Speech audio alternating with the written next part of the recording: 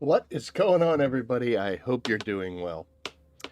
Um, every day is a learning experience, and you're never going to know until you try things. So we decided to try to do a poll because I wanted to do an extended amount of stream today. Um, just in reference to the fact that we have the double XP event going on. So I thought to myself, you know what? I'm going to put it out there for you guys to decide how long should I stream today. And, I was thinking in my head, it's a double XP. I could do 4 hours. I was like, you know what? That's a little light. Let me do six. And then when it gave me the options to put in the poll, I just stuck eight in there. And I told Mrs. Rabbit about this, and she laughed. She's like, so you're doing an 8 hour stream, huh? And it appears as though we are. So I'm a man of my word. 8 hours in the desert. Before we get too far into it, I don't normally stream at this time. So the sun is a little weird today, a little different position than we're used to. Let me move this a little. And I got the curtains and everything closed. 700 hours straight. God, Chopper. You voted for eight, didn't you?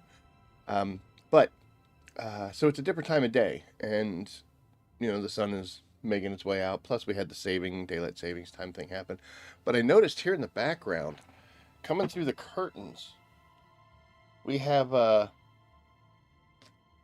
a sword illuminated. Those are my Lord of the Rings props. I talked about that before. That's actually Andoril, the Flame of the West. But it looks like I'm supposed to go pick that up for a side quest. So, I don't know. It's funny because I look at it on screen and it's very prominent, but in real life it's not quite so much. So, yeah, you're smart. You're something. You're something. But, ugh. So I just wanted to point out I got a side quest behind me. Maybe we'll grab it and go see what that does. Um, So I was telling my son just now, I was like, hey, I'm going to go stream. I'll see you in 8 hours. He was like, well, I hope you have enough crap to do. I think we do. Um, we'll intermingle gameplay with discussions and then just general chatting. But here we are. All right. So we got 3.5 minutes down. 7 hours, 56.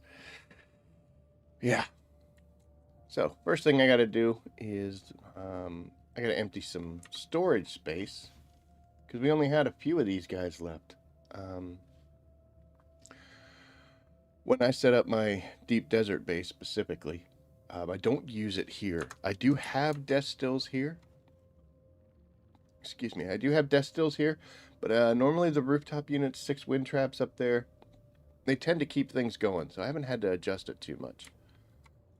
But with this double XP, double production, double mining type event going on, we have been cranking it out in the deep desert.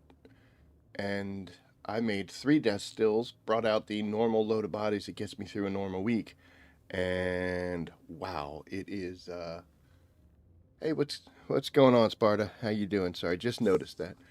Um, but yeah, we've been running through bodies, so we came back and we paid the Masquerade a visit because it's been far too long. We only have 4 here, and we got 3 over here. So I actually went out and got some. So we're gonna take these little guys here. Got 10 of them, not bad. That was just for a minor little run. Was I not centered enough? So that's one thing that's on the agenda is we got to get some bodies, fill these boxes. And in honesty, I think I'm supposed to take these out to the deep desert. So let's go ahead and do that right away. Let's just get on it. We'll go out there, we'll get some machines running, we'll see what we need to grab, and we will get going. And I'm actually going to do something I hate. Never like emptying something out. Now it starts causing a problem inside. I'm going to be like, oh my god, we don't have any corpses. They're easy to get, so I shouldn't be freaking out, but I will. That's how I roll. Before we get too far into it, I have saved all of my Landsradd tasks.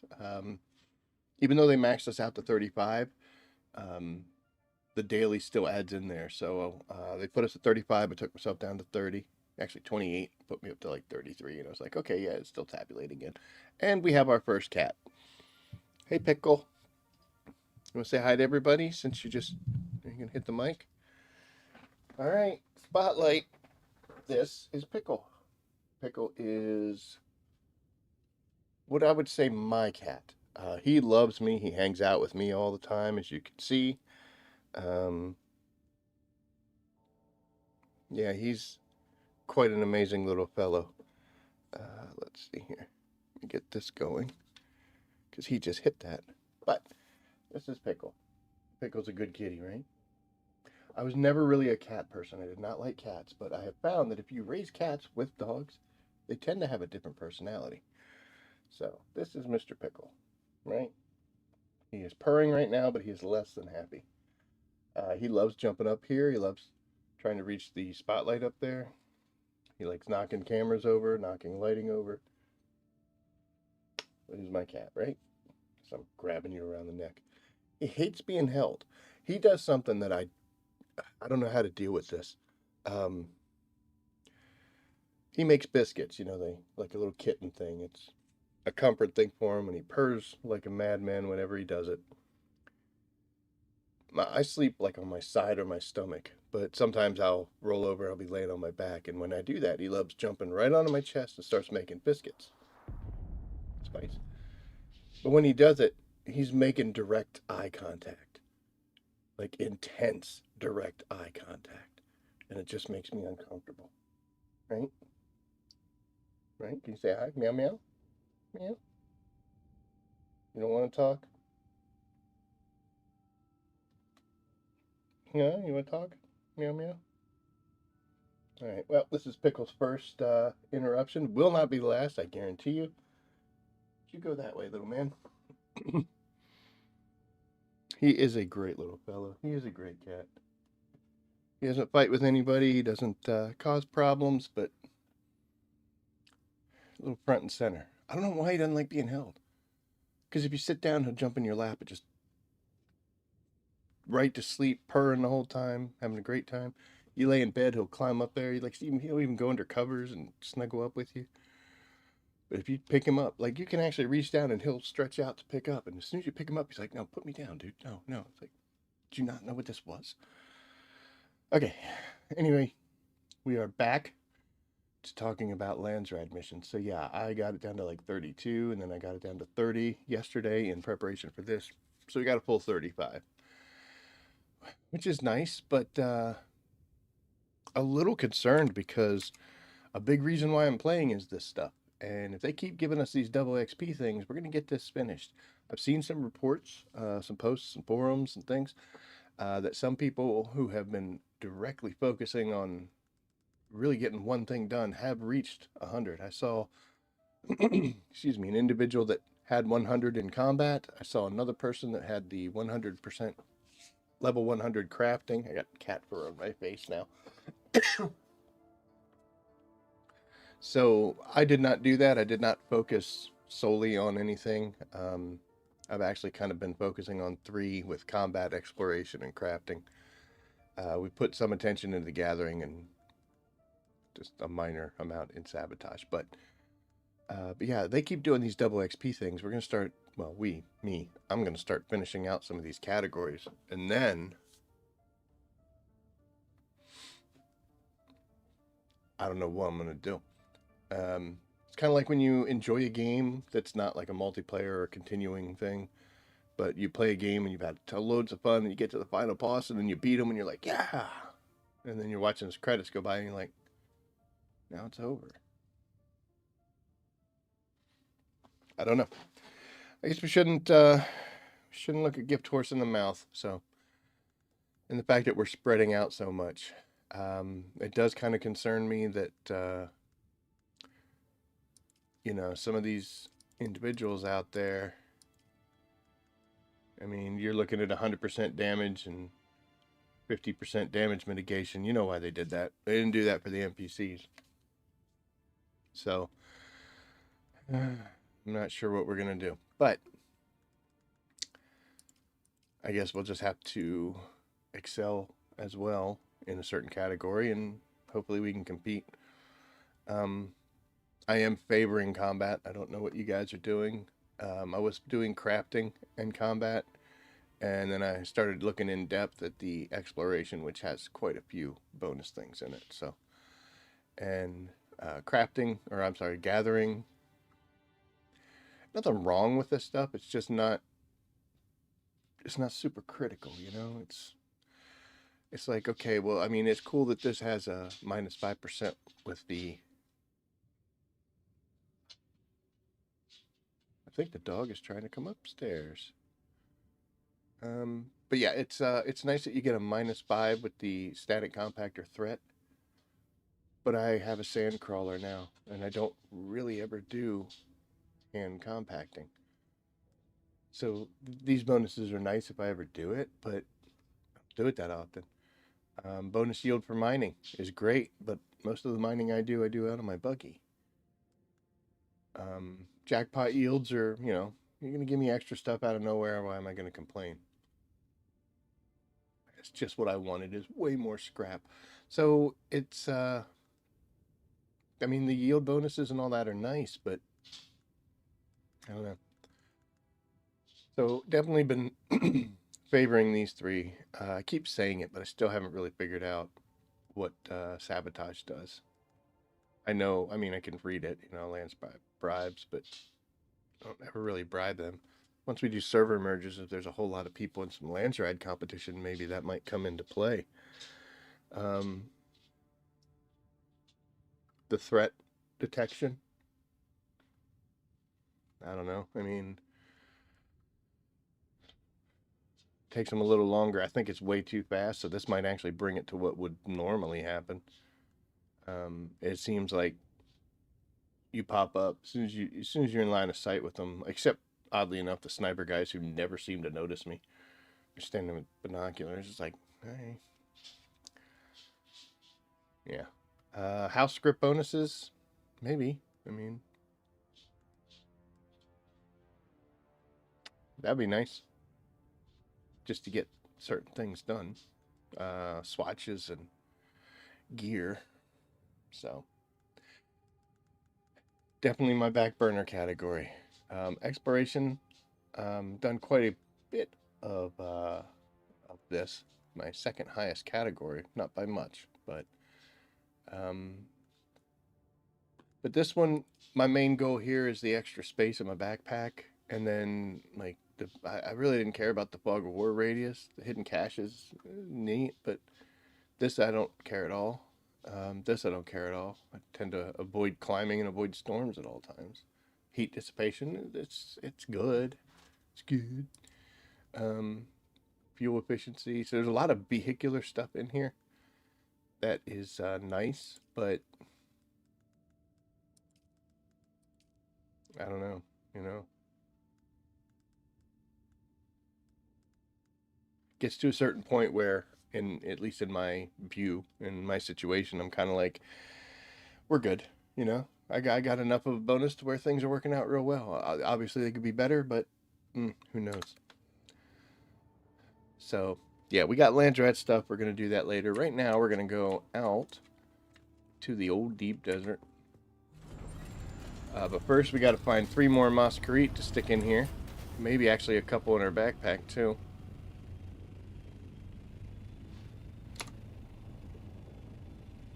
Getting kind of handy with the old Photoshop and stuff, so maybe it's time to do a meme of stuffing 2 corpses in those little bags into my backpack. Wow, there's 2 of these people? Okay.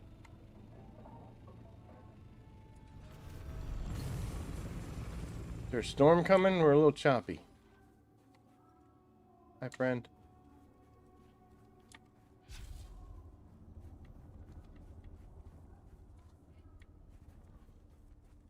Okay. I'm gonna turn you into water.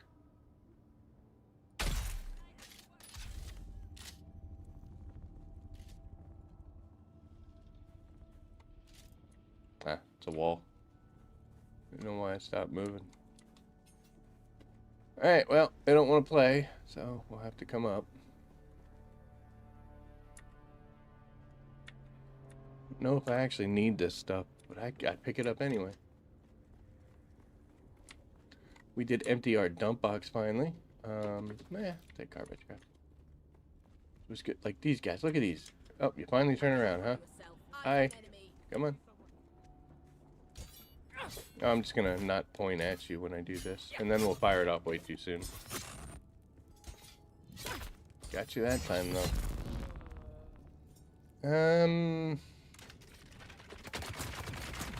Excuse me. Remember when these guys used to really lay out the punishment? They really can't do it right now. Try it and see what happens.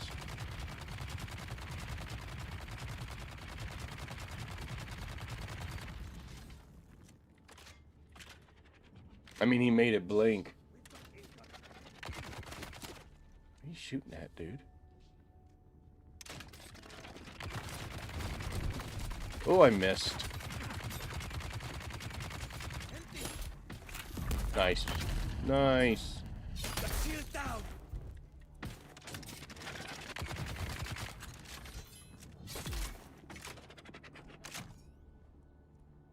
Yeah, a little more dramatic than I think it needed to be. Oh well. Okay, so I can't pick him up because I'm way too full. But my Bopter's just over there. In the event that you say did want to pick this guy up, he's on a timer, so he's going to disappear in a relatively short time. So I can't pick him up. What I would suggest you do is you can go ahead and grab anything in here that you want. I'll take these things. I don't need the light darts. And then try to pick him up because it'll drop him on the ground and that resets his timer. So now I have the opportunity to get back to the old Thopter here. We'll get some speed.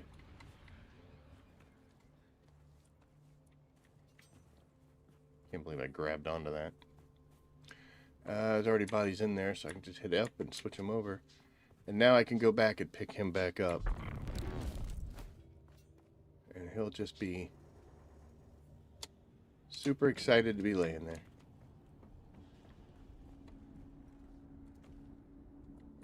And that was the 3 we needed, so now we can continue on our way.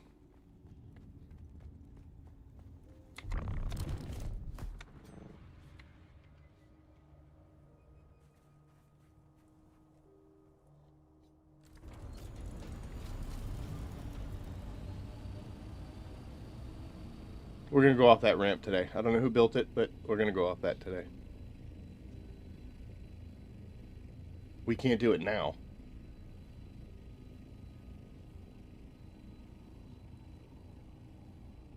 We can't do it now because we have our sand bike in our pocket.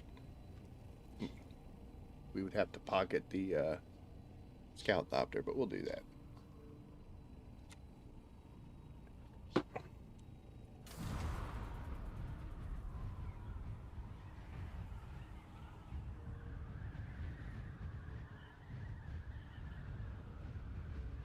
Really threw me off the fact that I can go nose up like this and still maintain the same speed. And I'm not generating heat either, so I wonder what happens if we hit that top limit. It's a nice stall. Oh.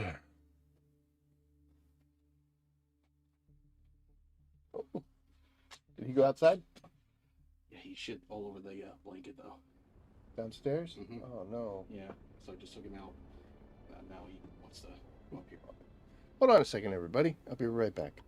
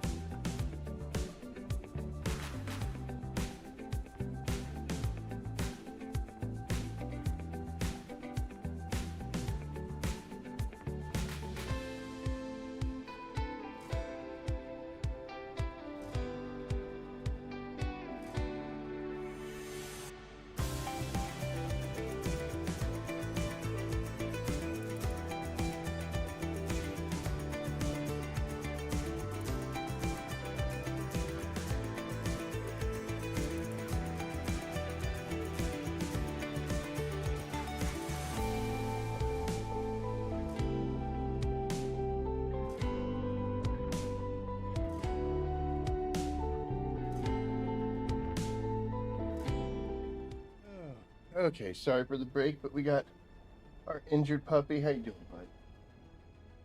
You doing all right, buddy? So we got him. So we had to take care of him for a little bit. He had a poop issue. He's got an injured paw. We're not sure what he did. I don't know if it was from the little bits of snow that were left. It's all gone now. But yeah, he having a little trouble walking. A 65-pound dog, man. There's a little trouble carrying him. But yeah, he had a little bit of an accident because he's not able to move as much. He is 14, soon to be 15. So there's a certain, yeah, it's a certain fact that we're going to have to deal with here soon. He's been having joint problems really bad, especially with all the snow we had this year. He had some trouble getting through it, and yeah, so. All right. He's going to sit up here with me. You all right, buddy? You're a good boy. Hey. Hey. Love you. Love you, buddy. It's okay. Yeah. Boy, now I'm all sad.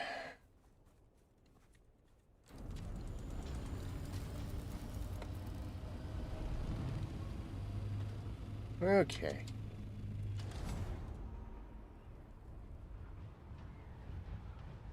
Barely made that click. Barely gonna make this one too. But we made it. That's all you gotta do is barely make it, right? I probably should have looked more into this. I don't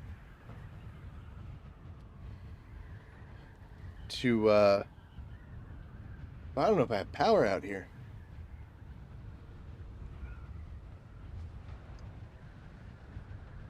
Oh, we do. That's one good thing about Penta Shield walls. If you have, if you see the Penta Shields up, you still got power. So we tried a couple different design changes. We're definitely not there yet, but I've been using the same combination setup for the longest time. So thought it was time to change. I can't find anything in here. I'm not married to this setup yet. It's still so big. That's a problem I have. I make these big, huge areas. So I spend half the time I'm playing this game, I'm running around. I was watched a bunch of Zen's videos and how she compresses everything in. And I'm like, dude, how much time would I save if I wasn't running all over the damn place? The only thing I want extra space for is that carryall because it's so freaking huge. But we'll oh, look at that. Yeah, we'll investigate that. But yeah, I did some changes, tried some new things. There's some stuff I like, some stuff I'm not too thrilled with. We still got some room. We're at 37. That's pretty darn good, right? I don't have a water tank down here, and that's just dumb. So we're gonna fix that.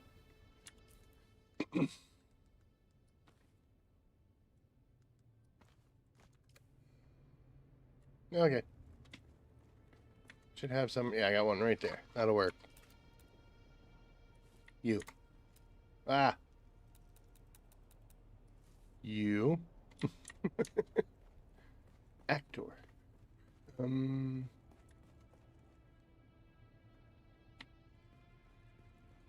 I guess we'll just put this sucker right here, right?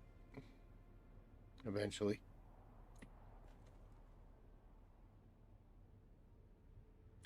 Oh my goodness. Okay, come on. Done. Done with it. This should be full. Yeah, it is. Knew that was coming. We didn't make anything yesterday. So, this is great because we've got super awesome loads of water. I use my carrier container, the cargo container, kind of as a storage spot or a transitional spot. But we're going to take the assault back out of here.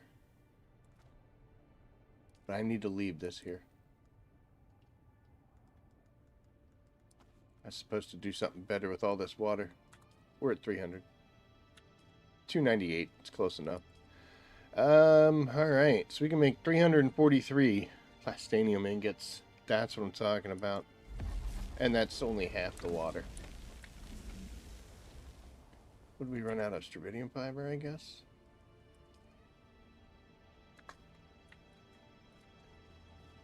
Am I really out? Oh, yes, I'm totally out. Because, I don't know, like I said before, when I was doing the Deep Desert Guides, that between weeks, they move things around, and sometimes you'll end up having more strontium than titanium, or more titanium or strontium. Usually, I end up with a lot of this. This week, it is nowhere near that case. So as you can see, I've got one strontium fiber mass. And I've got a completely full box right here of titanium ore. And I had to put some over here, so I've got a little bit there, and there's a good chance... Nope, okay, the buggy's empty. So we have excessive amounts of titanium this week. So I need strontium fiber. We did get that machine running. Let's do some deep desert stuff. The issue is it did the double production, so... Man. I came out here and was like, we're gonna pop this out. We're gonna make this happen this week. And we have. Even with the minor amount of playtime that we've done. We have really made out like a bandit on this. Oh. How was I facing backwards?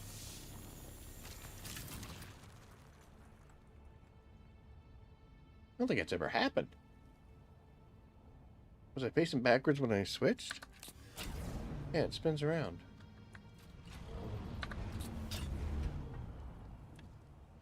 I don't know, man. It's kind of weird. Oh yeah, you can see we did some structural changes to the base here. Some things I like, some things I don't. I kind of addressed that on Wednesday. I hate the fact that the ornithopter's sticking out of the back. I do have some space. Actually, I think we're a little too far out the back, aren't we? That's the tail section.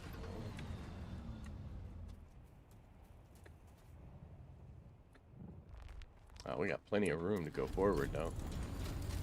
Just gonna scratch paint. Thank God those wings don't count. How's that doing? Oh, that's much better. The wings gonna fit? Oh.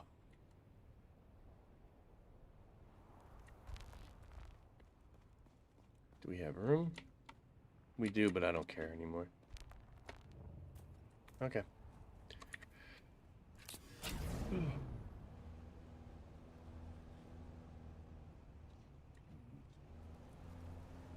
So, we are in search of as much strontium as we can find. And I think we're kind of at the point where I may start skipping over, whoa, some titanium.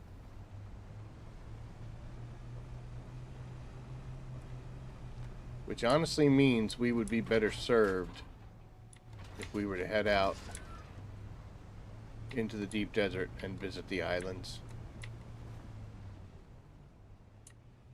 But that's dangerous. It's especially dangerous because, like I said before, I've seen an uptick in aggression in my deep desert.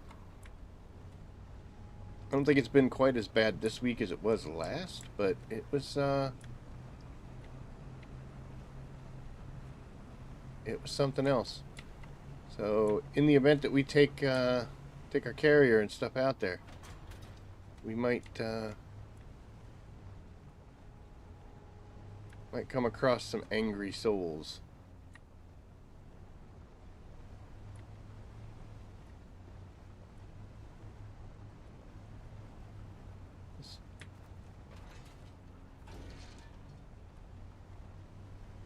The main reason I play games is just to relax. It's just relax time. That's all it is. I just want to kick back. Sometimes I'm in the mood for conflict. Sometimes I'm just, let me do something mindless. This is one of those mindless things. It pays off in the end. Man, it just doesn't feel natural passing those up. I don't think I've ever had a time where Cervidium was an issue. So, I'm sorry, it's very surreal. But,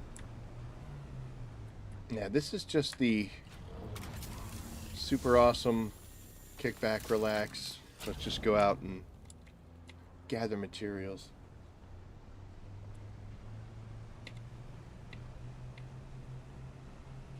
This route, I've done this route hundreds of times. This is where I always build my base at. And it's a little weird. There's so many places that normally had nodes that don't. This one does occasionally. And I guess this is the reason why I've been so heavy with titanium. It's like, look at this. There's 2 here. You come around the corner and there's a 3rd one. That's a lot of titanium all on one screen, you know? Which I was super excited about the first time it came out here. It's like, oh, hell yeah, that's what I'm talking about. Plus there was the Cervidium that we just mined. So it's quite a bit there. I was really happy. And now I've got a completely full box I can't do anything with. Pulled that trigger a little too far, didn't I? Like my vids, thank you very much. I appreciate it. Hopefully they are as helpful as I think they are in my head. Oh no.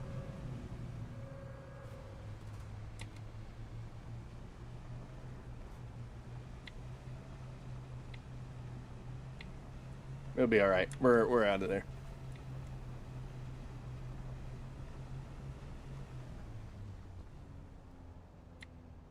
See, I don't normally go up here because there's never really anything up here.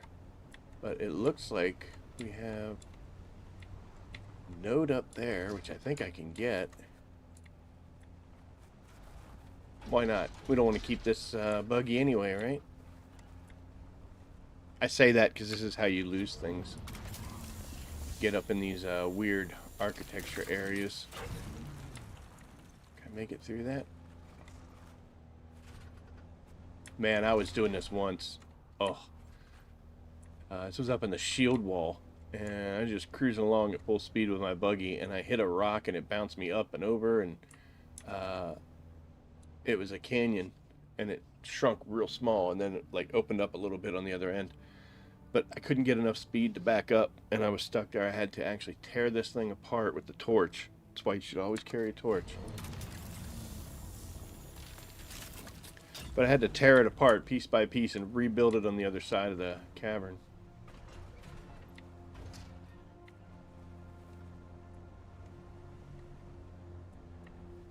See, I don't think I've ever seen anything attached to this little guy, and it's too far to be that.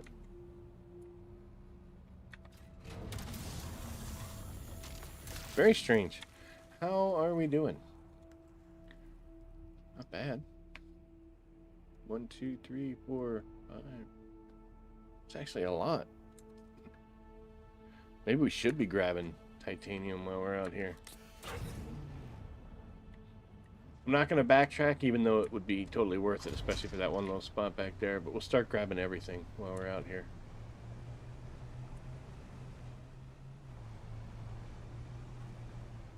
I've got a continuation from last week's goal because we wanted to get 6k of plastanium and 6k of spice, and we did not get either, but we were close.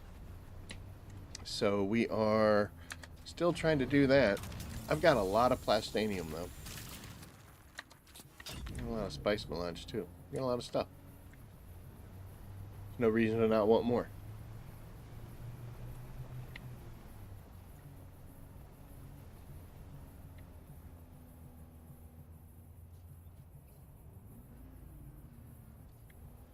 So I was trying to figure out which way I wanted to go. Like, do I want to go left and grab this one, or do I want to go right and grab that one? And the answer is both. Luckily, we have all the time. Well, we got 8 hours, so yeah. Nothing there. How did I miss you? Oh, hello there. See? Providence. It's a good thing.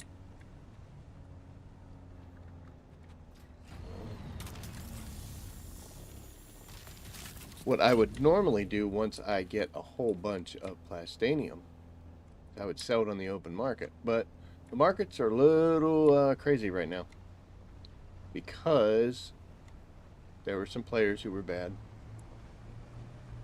I don't know if you guys know this, but in all of my descriptions for live streams and for videos, well, no, actually only in the live streams, I think. Yeah, it's only in the live streams. I always say at the end there about some reference to misbehaving. That is a Firefly / Serenity reference. Huge fan of that show and series too. Super excited about all the news that's coming out about it, but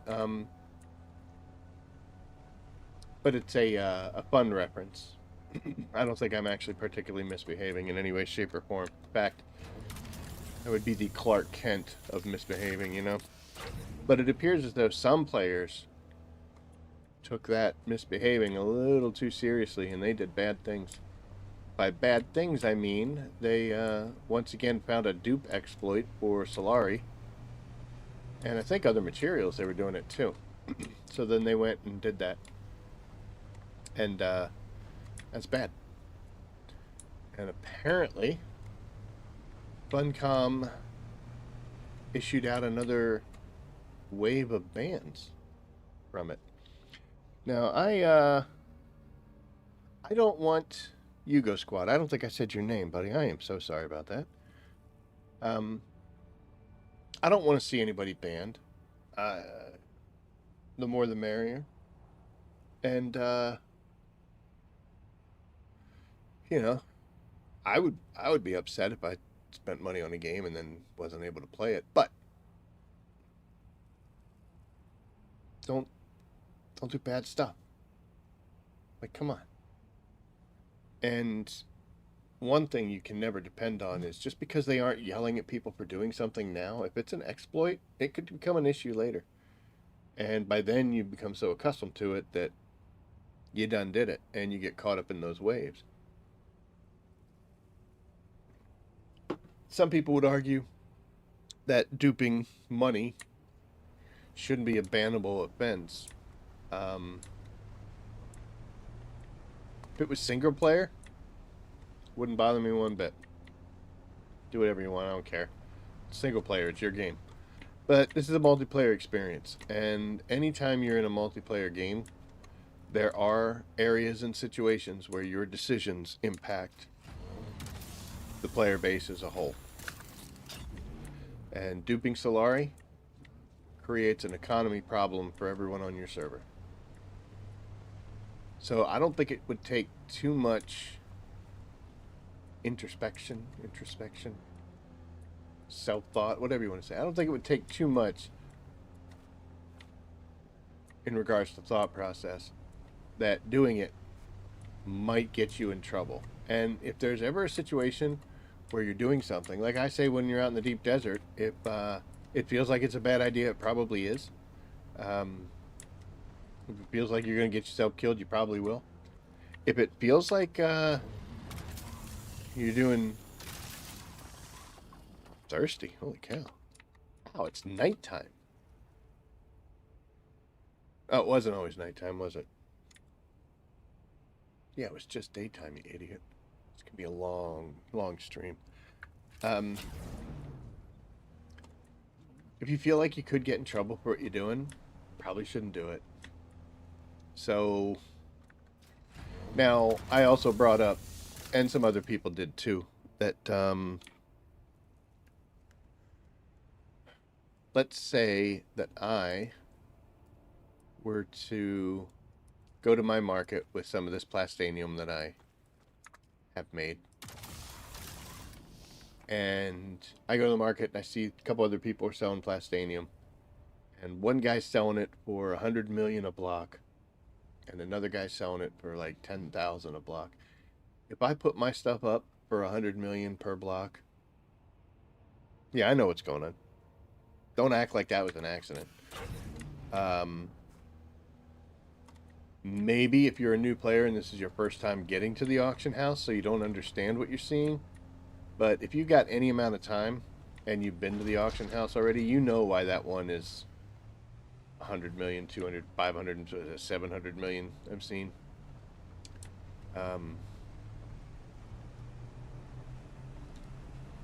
While there is still the possibility that you didn't know, you might have known.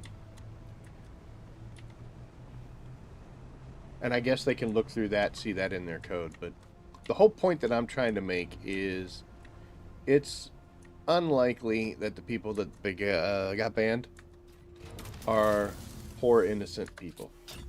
They most likely knew what they were doing. And they weren't somebody who just sold a material for what it was most likely going for. And a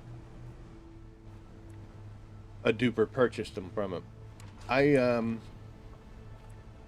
would not support that if they were even 14-day banning people who just sold something on the market and somebody who duped the money, the Solari, bought it from them. No, absolutely not. No real guilty by association. But let's say that you're now sitting on 2 billion Solari and you've sold a whole bunch of materials at crazy inflated prices. I still think my garage door's over there. You knew what you were doing.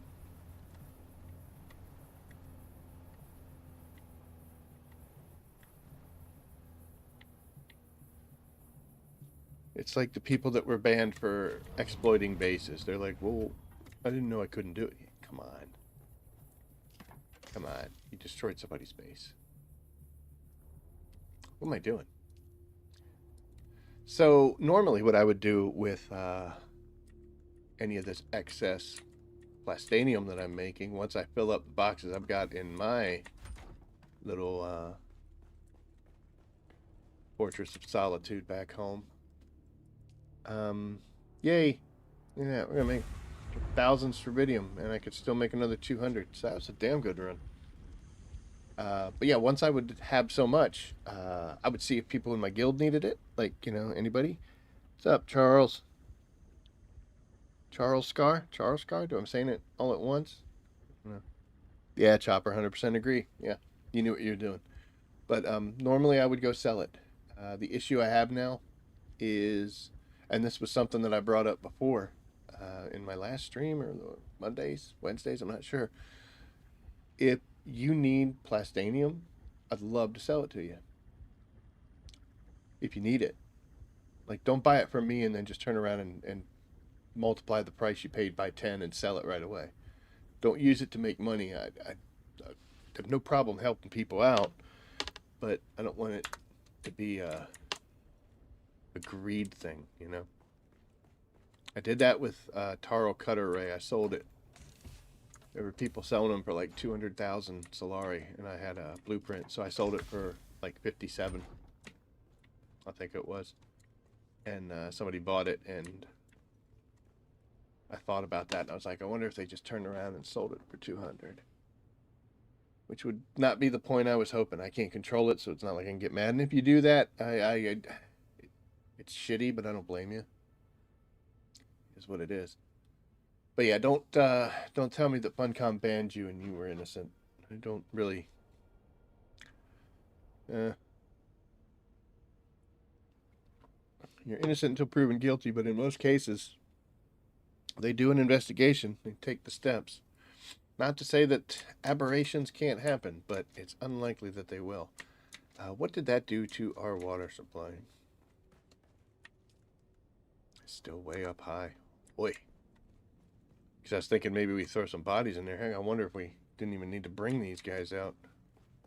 We should. We got 8 hours. We're gonna be making a heck out of some plastanium ingots. So you notice I put the machine in, and it's just now showing up here. I think if I close this, it might look better.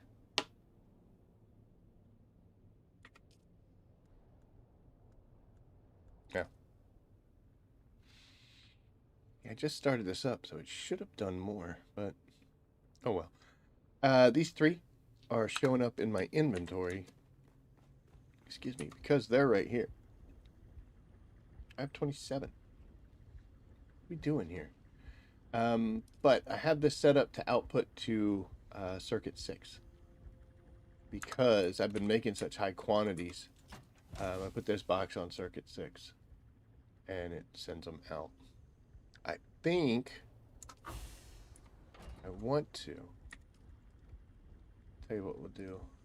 You can put anything in these storage. It does have a very low volume, so you got to be careful, but you can put anything in there. So let's put this silliness in. Can we get it in there before it pops in? I think we did. Yes. Okay, so I filled it up. So 5 out of 5, even though my volume is incredible. But it's going to continue to make these, and they got to go somewhere. If you don't tell them where you want it to go, they just go to a random box. I don't understand it because you'd think it would go to the closest box, but I don't know what it does. But I've got my circuit set up, so you can actually change the inbound circuit, 1, 2, 3, 4, whatever.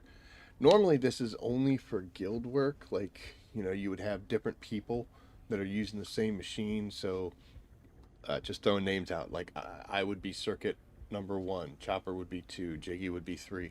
That way you go in, you put your stuff in a box that's on circuit 3 and nobody else can use it. But the output you can also change as well. So circuit 1 is just general, that's everything. So all of my stuff is set for circuit 1. But I have this guy set for circuit 6, which means I can't close. Thank you. All of the stuff I'm making is dropping in here because I have the inbound on circuit 6, but the outbound is on 1. So my ore machine pulls from circuit 1. This box fills up from 6. I do that, you'll see in my main base. We'll show you at some point where my chemical factory is, or my chemical refinery is. I actually have a box that's labeled medium chemical refinery, MCR, overflow. So if I ever put a batch in that makes too much stuff and I walk away, it automatically goes to that. It's actually pretty handy. But we don't need to do it for here. Got 33, but yeah, it's going to send all these since the other stuff is full. I've seen some people that will put like 1 coin, like 1 Solari in each one of these spots, so it automatically diverts. But if you don't do that, once it fills up either these number of slots or all of this volume, then it will automatically start diverting. You can do 200 volume, so, you know, a little shy of 1 for 1. So it doesn't take long. I think the large cells are at 5, so that I think is the highest one, but I might as well make the rest of them, right? Oh, she won't let me. My machine is unhappy. Well, it's 951. Okay, so there, we'll talk about this too. So, it says I can make 196. This is based off of these numbers, how much water I have and how many stervidium mass I have. But it does nothing to think about what's going on over here. You can never have more than 999 of anything. So what's going on here is with me trying to make 196, when I click the button, it's like, no, dude, you don't have enough room. Just like in your inventory, when you try to bring it over, it won't let you bring any. But what I can do is, since this is like 948, I could go in here and I can tell it to craft 30. So we're going to go from 947 up to 978. I just can't go past 1,000. I can't go past 999. That's why this button's not working. It's just telling me, dude, you can't fit 165 into there. So that's all. You ever run into that and you think it's maybe some kind of strange silliness going on? I can make another 74 since we're well below. Now I guess we'll go do some other fun stuff. We delivered bodies, but we don't really need to make them. But you know what? Why not, right? Because we're down below half. We'll watch it for a second. Boop. Yep, we got water going in, so the traps up top are doing good. I probably should check them, though. We got plenty of time, and I can't push anything. Those wind traps are probably going to run out soon.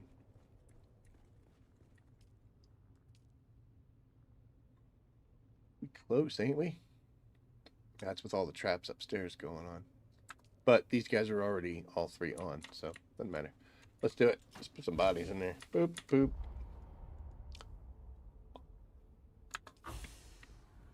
Oh, not sure why we're screwing ourselves up there. Oh, because we got a bunch of titanium in it. That'll do it. That's your problem right there.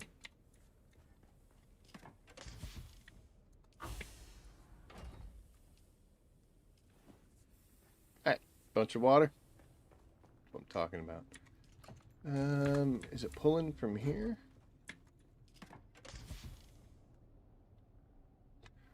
Every time I make these titanium things, where's it coming from?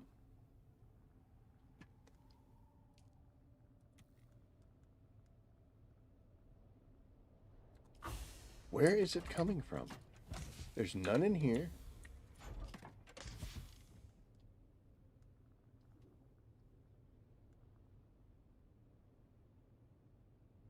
Honestly, I don't know.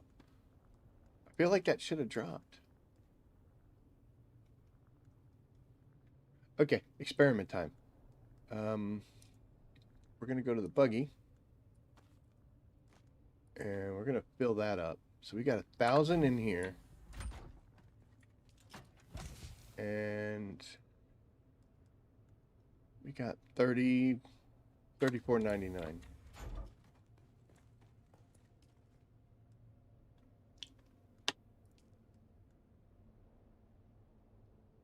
So this is based off of the Stravidium fibers. 4,888. Let's go ahead and make them. We did go down.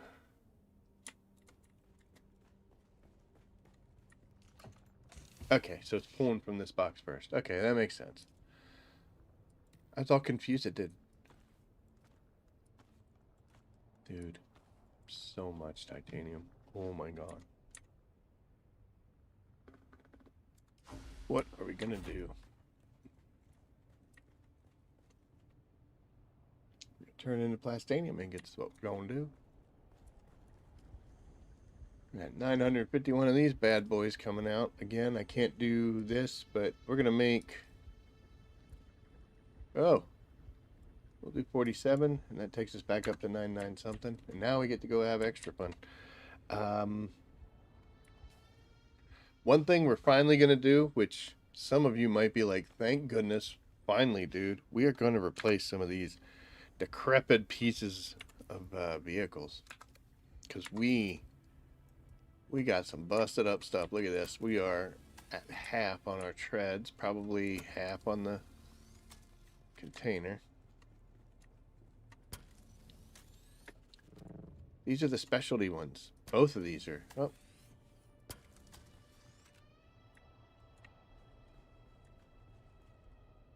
Everything else is fine. Those are the specialty ones. The dampened tread, the Regis container. I don't just want to get rid of them, you know?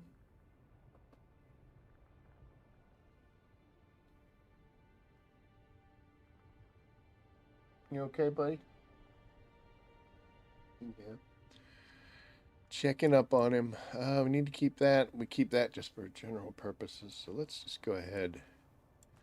We'll switch those. We'll load up on fuel. I like to carry 4 complete fuel and 1 partial, whatever it ends up being, whenever we take this crawler out.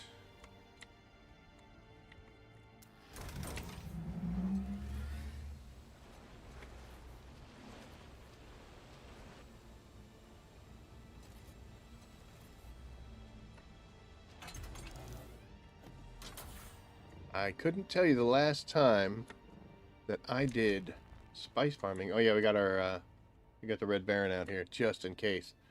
There's been reports of anger. I haven't farmed for spice in a long time at this time of day. And the last time I was in this carrier, it kept doing trying to deploy on me. I don't know if you ever experienced that, but I do. Where all of a sudden, like with no hands on anything, it just tries to deploy. That was a cool sound. I don't know if you guys heard that. Looks like we did not refuel when we'll autopilot this. Alright, so we'll drop 2 of them in there. That still leaves us... Actually, we should have 3 full ones. Yep. Yeah, good. And we're almost full here in the crawler spine. We're good.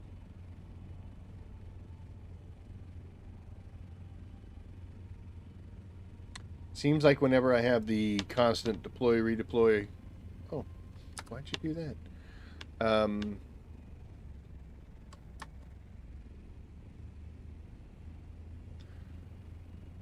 Whenever I have that happen, I also get thruster glitch to where I'll hit the thruster and my heat doesn't go up at all, and I'm just flying along at full speed, and then all of a sudden it'll just go whoop, and I'm overheating, and I'm like, okay.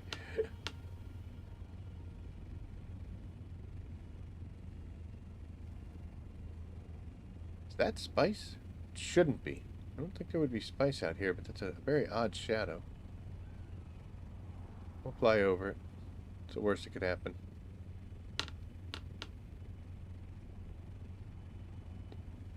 Yeah, it's just an odd shadow.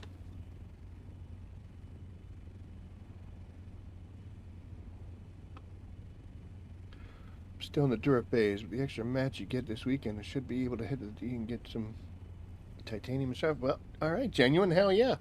That is one good thing about the bonus weekends is in the event that you're partially through a different phase, even if it was, you know, like the iron or aluminum and then going to durable, whatever you're going through, definitely helps get the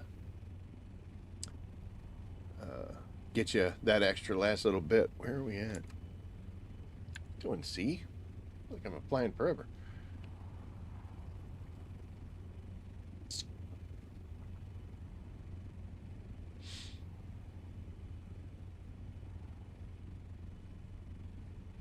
It's been a bad week for me for spice. So I think all week I've been able to hit 2 fields, and then I found one partial that a compactor guy had left the outer edges, so I was just like, don't worry dude, I'll clean it up. Didn't get much, so it has not been all that good for me. But our Landsradd victory, we are doing the production bonuses, so I don't need as much this time around. Nice little crash ship.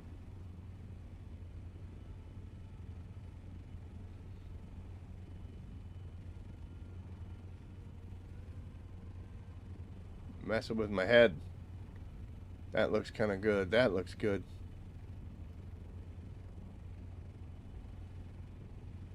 Maybe I need new glasses, right?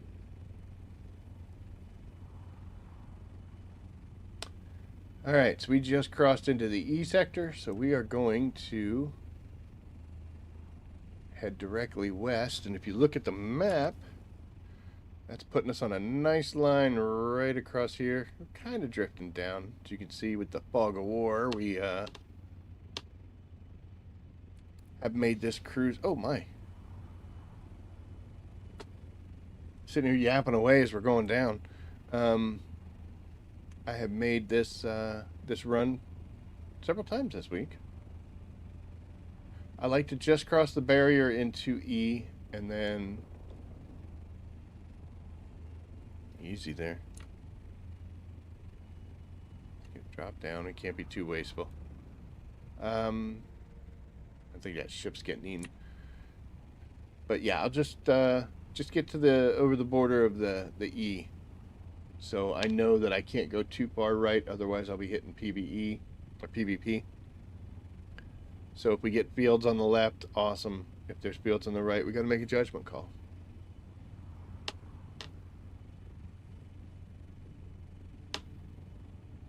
I don't see anything.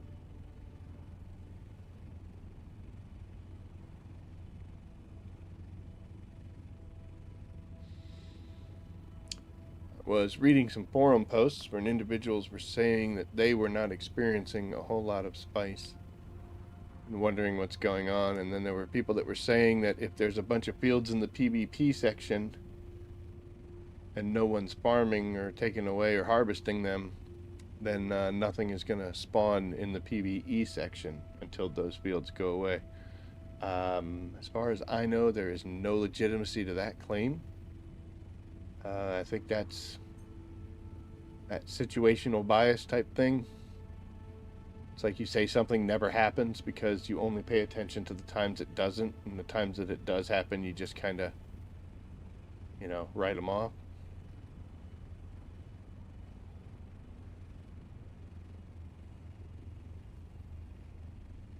I've been out here and had situations where spice was going absolutely crazy, and I didn't know. I didn't seem like there was anybody else out here. So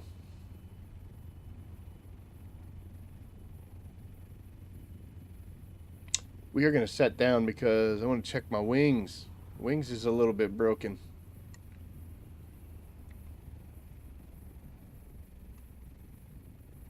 On an island of carbon.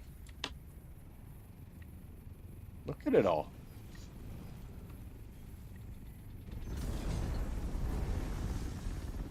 That is rather surprising. How are we doing here? It looks like we fixed these the last time we were out, so they're kind of hurt right from the get-go. That alone is going to keep us out of the PvP section because, as I've said many times, there is no reason to do your opponent's work for them. And by me going out with severely broken wings, man, my thruster's hurt. It just makes me way easier to bring down. So, alright, well, is what it is. I'm still amazed at the carbon. It's not that I'm seeing it, it's an island of carbon. Look at it all.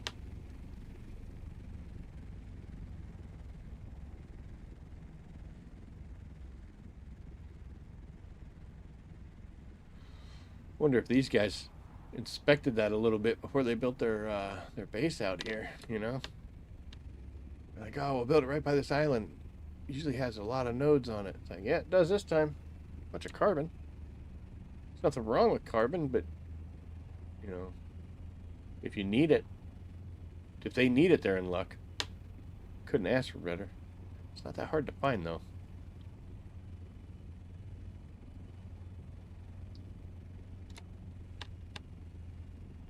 Water, water, water. Oh, thank God, I feel sated. I do.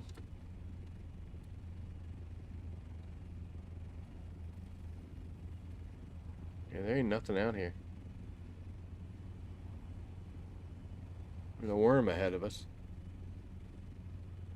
Don't know where he's coming from or why.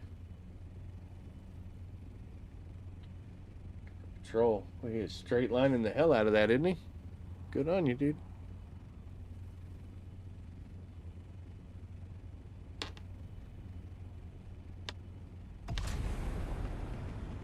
Guess we could thruster this. I was sitting here yapping.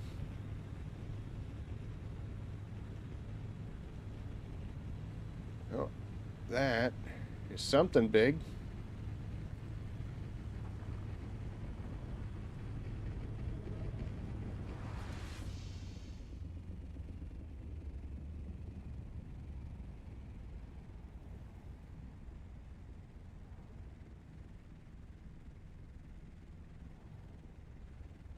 What is he going after?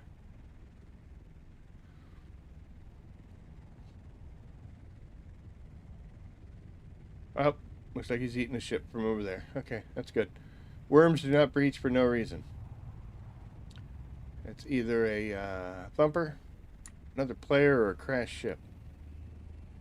If you see a worm breach, get that little red flashing icon on your compass in some direction. There's bad things coming.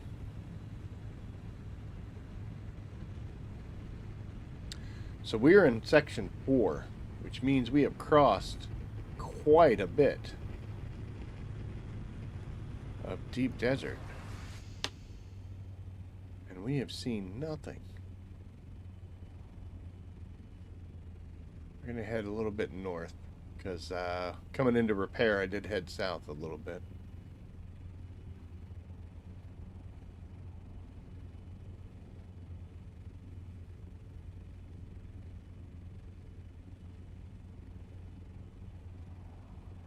Alright, there we are. Now we're back in E.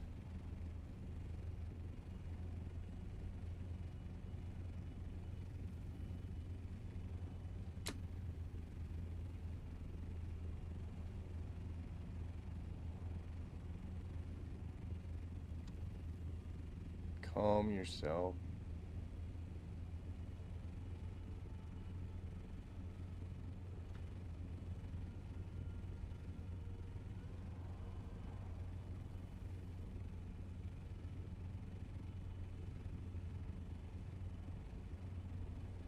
Note to self.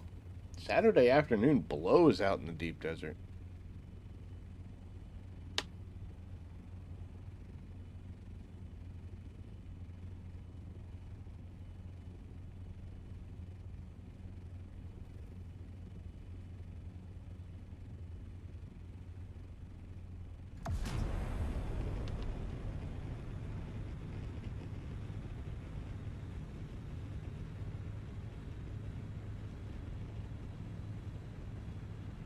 At least my carrier's behaving today.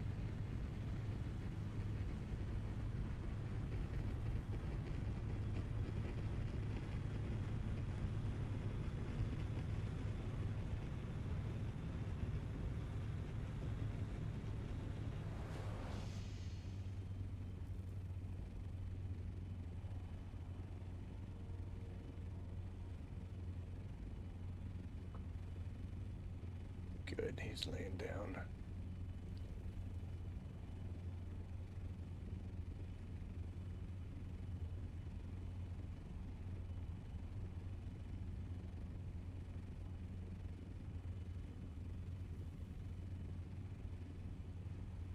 Okay, well.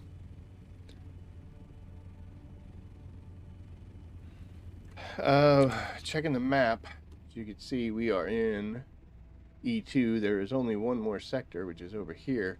But to be honest, we could probably pretty well see anything that would be out there.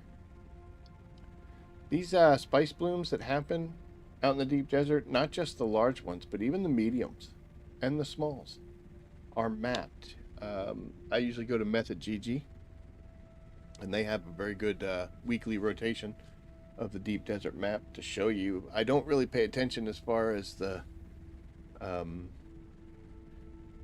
small fields go. I mainly look at it for testing stations, the large fields out in the PvP section, and where the caves and stuff are. That's what I use it for. But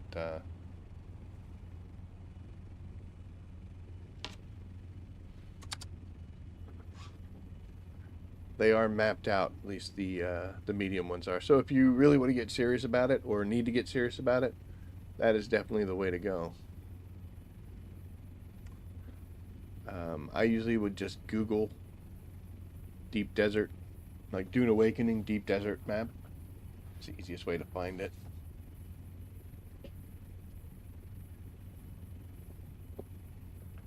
This is the first time I'm actually making use of my increased fog of war going away. Yay.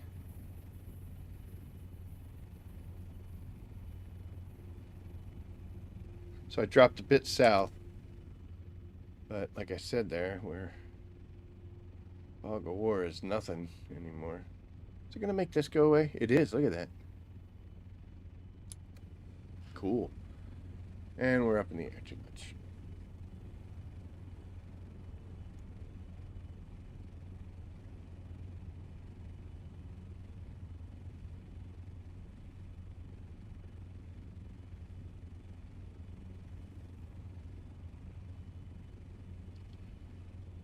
I want to harvest spice.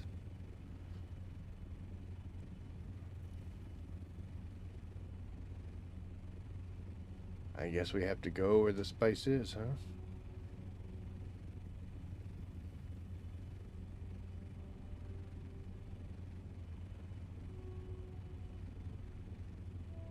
Mixed feelings about. Oh, we're back again.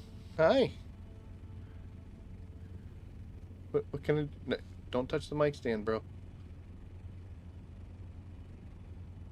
What are you up to? You already got camera time. Oh my god, we're crashing again. You gotta get down. I can't fly properly. Terrible at it.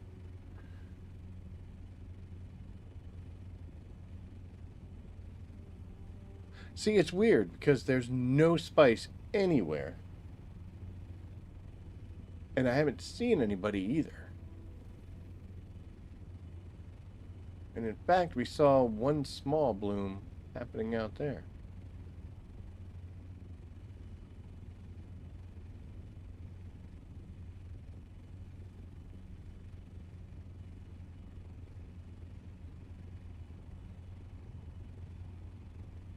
Comes and it goes.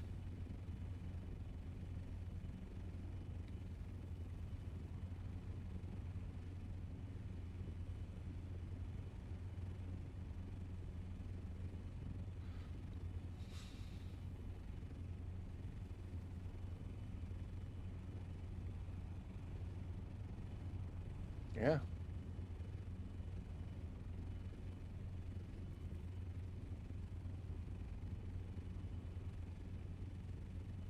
So what we're going to do is we're going to head back to the old deep desert base here. We'll park these monstrosities. And we're going to take one of the other birds out. We'll do some runs out in the out past the red line. And see what it looks like out there. I'm probably not going to actually stop and get any.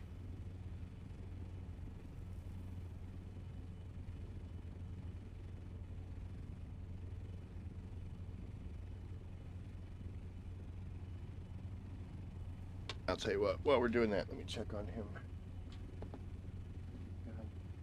Going?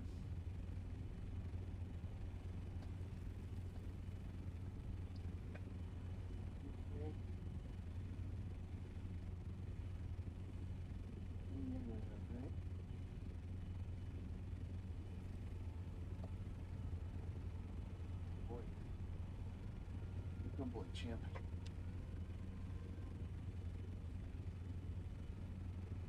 Let me know if you need anything, okay? Your wrist is really swollen. Is that what you can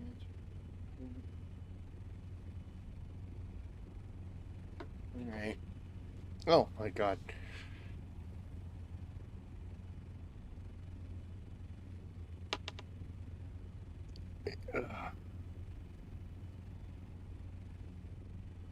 Oh, you got the D&E mediums? Is it you? Sabotage.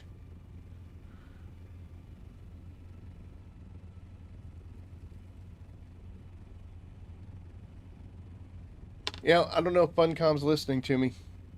I mean, I'm important and all that now, but if they are, once a week, set them all off at the same time. That would just be awesome to see. Just even if it's just the smalls, you know, to see the entire landscape, just to have that shock waves from all, that would be cool.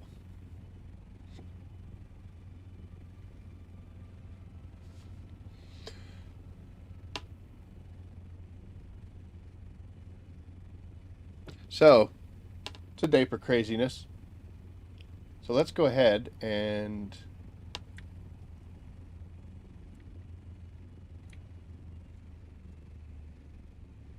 let's hit a crash ship.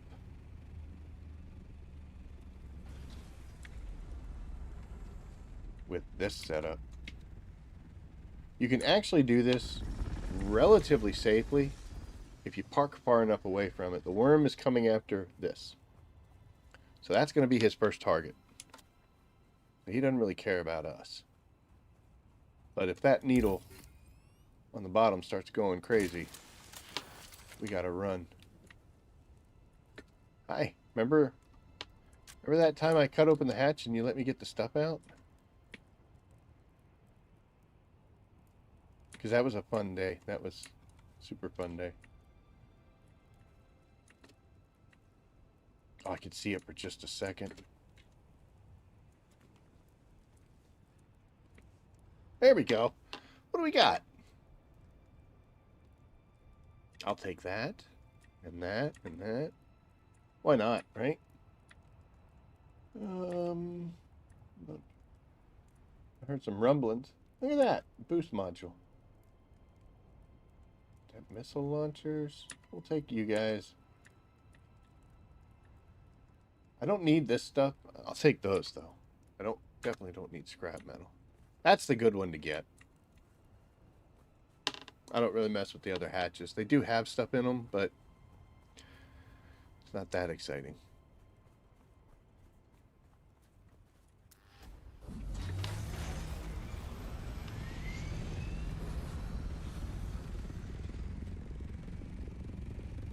Someone's going to be super pissed, though, if they come over to that. Oh, I'd be so mad. Oh, look, we do have spice. Okay, so I would just grab it because it's funny. I will stop for small fields when I'm on my way back. This one is actually a very dangerous field because there's a crashed ship right over there. Anywhere in this radius, when he comes to eat that, he's going to pop up. And I have never considered myself lucky in terms of chance. And that would be where he would spawn when he does his initial breed.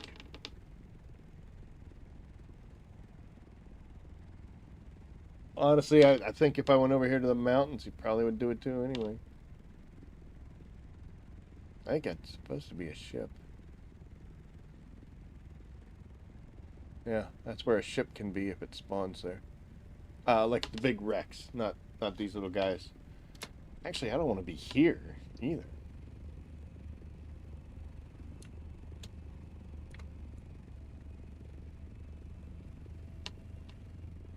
I'm just gonna get out of here. Okay, there you go. Perfect example. It wouldn't hit a crashed ship on my carrier. Yeah, we get dangerous though. That's my middle name. It's not. Man,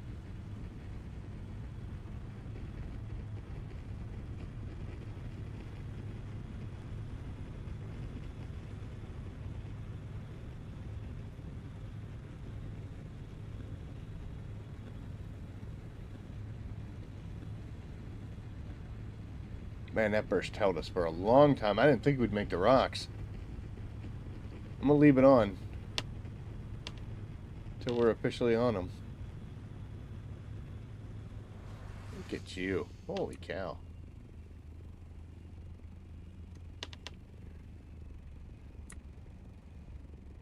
Braver than you, huh?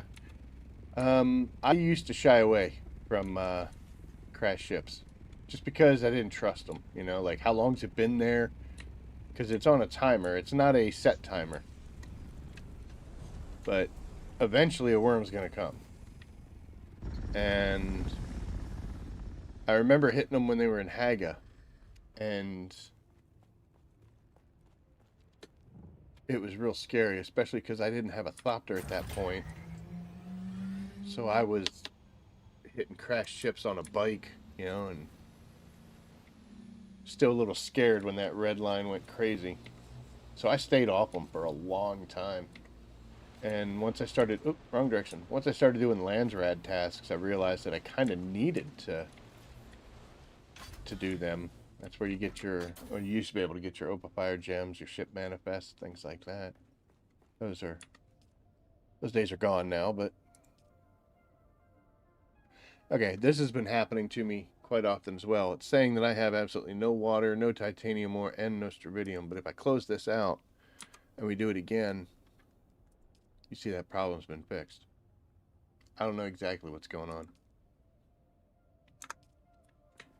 But we are back to waiting for strontium. What did that do to our water?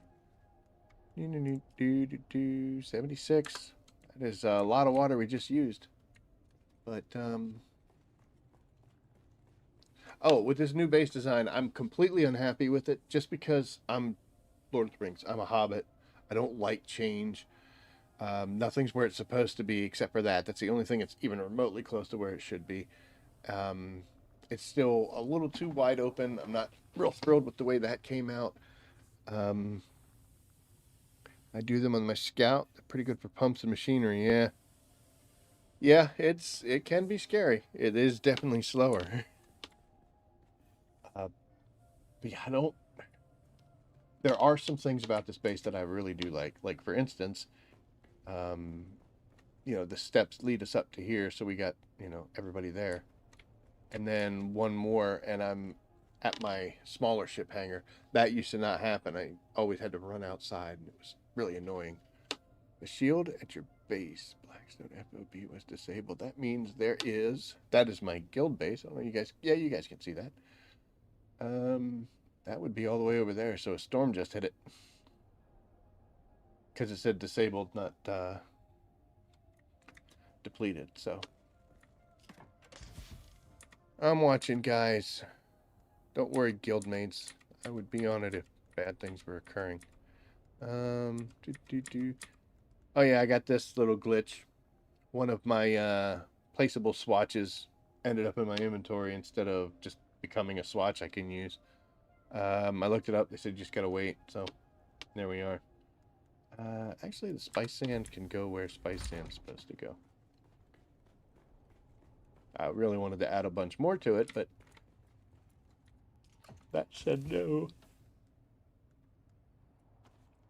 Yay.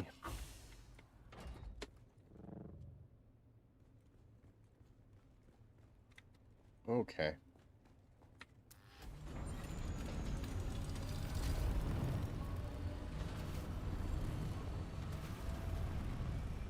Come on. There we go. Oops.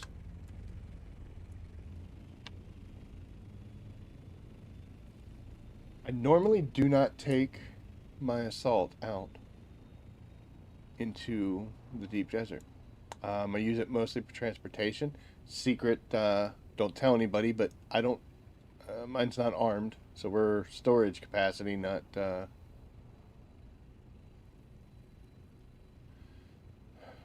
we don't have fangs.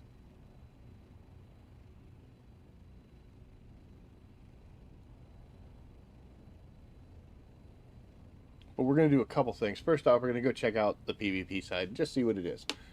Worst case scenario, we'll throttle or thruster our way out of trouble. And we should be just fine.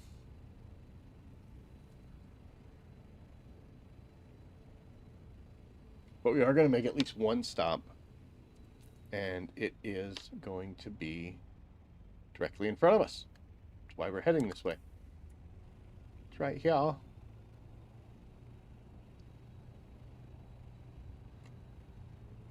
That's the same one we were looking at before.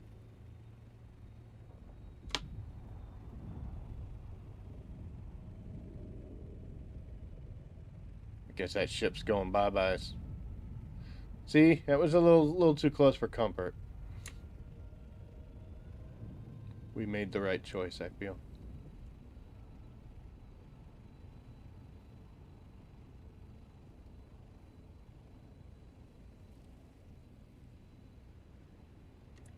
Okay, so it's a little harder to see during the day. During the night, it's really awesome, but there's a little torch right here in front of us. If I get real close, you can see it. There it is. like one of them little glow sticks. You can also see the structure here. And stairs. Anytime you see stairs or structures, it usually indicates that there's something important there. Actually, kind of ballsy coming out here with that shield being disabled. I know we have a storm coming. Alright, we're going to jump out, and I'll show you why. Because you go up the stairs, and then you're like, what was this? Oh, more stairs. And then we have one of these little microfabric doorways. So this is actually, of course I'm right on top of it, so you can't see. This is a forgotten cave, and it's a big one. These have constellation chests in them. And they have a material in here that's going to be incredibly helpful. So if you're new to the deep desert or getting ready to start, don't worry, this is actually in part 4, which should be out tomorrow. But you guys get the little thing ahead. Inside of here is a specific material we're going to go for. When they have these caves, hagworms these days are psycho. Yeah, yeah, they are. We're going to go around this corner and see. We haven't fought anybody yet. There are guys in here, and they are, because they're out in the deep desert sands, not on the shield wall. These guys are a little tougher. So if you aren't armed pretty well, at least with like Regis level gear or purple gear, depending on which kind it is, this might be one heck of a fight. Save from the big spice field in F2. Actively patrolled base. I mean, I get swarmed as soon as I get near it. Really? Making me wonder. Once we come around here, we should see people, right? Now, the chest that we're going for is actually above us, and there's a neat little ramp right here. Sorry, I tried to jump up there, but it didn't let me. You can actually run up here and bypass all them, and they're not going to care. And what we're looking for is this right here. Spice infused plastanium dust. This is needed for like purple type things. Specialty gear like making this thing. There you see spice infused. I'm pointing because you can see it on my screen. In the event that you in the event that you need this material, this is one of the best ways to get it. I used to get it from testing stations, which could be awesome or could be one heck of a fight. But that chest will have them in there, just a random amount. And honestly, you don't have to fight. There's more of these chests in here, so you're going to get the EMF generators, the sandwich fabric, some scrap metal, and potentially one of the things like these blade components or ultimate actuators. If you need them, then maybe fight your way through this. If you've got some upgraded gear, they aren't too tough. We'll go ahead and finish them off. But this static needle will kill anything one shot in Haga. Two hard strikes. How many lights? Oh, I didn't want to do that. I'm so sorry.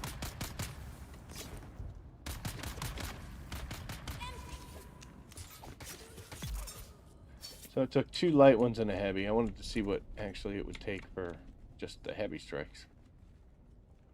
This one made me a liar, so thank you for that. Appreciate that. And then this other one is down here. There we go. So yeah, this had ballistic weave. If it's worth it for fighting them, go for it. If not, you can just run in here, run up top there, slice that curtain open, run in, get your plastanium dust, and potentially some pretty good schematics. I've gotten a lot of compact compactors out of there. Those are huge for when you're doing your spicing. I don't want the gun parts anymore. 170, 30, and 40. Ooh, I've got just... I think I can pick you up. Oh, come on. It was right there.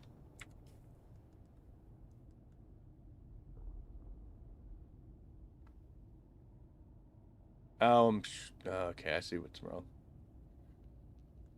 I don't want to drop anything. Oh well. Another good place to get bodies from.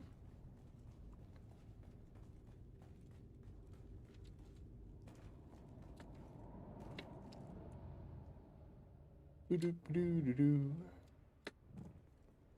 Ah, come on. I can fly through the air, but I can't lift my foot up. Get real. What we're going to do here, though, folks, is we're going to drop you off, and then we're going to put this in there, because that'll drop us way down. And, of course, we're going back.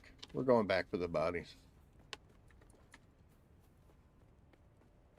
So, yeah, I would do testing stations, which can take anywhere between, like, 5 minutes to 30 minutes to maybe you can't do it, depending on your gear, to get this stuff. And then I switched to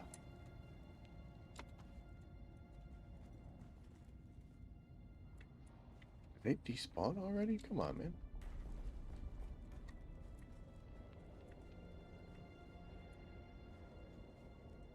Like they did. Wow, no time. The only reason the other guy was still laying there was because I bundled him up.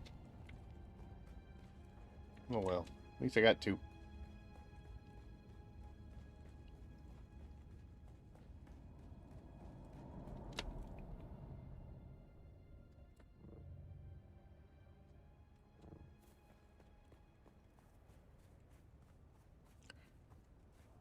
So I look for those when I look at the map thing.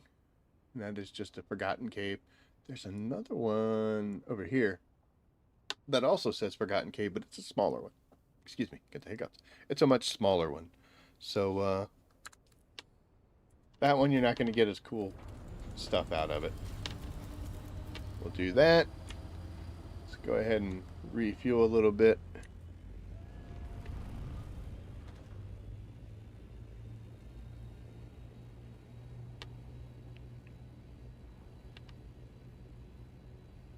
Where are we? B7? Hmm.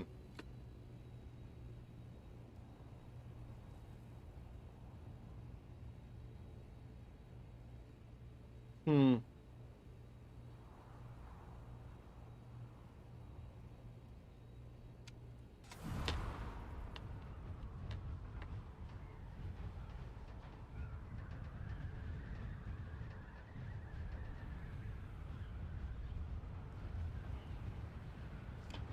So we're going to head across the line so that we can see what we can see.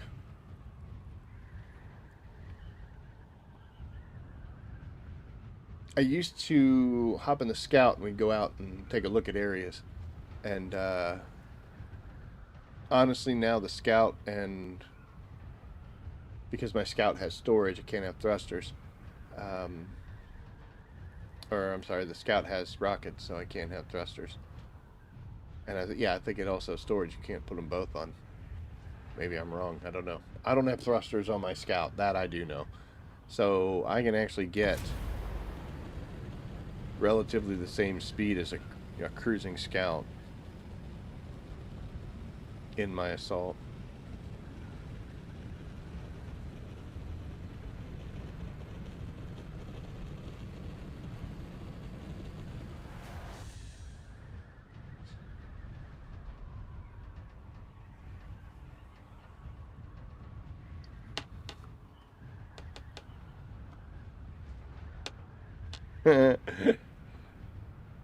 I will never make fun of anybody's base. Ever. Does it work? Is it functional? Is it getting done what you need it to do? Then it's an awesome base.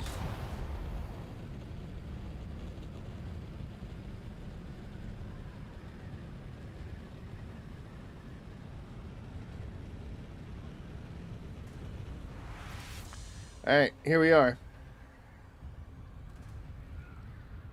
I have to sneeze.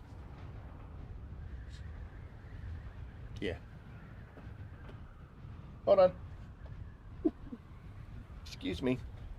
I almost sneezed on him. When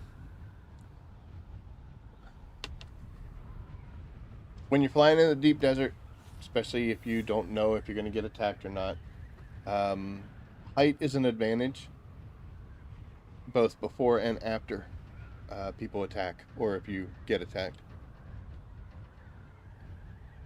What I mean by that is, let's say that right down there was a base, and they were just waiting for somebody to fly over, and they're like, "Oh, there he is. Let's go get him."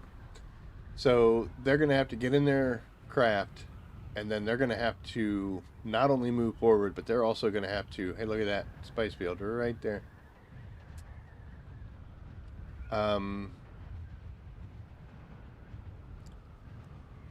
Hold on. I'm going to mark this one. It's actually.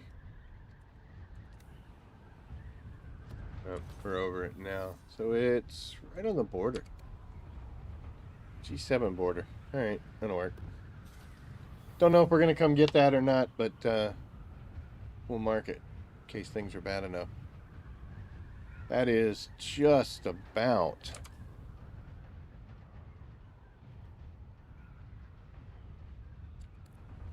That's one click and a half. Well, it's more than a click, but that would be a run if we were trying to get out of there.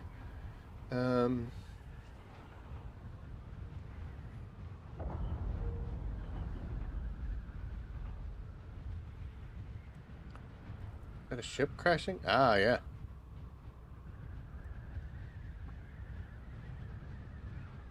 Strange sounds in the deep desert. Yeah, that's kind of close.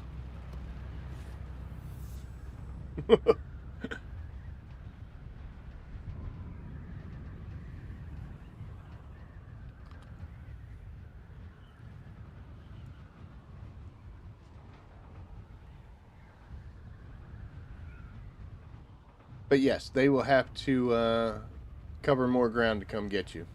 You will be completely visible, but. And also, if they're attacking, one thing it's very tough to do is get your nose in enough of a incline and still maintain decent speed while shooting rockets. So they're unlikely to be able to attack you on the way up. So you're covering distance if they're ground based. If they're already up in the air, it's a total different story. But man,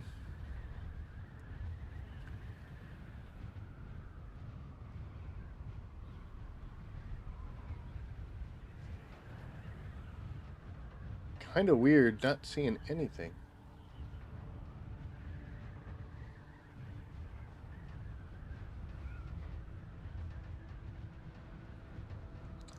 More crashed ships, huh? So at this point, we're just checking the skies. We're looking for potential bad guys. Not that I want to do anything to them, but just in case they want to try to do something to me. Let's do a direct west. Second thing is, if you're in a height position, and let's say you see bad guys coming, just when they get right up to you is when you can dive. You're going to get some extra speed, and now they got to go back down where they came from. And especially if you have a thruster, you can get to that speed very quickly. And then just play the zigzag game with them.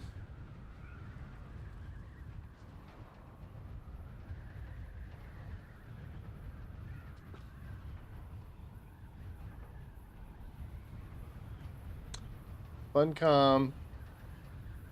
You guys broke your deep desert.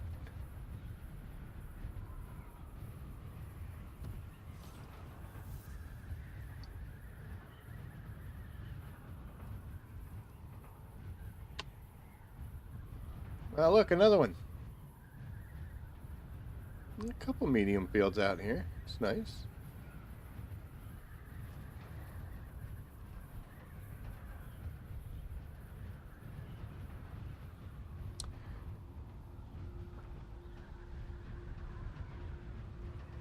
Exploring 20 for the speed bonus. Heck yeah. I ignored the exploring in the beginning.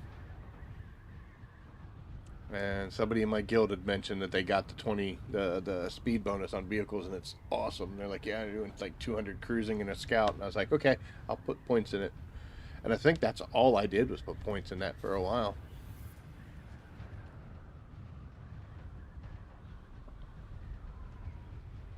You know, girl, we're gonna swing by G2. I have to now that you said it.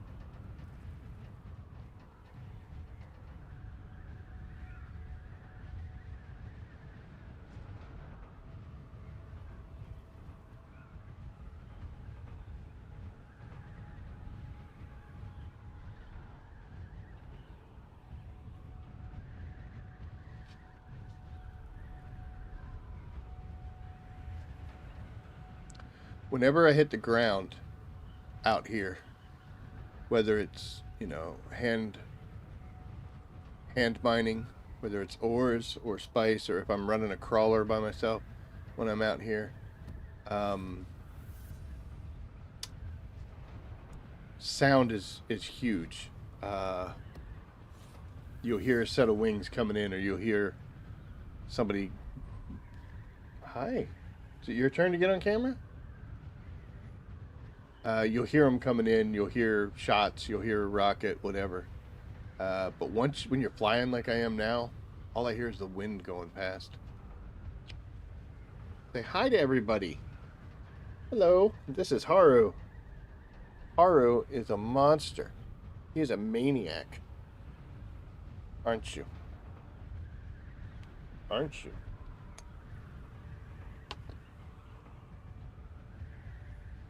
You just gonna sit there? That's cool. I don't mind.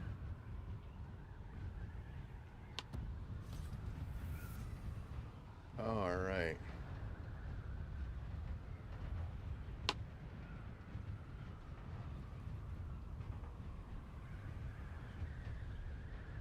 Let's put ourselves in harm's way, right?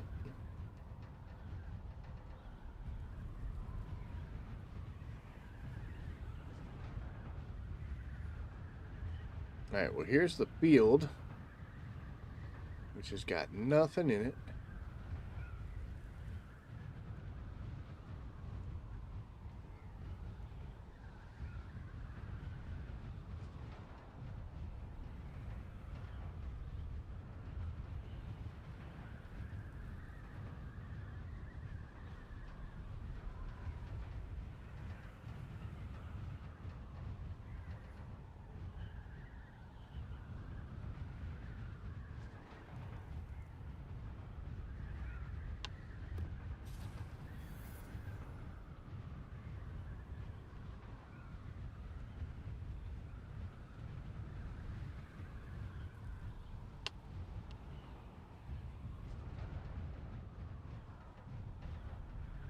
How am I doing faster in the assault? It is because of the exploration skills. If you give me a second, once we get far enough south that we're not in the red zone, I will show you. You're just gonna sit there and clean yourself. What are you doing, man?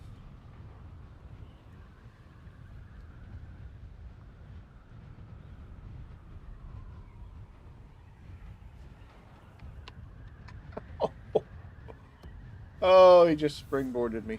Ow, ow, ow.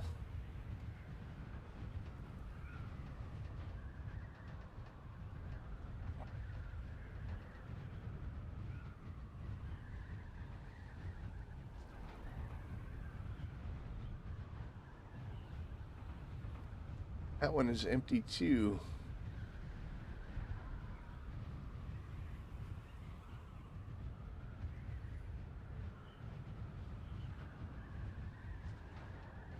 Got some early days footage of these things going off, which is incredible to see.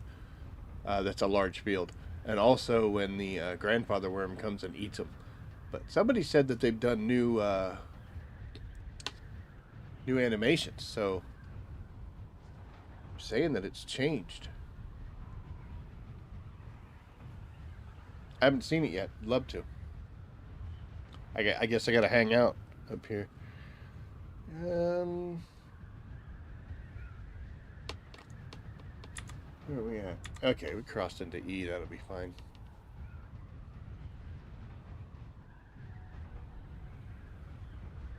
We're going to point towards our base, level up a little bit, and K and G. So in this section right here, which is the exploration skill sets, right there, vehicle speed plus 15%. So once you hit level 20, all right, so Jiggy just comes in and answers it. You are a hero, man. Well, look at this.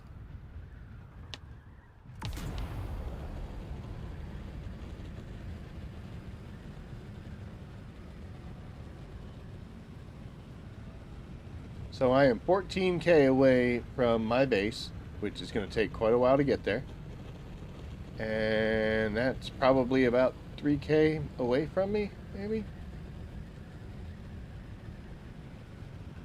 This is why I don't like scouting in a vehicle other than my carrier.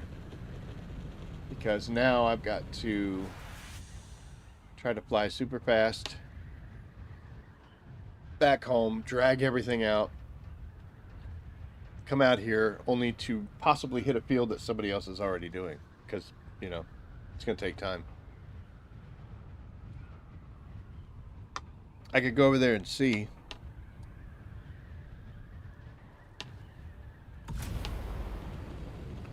That's going to add a little bit of time.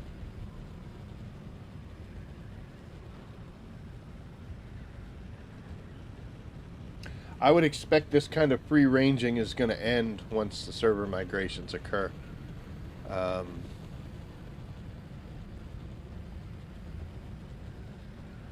Instead of coming out here to find spice on the ground, we're going to probably have to switch to actively waiting for it. Going out and finding it. In the old days is what we used to do. I remember running scout runs where I'd take my little booster scout and we'd fly around and I'd check out the large fields. Then I came across one time that was, this was my old guild. Came across one that was bubbling, so I was like, oh, we got spice coming, and then everybody jumped in all the equipment and everything was ready to roll. Those were the old ways. You had to kind of stake your claims pretty quick.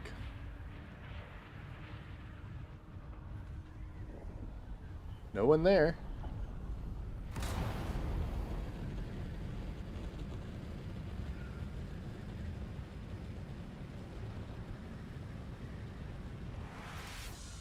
Tell you what, we're going to go back on the map. It's going to load itself, but I'm going to put a waypoint. We'll forget about the ones in the deep desert or in the PvP section. Let's see if we can get home, get everything out, and get over there, grab some spice before somebody else comes.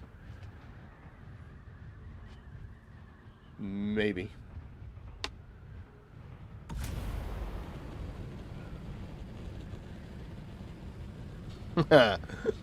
We could fight over it.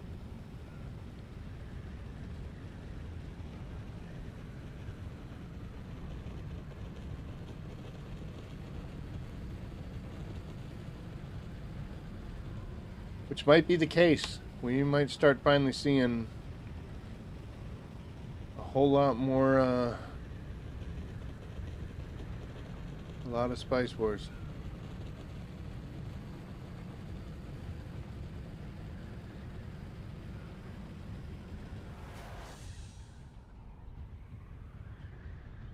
Jiggy, I got 35 of those things to do.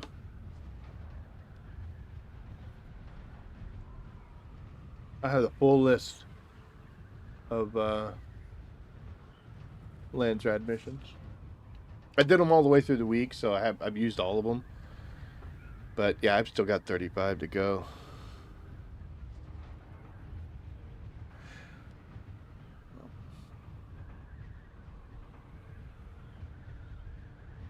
I don't know why they did that. Why I can still go up and I don't know.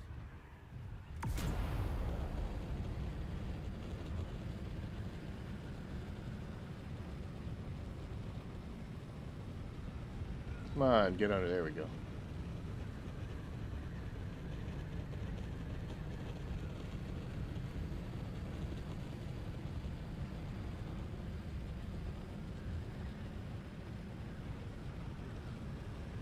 All right, catch you later, Gura. Am I saying it right, Gura? Is that good enough? Is it Gurhi? Gurher? We'll figure it out. Catch you later, G. There you go. That's how we can do it. Oh my goodness. I can see. I like the arrangement of the rooftop units a little better with this setup. I just don't like the carrier hangar's too square and it's too big outside the things. This one's not quite big enough.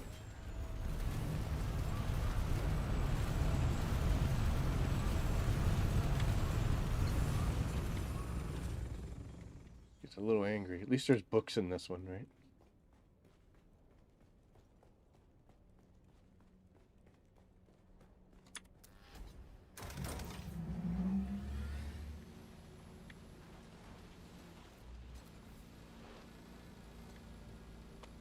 And I went with the 2 high like I always do. I think honestly 3 might be a little smarter. Uh-oh, come on. Dude.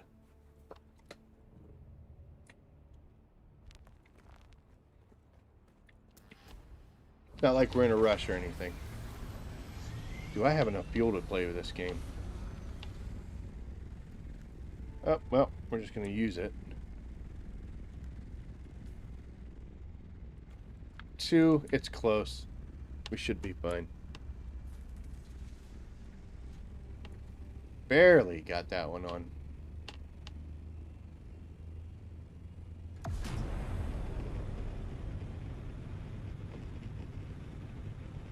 I have not done the testing stations like I should have. I think I'm on 8 for the lightning one, and maybe about like 4 or 5 on all the rest of them.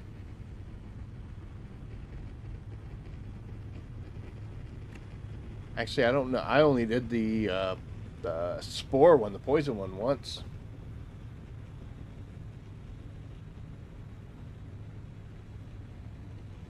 Yes, I am. G is fine. All right. Yep, I am.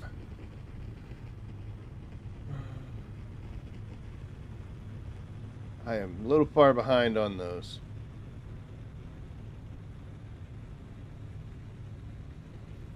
Oh my gosh. About to explode here. Oh, I didn't have that button pushed. Good, big man.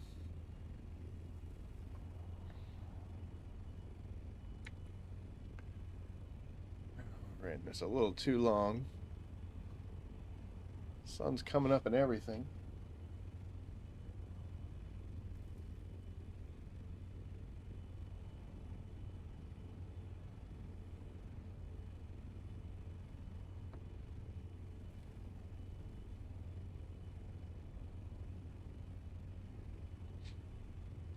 Stations.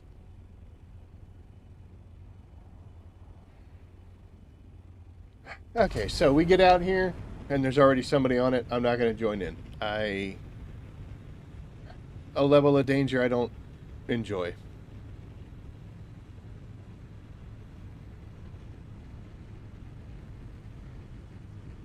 It's the other reason why I don't scout anymore in the smaller ships.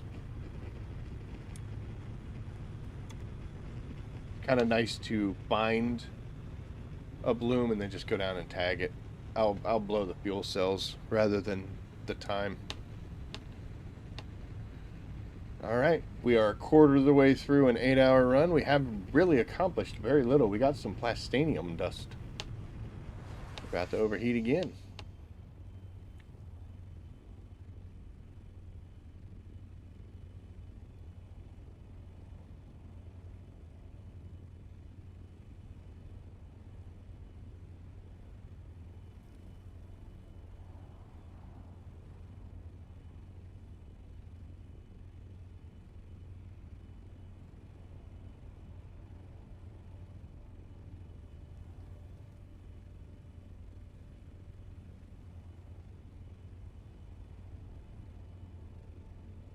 Alright, so let's see if anybody has shown up since we were here earlier.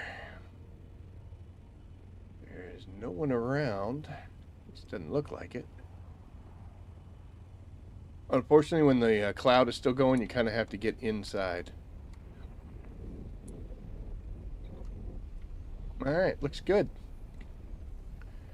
So we shall start. I'm going to start this way just because of the layout. It's a little crazy. I'd rather go up and down this way than sideways, especially when you get up to that part. That part's going to be a bit nasty. So we'll drop her right in the center. Boop. Fly to the left and drop the carrier off. Here we go.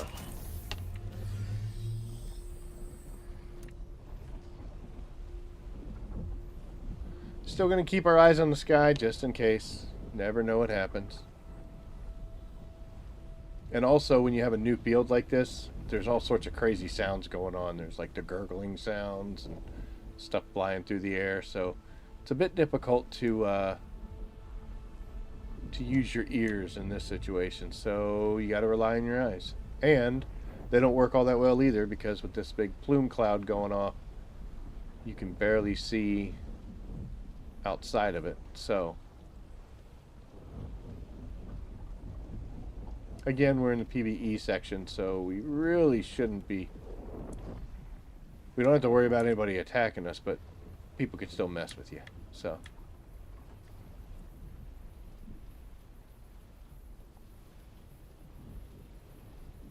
I've seen a lot of different methods people have for doing this, whether you go a little bit slower so that you only have to pass it once. I just do full speed. Just wanted to come over here a little bit and get that up. Now we're screwing everything up. Alright, we're doing it this way then. But yeah, I usually just go full speed. It's one less thing I got to worry about keeping it low. Show you what I'm talking about. By going full speed, we're doing about 17 kilometers. And we have to go over everything twice. If you keep it under 10 or 11, it will go much faster. Also, you turn faster if you're moving forward or backwards. As you can see, we're a little slow right here, but here, much better. So we got to keep it right around 10-ish or so is what we're going to target. And the way I have to do that is I have to sit here and tap this.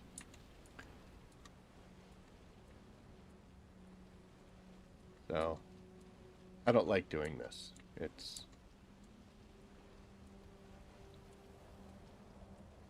mean, it gives me time to look around. As you can see, we're getting pretty much all of it out of there. Whereas going full speed, we end up having to run over it twice. Once you get towards the outside edges, since it's real thin out there, the vacuum can grab it pretty quickly. And we got one more pass. We're going to head to the carrier, and we're going to hit the air to reset our aggro. So you just line it up nice and proper. Overlap where you have to. I think the middle got a little sketchy, but I'm not going to worry too much about it. Going a little fast. See, we got too fast there for a second.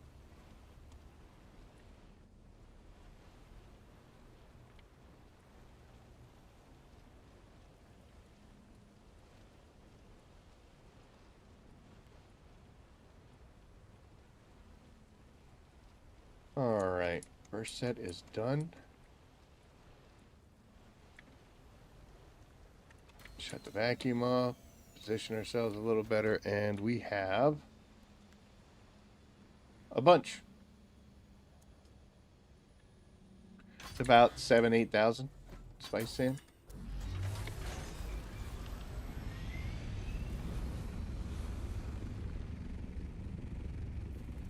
That was me. Alright. Now we're just going to go up in the air until the little worm threat disappears. There it is.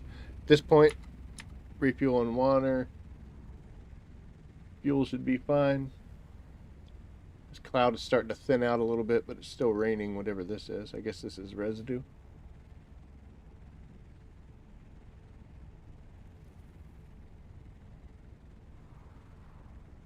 I don't know. Appears as though that would clog the motor.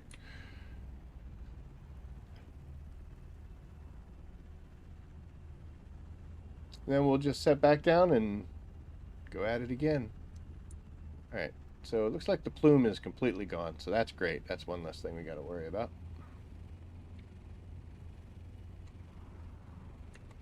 Wonder if we can get all of that. Be real nice to do it in 3 shots.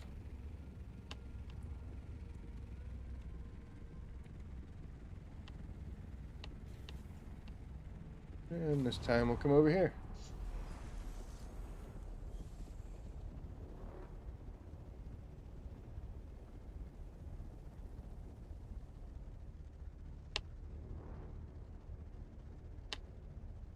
I was a wee bit close.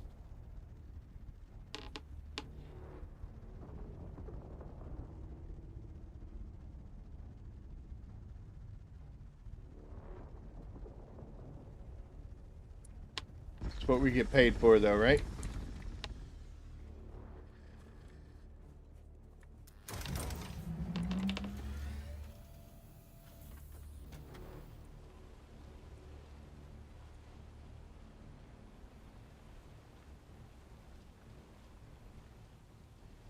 Yeah, I'm just going to go full speed. We'll come back. I think I'm going to have to do these 2 sections here twice. And then the rest of it we should be clear to just go as quick as we can.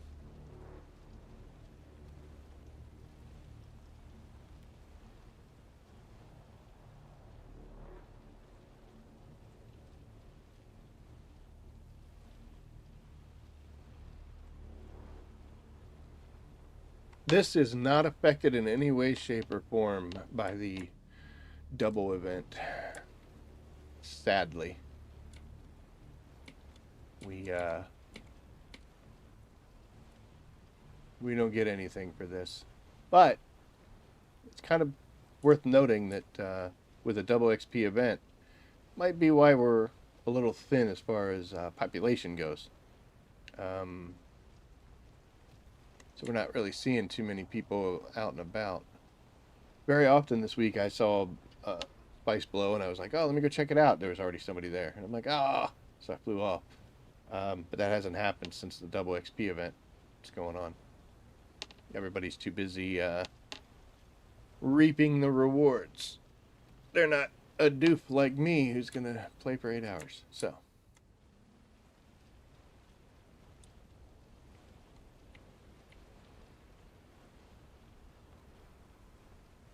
I was gonna do a 2 to 10, which would get the 8 hours, but I thought, you know what? Let me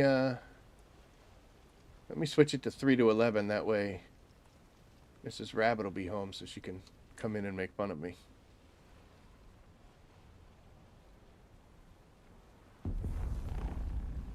Hi, where'd that go off?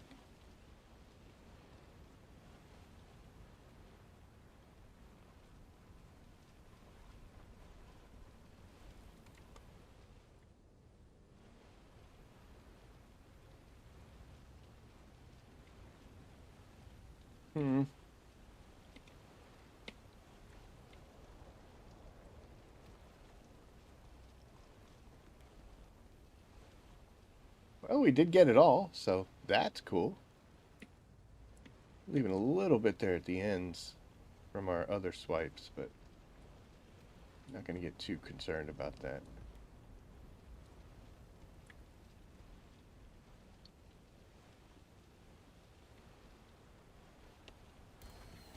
And that'll do. That'll do, pig. That'll do.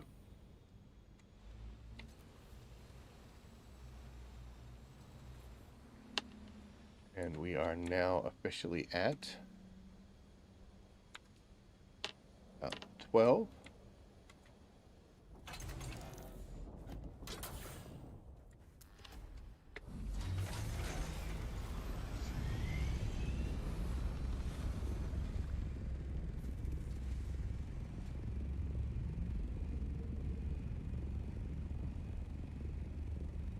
He ain't upset at me. Let's make sure he eats a ship or something.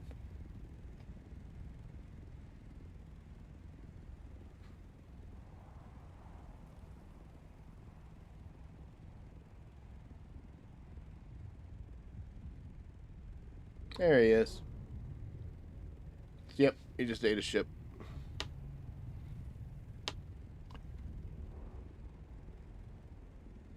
Oh, well, you might actually hit that because it's on the way home.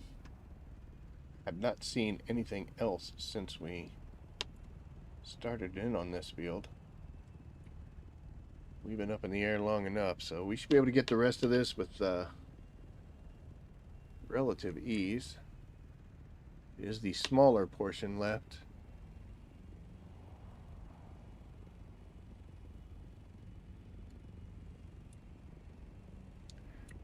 I've gotten some suggestions from people. They were kind enough to share their opinions, which I always, whoa, where you going? That can happen sometimes when you deploy on an edge or something like that, or a bad slope. She'll fly, but dude, there's no way that was bad enough to cause an issue. Now we're out here running across the open sand. Like I was saying, I've gotten suggestions where people said that when they come in, they'll the first thing they do is like they do a swipe around the outer edge, like this. But they'll do the whole field. And what this is doing is this kind of shortens the path. Boy, we got a worm coming. Alright, he might have gone away. This kind of shortens that field. I'm a little hesitant to do it this way to start with, just because I like... Oh, there he is right there. Let's just shut down for a second.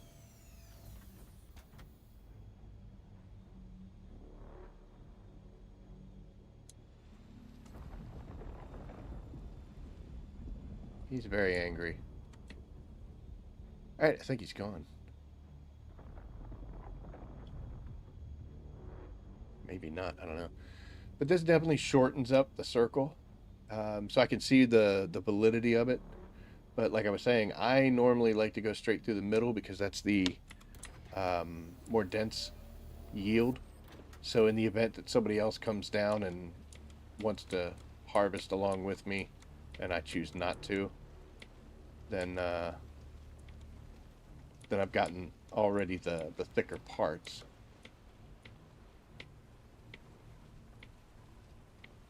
So quite honestly, personal preference is going to play into that way more than anything else. I feel like this guy wants me. This worm's testing. He's like, I think I'm going to eat that carrier.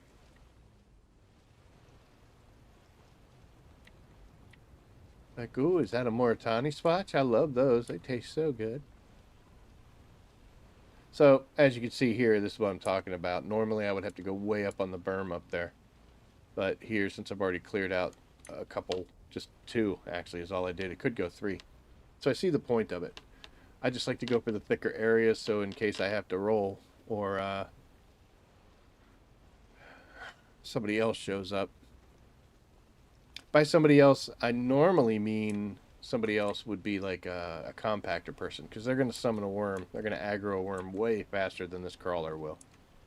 And that just makes me sad. I don't like risking my equipment. And I definitely don't like other people risking my equipment. Oh.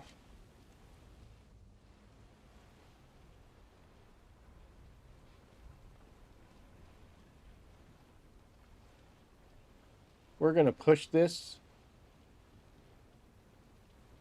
We're either going to... Okay, so I was going to say that we're going to push this so that I can either summon a worm or we can Oh boy, he's close. We'll clear the field. Turns out we're going to summon a worm because that happened almost immediately. We're going to keep going up until the jagged red line goes away. Now we wait. He was really close. I'm really glad I was on the backswing there on the way back versus all the way out as far as we could go. Could have not gone our way.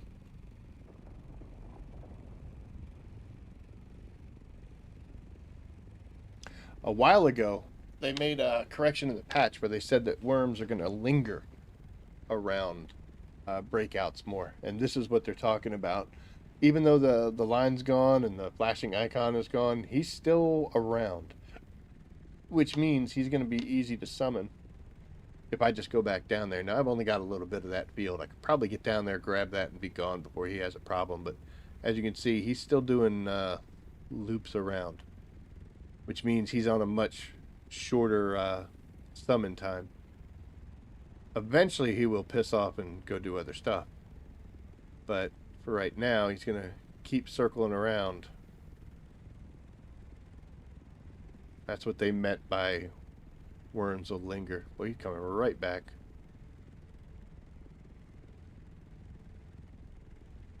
You must have heard me talking about him. Dude, that was your breach point, man. What are you doing here?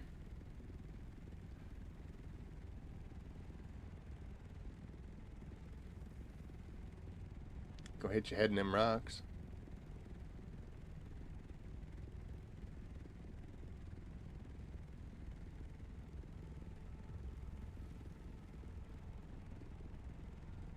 So if we were to sit and wait, eventually homie would go about his way and we'd be back to zero. But I don't know if we're gonna wait that long.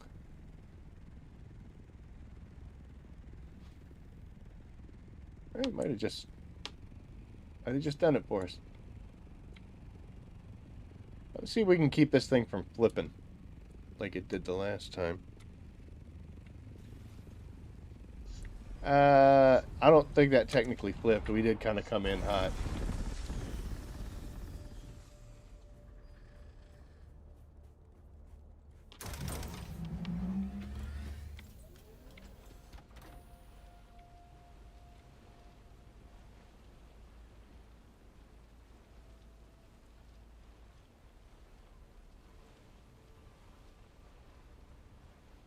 We're not going to be able to get it all in one shot, so we'll have to go back and forth. This is definitely going to be the last week on these treads in that Regis container. It's kind of sad.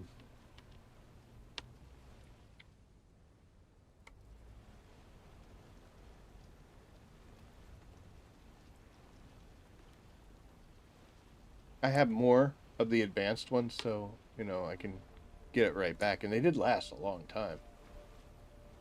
So, I've really got no complaints about that. We might have to push it a little longer, because it's just my own cowardice. This thing would... There's no way I'm taking this out into the PvP section as damaged as it is. That's just asking for somebody to be able to destroy it. Oh, before we get out... Well, we already got out, so that's already too late. So there's 5, 15, right? 5, 10, 15, 17, about 18. About 18,000.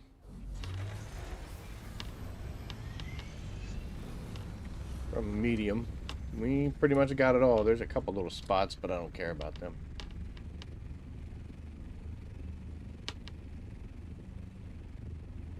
I'll do a quick scan around, but I don't see anything anymore. There was that small that's basically heading to our base. But hey, there we go. Well, we came out to get spice and we did. Hell yeah. Whoa, we're going down.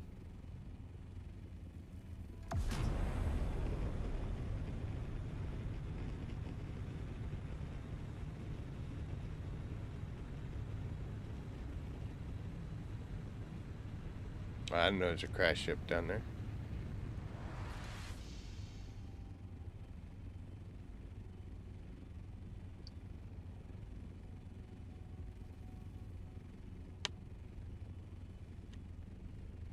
Why not, right? We did it before. Let's do it with a partially loaded carrot.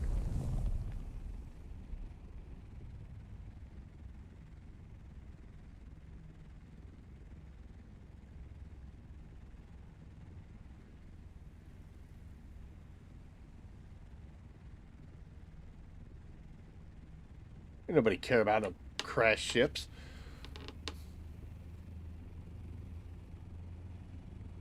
Where are we at?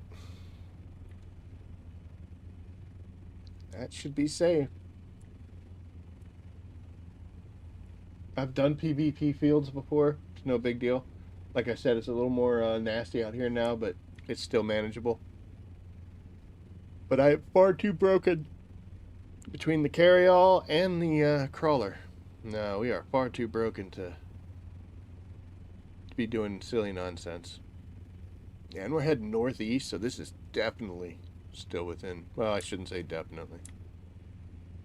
Highly likely that we're still in the PvE section.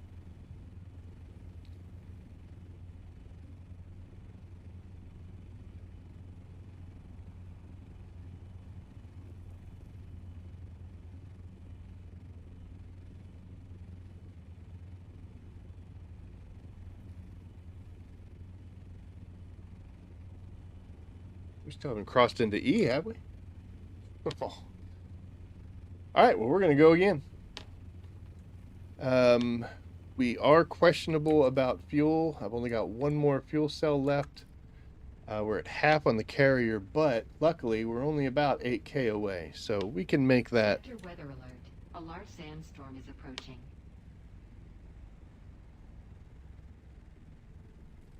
Ain't that some timing?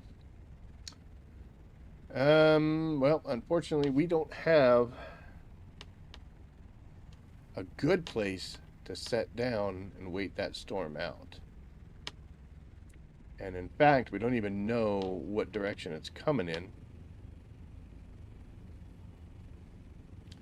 Let's swoop down here, make sure there's nobody there.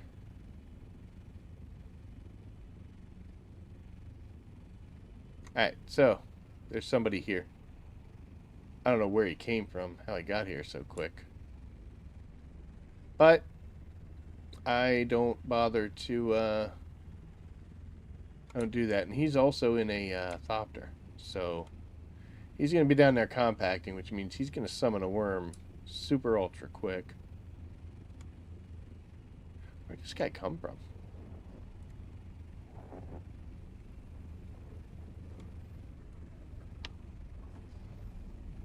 That's a shame. Sector weather alert. A large sandstorm is approaching. Looks like it's moving quick.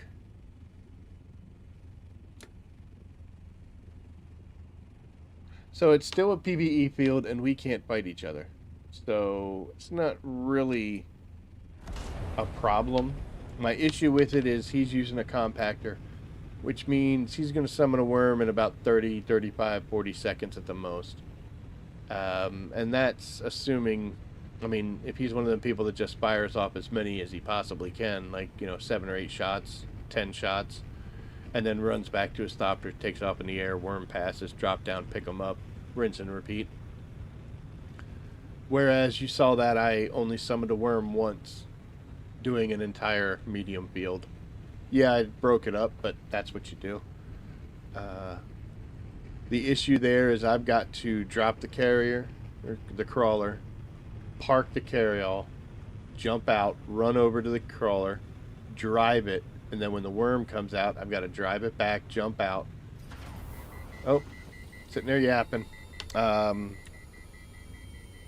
then I've got to jump back in the carryall, get over, lift up the crawler, get it up in the air before the worm eats it. That's a lot to do during, a very short amount of time that a compacting guy is going to give me. So it's just not worth the risk.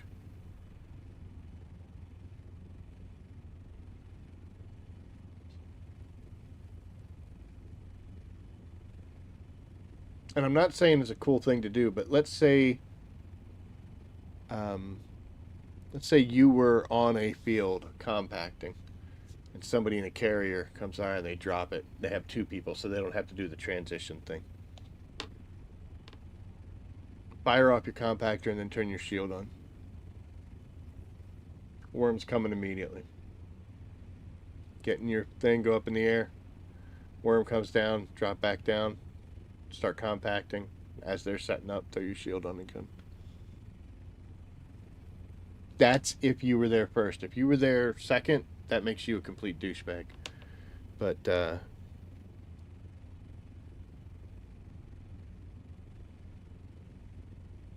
it's just not worth sharing. Too risky, too dangerous. I do miss the days, though, where there'd be like 5 or 6 of us on a large field. This was back before, you know, we were all brand new. So that should be coming from that direction. I guess I outran it. Because it just hit that base. So it should be moving across. Might be in luck. Either way, we're going to wait the storm out. Uncertain as to whether or not I got enough water made to do all this spice. I think that guy showed up because I was crap talking the crash ship. Should just kept my mouth shut.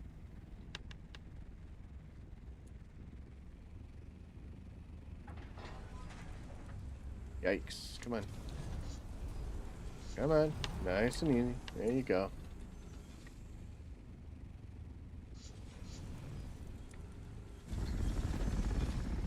Ah, I'm stuck. Yeah, so see, this is way too big. That's just too much. You're gonna make smaller hangars.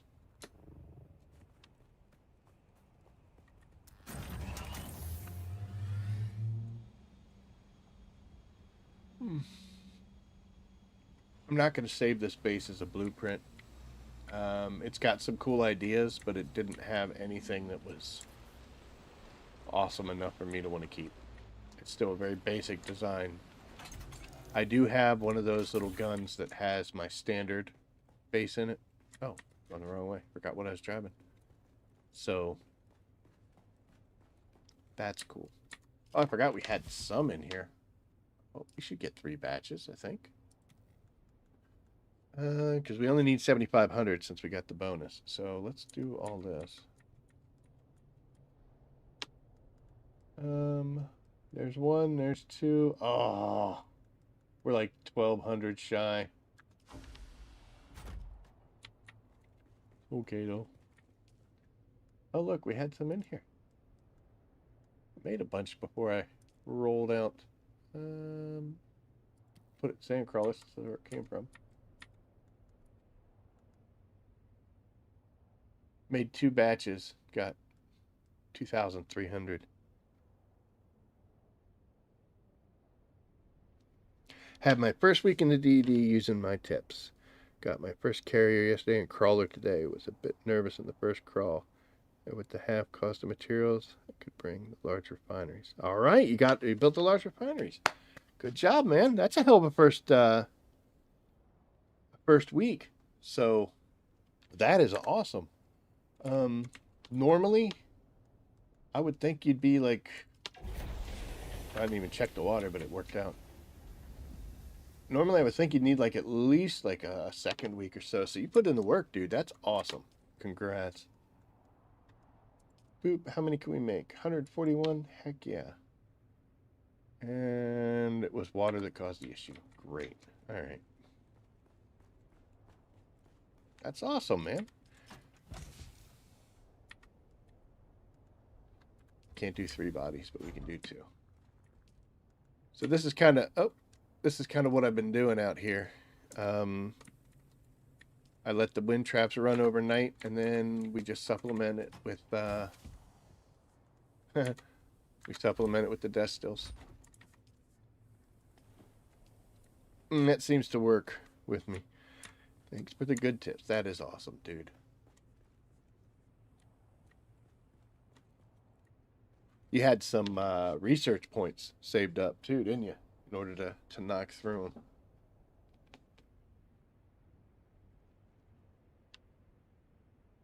The intel, not research, intel.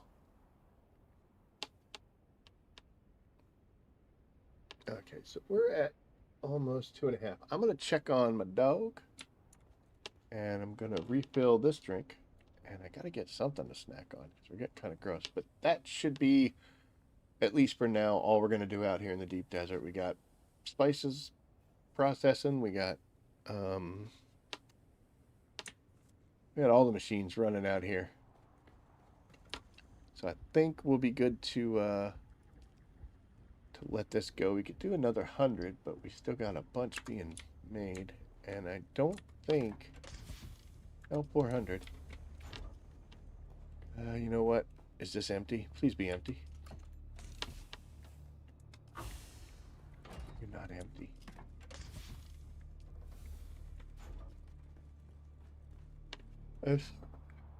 There's so much titanium.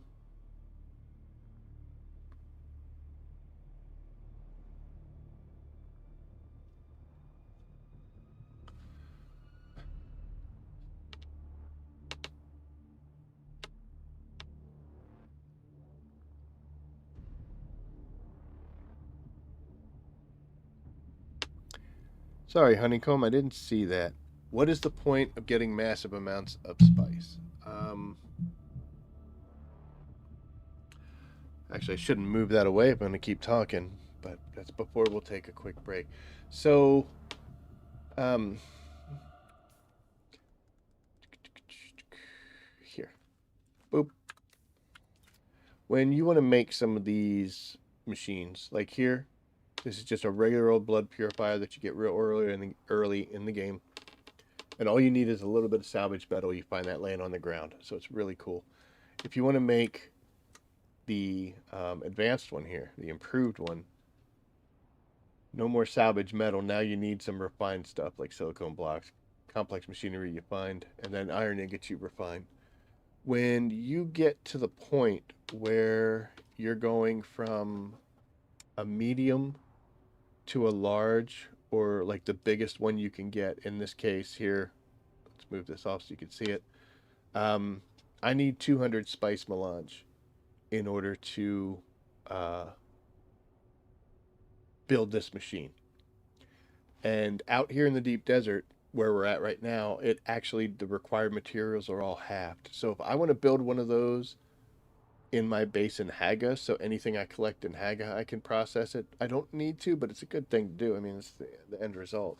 I'm going to need 400 spice melange, and that's just for this machine. You're going to need 1836 if you go back to Haga. These aren't bad, but once you get to this big guy here, that's 500 melange. So you need a ton in order to make a machine that processes a bunch, and it's big. It's like 5 tall. So that is your first reason for needing large amounts of spice melange. Once you get all of this stuff built, then you're like, oh, okay, cool, that's awesome. We're set to go. No, because anytime you make, come on, anytime you make, let's say, here's some weapons, right? So if I wanted to make a tier 6 rapier, I need 20 spice melange to build it. Any tier 6 weapons, any tier 6 armor, even irradiation suits, they're going to require some spice melange. When this stuff breaks and you go to a repair thing, you may need, depending on how broken it is, you might need some spice melange in order to repair it to get it back up to a higher percentage so it doesn't break on you. Anytime you want to make these purple things, you're going to need, well, not in that project, down at the bottom, but once you get up here to plastanium products, in the special schematic things, the uniques, they all take spice melange. 186 on that one, 83 on that one, 53, plus they're taking some of that special dust and stuff. So the tier 6 gear and the higher stuff all needs some, not much, but just a little bit of spice melange. But if you think about it, if you make 3 weapons and each one of them takes 30 or 40, that's 120. Plus you're going to make 5 pieces of armor, a radiation suit, still suits, whatever you're going to make. things for your vehicles, they're all going to require it.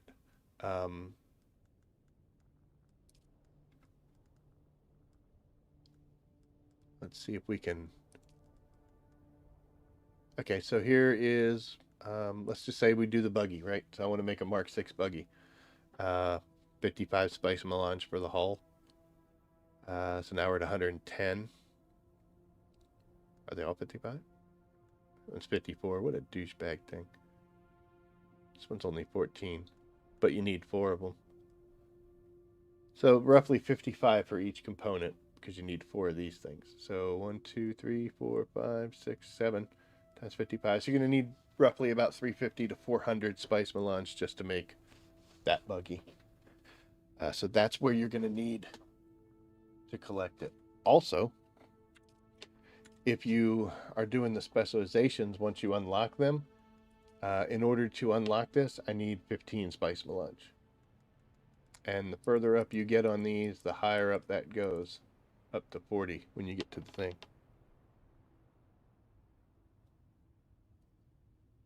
Oh, you're just way early in the game right now?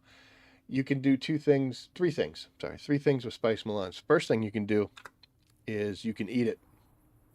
And if you notice down in the middle of the screen, down there at the bottom, yeah, you'll see that purple bar. That is what's called prescience. It is advanced fighting. So now my skills come back super quick. I get to do extra damage. I have the really cool eyes going. I see things weird. So basically, this is like a spice state where now I can do just super awesome cool stuff, and instead of taking 30 seconds to regenerate a skill, it only takes a few. Plus it makes you a little angrier, not worrying about stamina quite as much. So there's some bonuses. You see that I have a prescient stamina showing up on the right side. So it makes your fighting abilities faster if you eat it. But it only works for a little while, and you can't turn it off once you do it. So now we're going to walk around with our ghost eyes until that thing goes away. You get it back with certain items you find. Like you'll find spice-infused meatballs, sometimes the drinks, like the spice-infused beer. Eating stuff like that, you can get it back. I'll probably have some crazy things happening with my screen until I do get it back, because it is a drug. So there.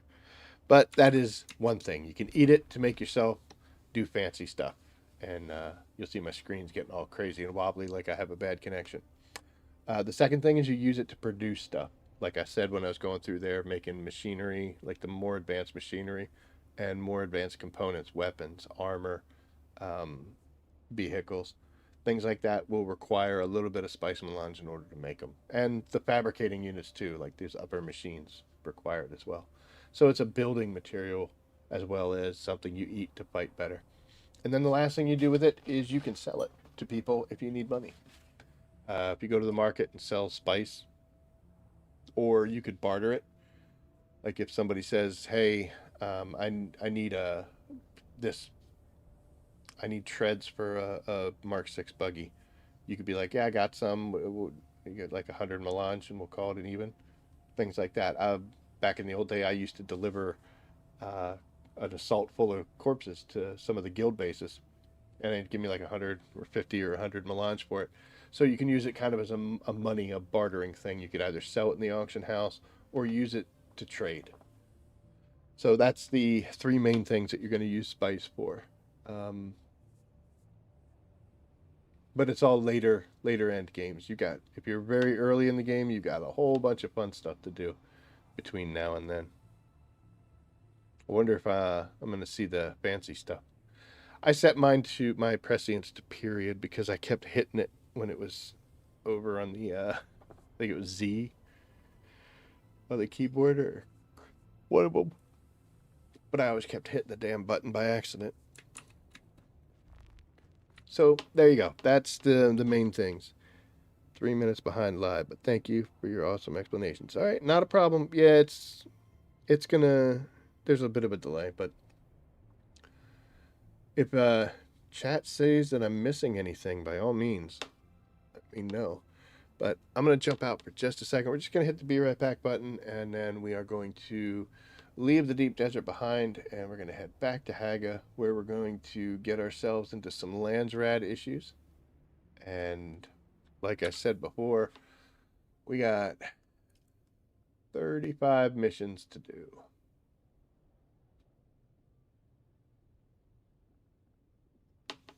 That's going to be fun.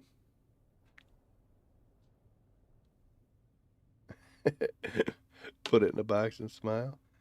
Carrier was so expensive, but I'm still using the scrap bug. Some parts to save.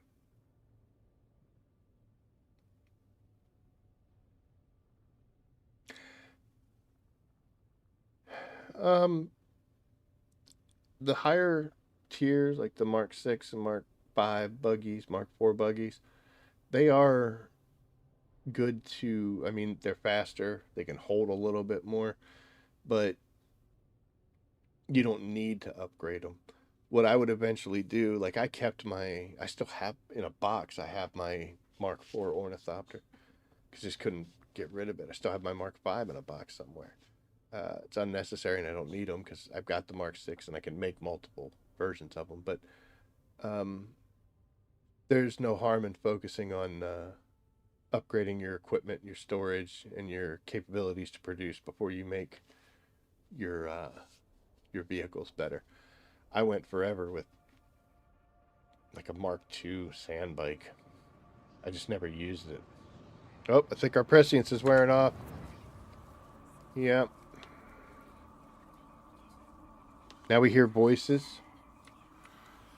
And we're all scared and confused.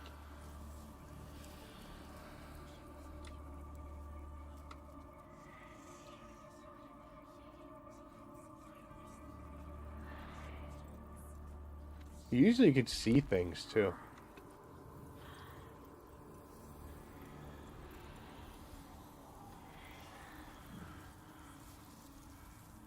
Yeah, we're tripping right now. Ah, that's all sorts of fun.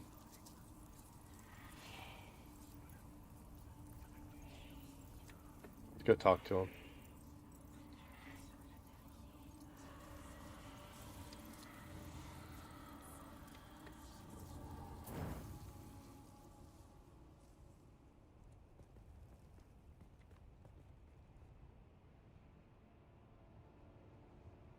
Okay, that's what happens when you use your prescience. When you come out of it and you're no longer, like my bar down there is red, that's showing a cooldown.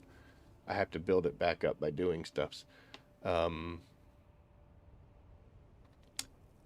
Yeah, we had some hallucinations going on. Sometimes you see ginormous animals going across. But there we go. That was crazy. Okay, like I said, we're gonna jump out, then we're gonna head back to Haga. I gotta check on my dog. I gotta fill up my coffee cup. Probably hit the bathroom too. Coming up on 3 hours, so we're moving right along. But I'm gonna hit the button. We'll be right back in just a little bit. So give me just a few minutes. See you in just a little bit.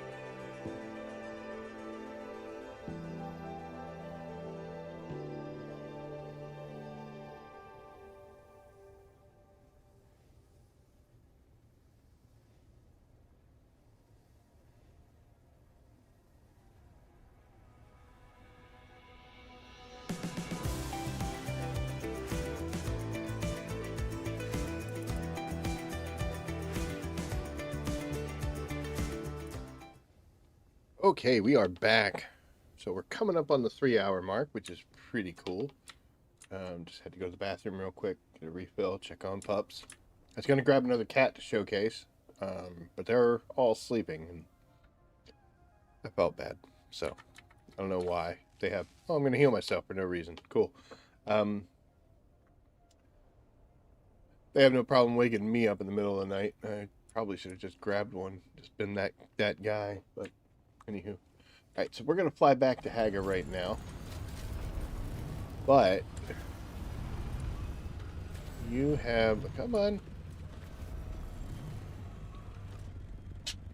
I think when I redo this base, I want to do. I was thinking about not building here. This is where I always build in this spot. It just works out for me. I'm thinking about building over here, because this is beautiful flat territory. There's nothing up here. I could still get to where I need to go. The only issue that's going to happen is when I come down this way and go and do my route, I've got to make sure that I end it over in that section where I can actually get up to here. But the reason I want to do that is because I think I need to make some fly-throughs. Because I have so much trouble. I'm just scraping paint, and it's just irritating me. It doesn't matter, but I don't know. I think I want to do a fly-through hangar with the aircraft. Just what we're saying. While we were... before I hit the button to bring everybody over to come back, I went ahead and loaded up a bunch of plastanium nuggets that I'd made, and then just some of the other stuff that I've been collecting while I'm out here. I learned that it's not a good idea to save all that towards the end. Because every week you got to tear your base down out in the deep desert, otherwise the storm's going to destroy it. While you can leave the walls, because plastone is not that hard to make and get, you definitely don't want to leave machinery, and you don't want to leave components and stuff out there. So anytime that I've saved it towards the end, it's always been a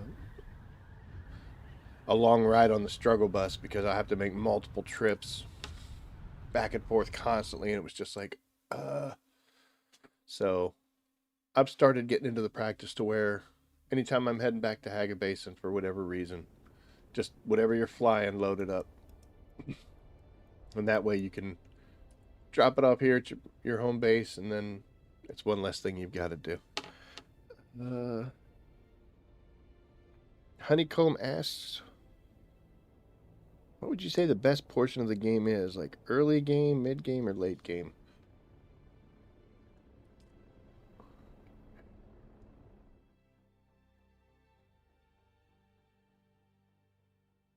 I would say mid. I would say the mid game is at least my favorite part, because there were so many great things that occurred in mid game. Obviously, the biggest, most awesome thing is when you build your first ornithopter, and now you're flying around. That is, just your king shit a turd mountain. It's like it's the best. It's why I started playing the game. When I was saying, I was like, holy cow, you could fly ornithopters, I'm in. Take my money. But you're also, you're building bigger, more impressive bases. You're exploring the map more. You're well, you got a storm coming in. It really opens up for you. In the beginning, it's kind of a struggle, and it's a little slow paced. So, but you're building. Late game is kind of like a job more than it is fun. You're out gathering materials and doing all that kind of stuff.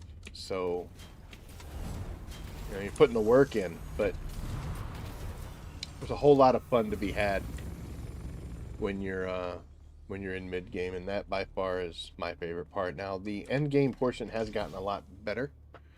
It used to be, let's just face it, used to be very subpar. So it wasn't that great of an experience. They have improved it. The dungeons are pretty cool.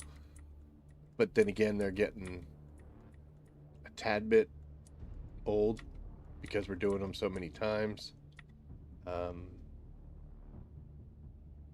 So it's getting better.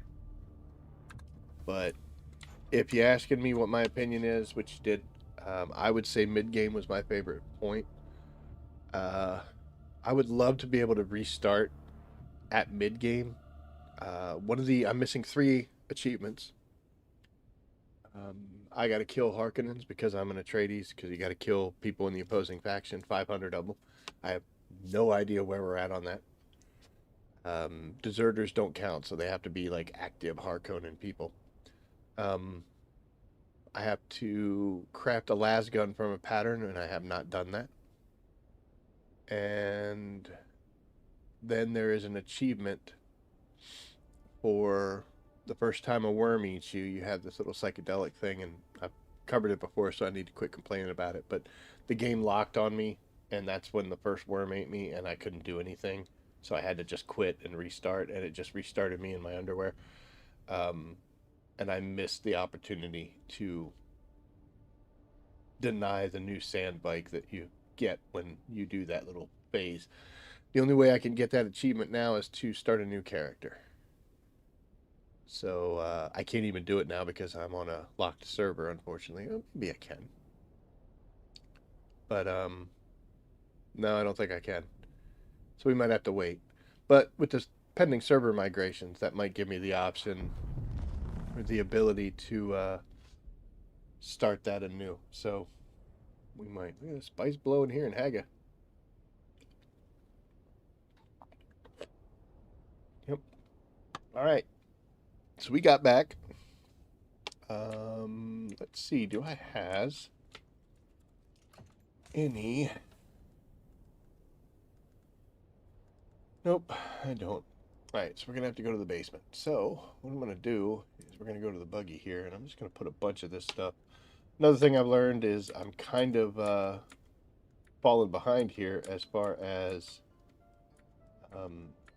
emptying these boxes out. I put these dump boxes up in the top hanger so that when I come in, I can just unload all my stuff and get right back out to having funds. But then I kind of ran into some problems because I have 2 dump boxes up there. I could put 100 things in them, and they were both almost completely full. And I was like, okay, at some point, dude, you've got to come down and empty them. So we're trying to also do that periodically. So this is where I put my plastanium stuff. I've got strabidium here. I've got titanium here. I think I've got a decent amount of this. Might have to take this out to the deep desert just to get caught up, or go to the island, one of the two. But this one's full. So look at that. You got 3,500 volume. I got 3,500 plastanium nuggets here. And this one's full too. This one's not, but it's close. So that is the effect of the last 2 weeks. We did really well last week, and now they have the increased production, so we're continuing that process. And like I said, normally once these are full, I would just sell a bunch of it, make some income. That's why I'm sitting at 36.5 million Solari. Excuse me. So I'm not a duper, but we're well off. We're doing good. Now we're going to head down here into the basement. This is where I have the storage boxes. This is all the generic items. I'm going to take you and put you over here, which we're doing really well on. Got quite a bit of things. I did take some of these and sell them as well. But, oh, I don't want to do that. Holy cow. Let's just do those. That should be good, right? That should have opened up here. Now, this is a Milan spiced beer, so this will help me gain back some of that prescience that I used. So now I don't have the purple bar down there. So you get to see that in action. We'll just put it right there. So I'm going to hit 6, and we drink a little bit of beer, and boom, look at that. It takes a little while to build up, so we're just going to wait. And I'll hit that as many times as I have to until we are full. So hooray. Now we're going to empty out what I stuffed over in the buggy, except for this. This goes in a separate place. And you'll notice I'm at 58 out of 100. So we're going to add all of these things, not those. Not those. And not those. And we're at 59, so only one of them was new. Everything else just kept adding to it, so that's working out real well. The reason we didn't put these away is because I've got a lot of these items and they're kind of special, so they have their own boxes. Nothing goes in there, so it's all here. So we'll go back to the buggy, and this is just personal preference. You don't have to do this. This is just how I like to organize it. This is what happens when you play a whole lot. I'm coming up on 1,400 hours in this game. So yeah, we got a lot of time. I do have to admit though, it's not 1,400 hours. Like, I haven't played this game for 1,400 hours because there are some times where I walked away. Like, I came back. I think Mrs. Rabbit will get home, so I'll just stand in my base and I'll go talk to her for 20 minutes or whatever, just check on how her day was, etc. There's times I come in here and I'll get footage for the video where I'm like, oh, I need footage of this. So I come in here and I do it. Hi. Cameo again. But I'll come back in here and get some footage. So that's really not game time. But that's a whole lot of playing time. Which is why I've got so many materials. And I'm also a pack rat. I can't leave anything laying on the ground. When would you say is the best time to get some spice in the crawler? Because now on EU, it's almost impossible. Too many people compacting spice. Well, the best time to go out solo, if you have to, with a crawler, is what you would consider like off times. What I mean by that is, you know, right here. So I'm Eastern in the U.S. and it's 6 o'clock here right now. This is an activity time throughout the week. The weekend is whatever, you know, it changes. But between like 6 and 10 p.m. is a real big playtime. That population spikes go up. For me here personally, early in the morning, there's very rarely people on, and in the early afternoons, there's very rarely people on. So if you're having a population problem where there's just too many people out there, your two options are to play in an off time, depending on where you live. And the second option, hi, you can go now though. The second option you would have is get in your carrier, attach your crawler, fly out to an area where you know there's going to be a spice area or, you know, decent spot, and just kind of hang out in the hopes that if something does blow, you're the first person there. And if you're lucky enough, you'll be able to get as much of it, if not all of it, before anybody shows up. Or if they come flying in, then they don't stay. If they do stay, there's not much you can do. It's risky. Like I said, people compacting, they're going to summon worms so much faster. You don't have enough time if you're solo to offload and unload and do all that craziness. So, yeah.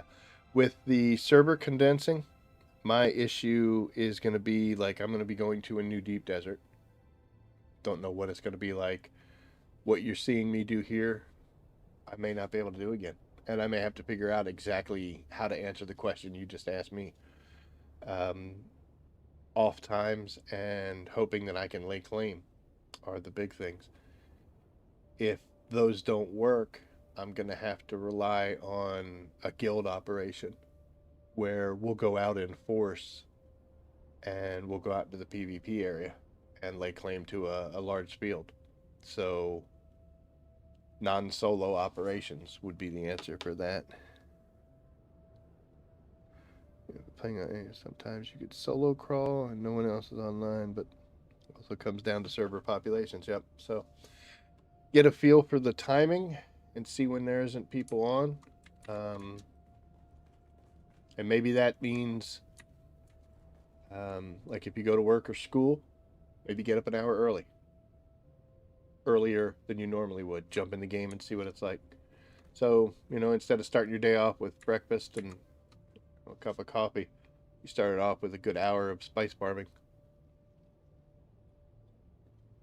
That's another thing that happens when you play on the off times is you've got a really good chance of going out there and there'll be spice everywhere because nobody's harvesting it. So you'll go out there and you'll see. I've done it when it's off times. I've actually, I think it was on stream. I was harvesting a field and another one blew within sight, and I finished the first one. And on my way to the second one, a third one blew, still within sight. I never saw a soul. I was the only person. So I got 3 spice fields in succession, um, completely. Just timing.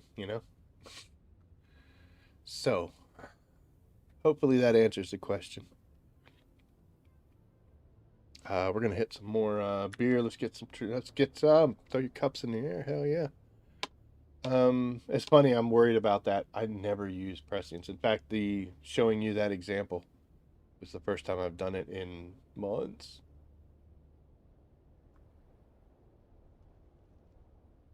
So we got something here to do in Haga.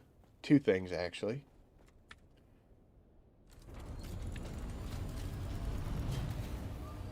If you're like me, and I know I am, I am an Atreides. Doesn't really matter. I didn't care. So, a good place to kill Harkonnens for that achievement of killing 500 is this place. That's where we're headed. If you are Harkonnen and you need to kill some Atreides, you can actually go up here. And those are Atreides guys. There are other spots as well. I'm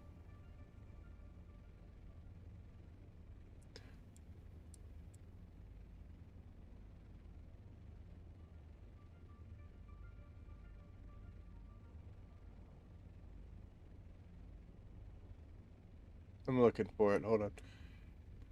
That might be Atreides.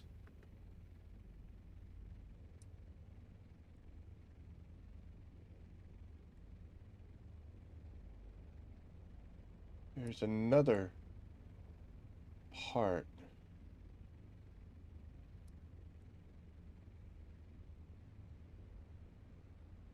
That is I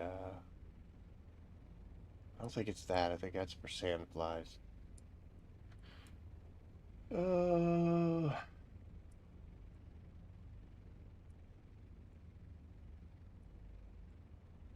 Thought it was up here, but maybe it isn't.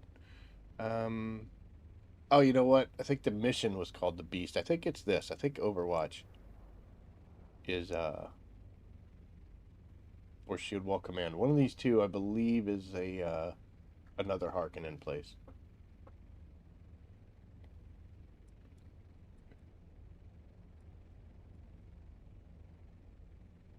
Well, military power regulators and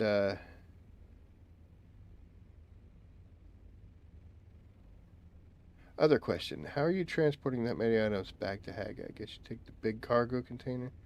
But still, how many trips does it take to bring everything back? So this is an assault, and they just well, not recently, but this used to be worse. They upped it to 2,000, so you could fit 2,000 volume or 20 items. This makes it good for bringing back like large quantities. I can bring back 4 stacks of plastanium. I could bring back. I don't know how much spice melange. We'll find out. But that 2,000, you can make several trips, and it's pretty good. The big storage container for the carrier, that whole base that you see out there, I could probably tear that entire thing down as it stands right now and bring the entire thing back in a single trip. The issue you run into with the storage container is when you have like something small, like say you have say you have like 10 plant fibers. That weighs nothing, but it takes up a spot. You only have 150, so that's where you run into the problem. But the base that we have out there would probably take 4 trips, maybe 5, with the assault. Whereas I can bring everything back in one shot with the carrier.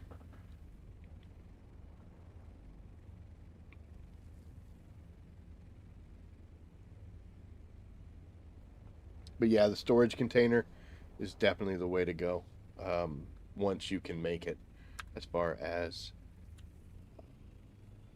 transporting so many items. It was rough, and you could kind of criticize them for not having that in the game to begin with, because they knew we had the capability to make ginormous bases, even as a solo player. And they wanted us to get into guilds and be big multi-groups. Well, if you're going to have a big multi-group, you're going to have an even larger base. And the fact that they didn't give us solid ways to transport that material, it was kind of rough. Back in those times, wasn't uncommon to see 3 or 4 people in a guild getting together in order to put a base out in the deep desert. It's kind of a pain in the butt. The storage container probably should have been part of the game from the beginning, but at least they wisened up relatively quick. And it's okay now, so there's no point in being too critical. So this area, the first time I came out here, I was scared and terrified. And so horrible. These guys are semi-tough. I've kind of outclassed them now with my gear and equipment, so they aren't even remotely difficult. Well, I mean, they could be, but I shouldn't be talking that way. But the big issue is that these areas where you have to fight either Harkonnens or Atreides guys, depending on which faction you're with, the bad guys, this is a PvP zone, so there is the potential of, oh, come on, other people doing things. Now, you can hear the gunfire there. I believe there is a scavenger has made it up there. Or there's another player. One of the two is happening. So we're going to kind of be on guard here. But we're going to just run in here because I need to kill Harkonnens, and they were on the way.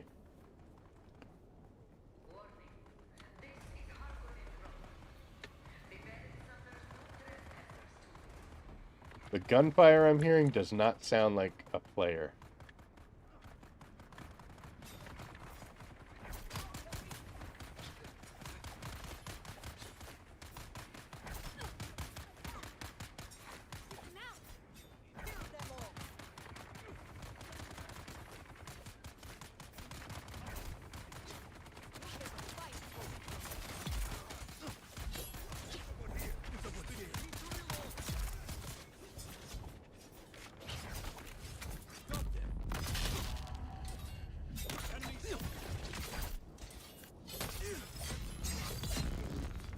So a lot of these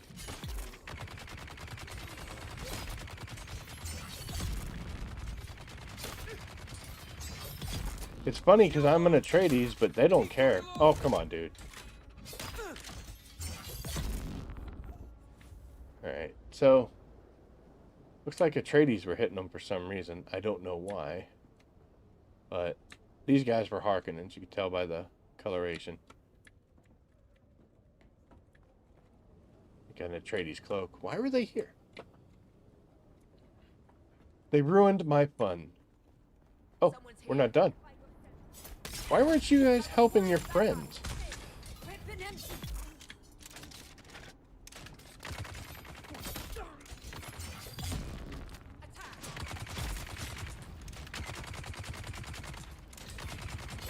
These guys used to put it to me, and now I'm just one-shotting them.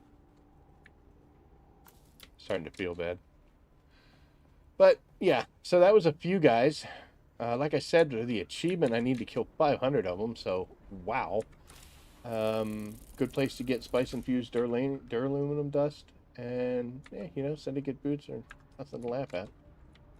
There are other things around here that are valuable that you find in these chests, and it's these guys, these military power regulators. So you definitely want to collect those, and why not grab hydraulic pistons as well. You're going to need them for vehicles and some other stuff. There are quite a few chests around here. I just kind of skipped over a bunch of them. There should be one up here by the desk. But keep in mind, this is a PvP zone, so, we are risking it for the biscuits. We'll take those anyway. I'm leaving the fuel cells and the aluminum, so I really don't need it. I don't think there's anything that way. There's another one over here. And then again, if you're hearkening and you're watching, you will not be able to do this. Well, you can, but these guys are supposed to be family, Alright. So we're done here. That was just a quick stop off, and what I need to do is I need to get myself into the habit of stopping by and paying these guys a visit over and over again, because like I said, I have to kill 500 of them for the achievement. It's one of the only three achievements I don't have, and I have no idea how many I've gotten. There's a Landsradd rep right here. Do you have business with me, or House Waitress? Oh, look at that. I've got a reward that these guys owe me. I wonder what it is. Hold on, I got something in my eye. There we go. Okay. So when you're talking to these guys, if you've done Landsradd contracts, and I don't know why we're rotating the camera here. You could just stand there and stare at this guy. But if you see this, I'm here for my reward, that's what it means. If you know that this dude owes you a reward, but you can't collect it, like when you talk to him, he doesn't have that option. What it means then is your inventory is full. If you don't have enough slots for something, like I could split all these up and take up all my slots, and that won't be there. Let's do it. The things I do.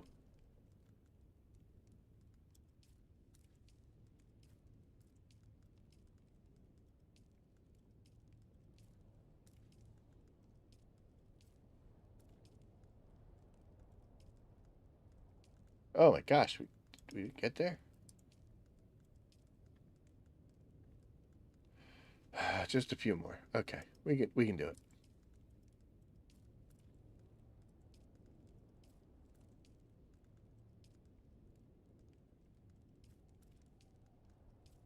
It's gonna be a pain in the butt to fix too. Oh. Okay, so see now I'm full. So now that I'm full, if I talk to this guy, hey buddy. Do you have business with me, There's no reward. or House Waitress? Because I don't have enough inventory space to collect it, so it doesn't give me the option. So if you're ever like, dude, you owe me stuff, that's the reason why, if he doesn't say it. So we'll go back into our inventory and we'll take care of what we just created.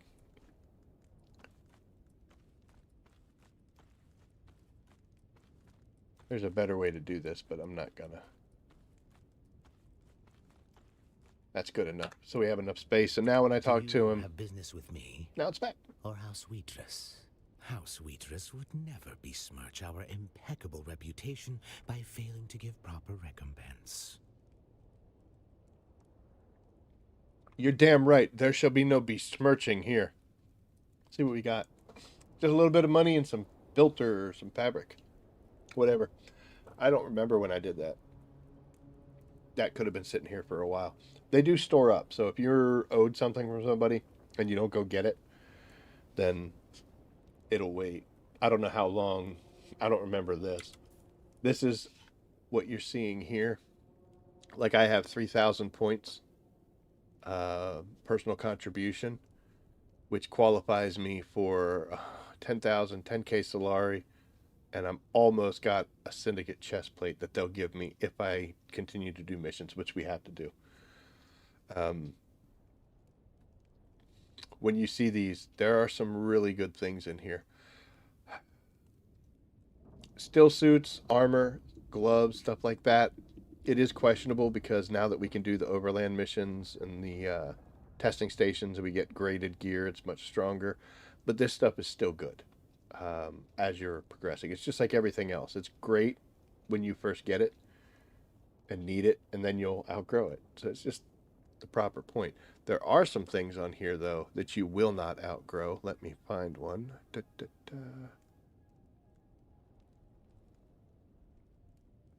Okay, here's a good one.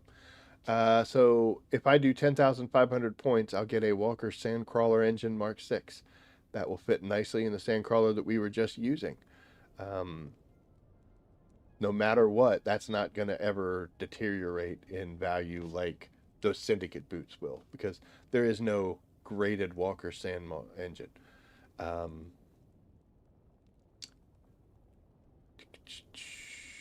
Like this one, 100 advanced machinery for the 10,000 points. We need those. We need advanced machinery to build stuff. Once you build it, you won't need it anymore. But, oh, there's a great one. House of Moda.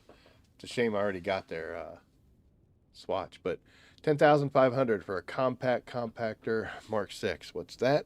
That is this. Gather rate is extreme. So you hit that button, man, that stuff comes flying together. And the worm attraction is much less than your Omni-Static or your industrials. So it's really the best compactor that you can use. And it's smaller. It's only one volume. Things like that, you're not going to outgrow them. They're always going to be useful. I can't get in.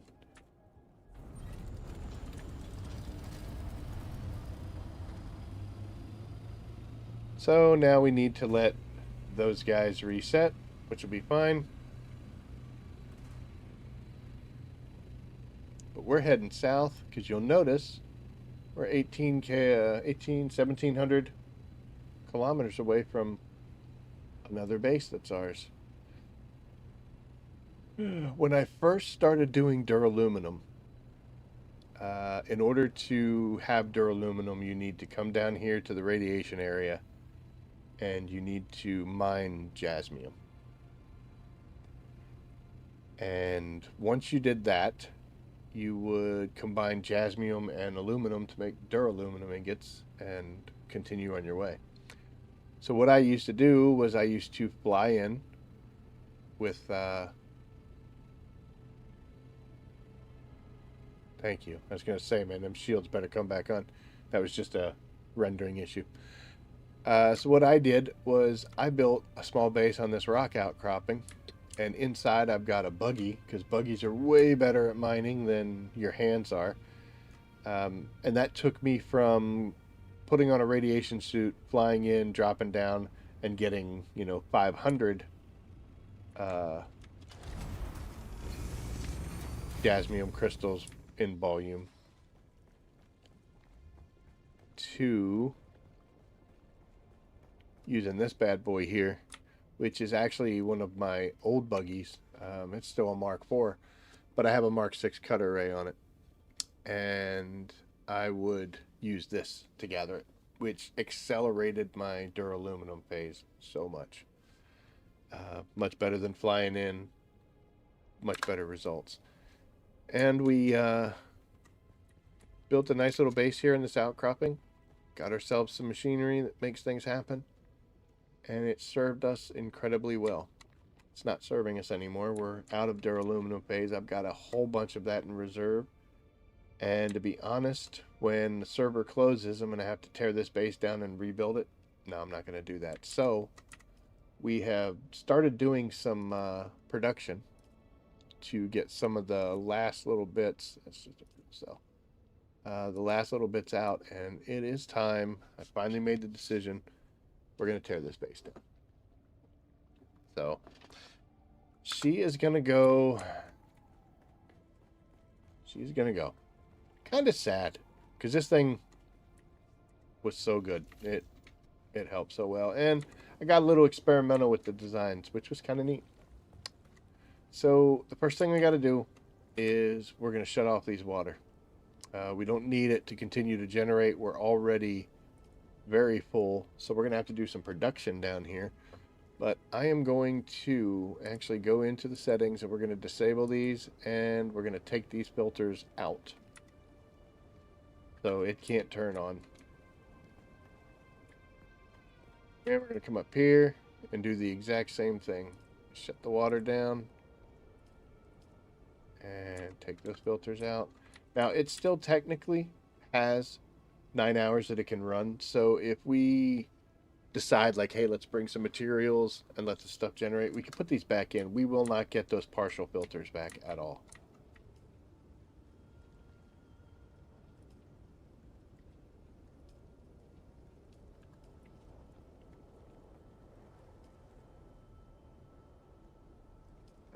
We are going to actually stay carrying these because we're going to take them out to the deep desert because we kind of have a use for them out there.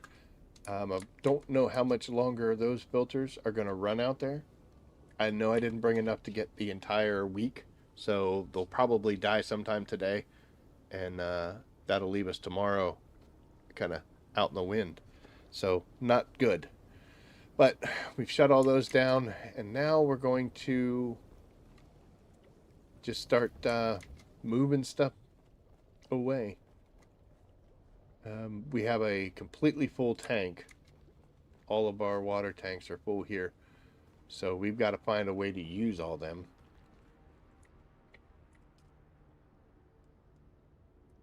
And that's not going to get it done. However, I don't know if you remember when we were out in the deep desert, all of my liter johns, the decaliter johns that I have out there that I used, they're all empty. So here's 433,000 milliliters of water that I could fill them up with there.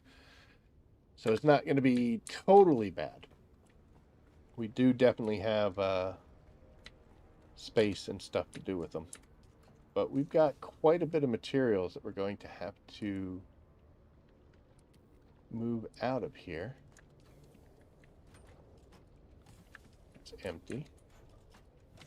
That's empty. Oh, it's going to be heavy, folks.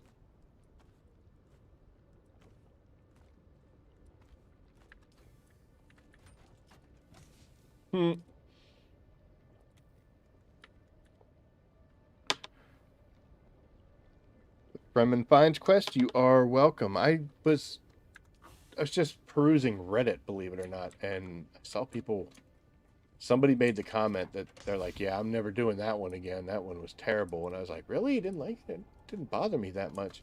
And it amazed me how many people were like, oh, yeah, that one sucks. That's the worst mission ever. I'm never doing that one again. And I'm like, are we talking about the same mission? It wasn't that bad. The first time I did it, it was, pain in the butt because I didn't know where I'm supposed to go. But now, easy. We're going to do that here shortly.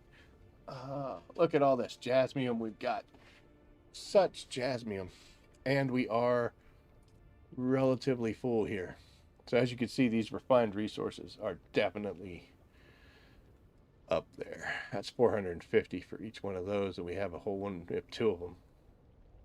It's 365, 350. So yeah, 81, huh? So we're just trying to get as much out as we can since we had to come down here. And we'll do it before.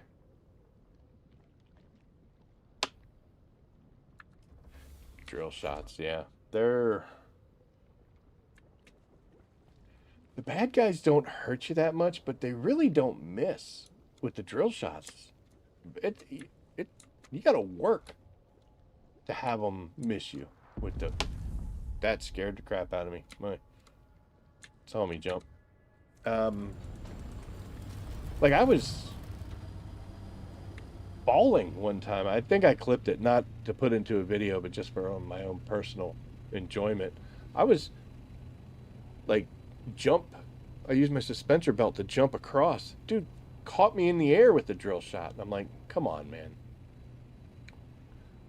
But yeah, the drill shot guys are marksmen for sure.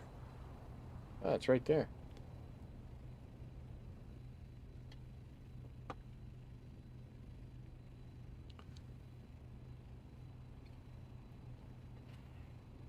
J Busy G. That'll work.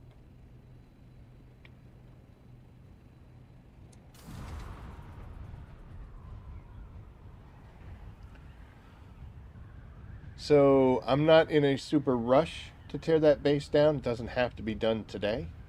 We're going to go do some of these missions for the Landsradd.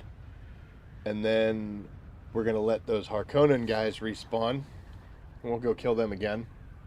Go grab some more stuff from the base. And come back.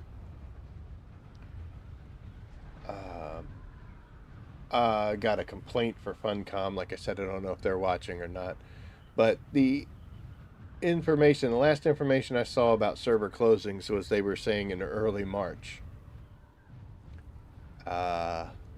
Today's the last day that's considered early March. Tomorrow is mid-March. So, what are we doing here? And I get the feeling, it just seems to me that, I don't know if they're going to give us a whole lot of time when they decide to shut these things down. I am not prepared for that at all. At all. In fact, what I'm doing right now with the base down there, that is pretty much the only preparation I've started taking. So, yikes. I was just going to dump box it, but you know what? Let's go see where we stand. Everything should be downstairs. So, behold the power of my farming and what happens when you've got a lot of time on your hands.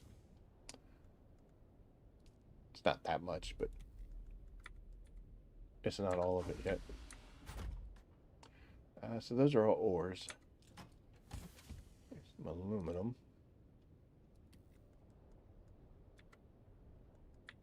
Oh, we got plenty of space. We can make a ton of aluminum. Heck yeah. This will be duraluminum. Ooh. Now, I know it may not look like a lot, but keep in mind, I got to tear down machines that are going to give a ton of this stuff back. Uh-oh. Oof. Got too much duraluminum. Anything extra, we can just sell. Yeah. And finally, we've got you. Okay.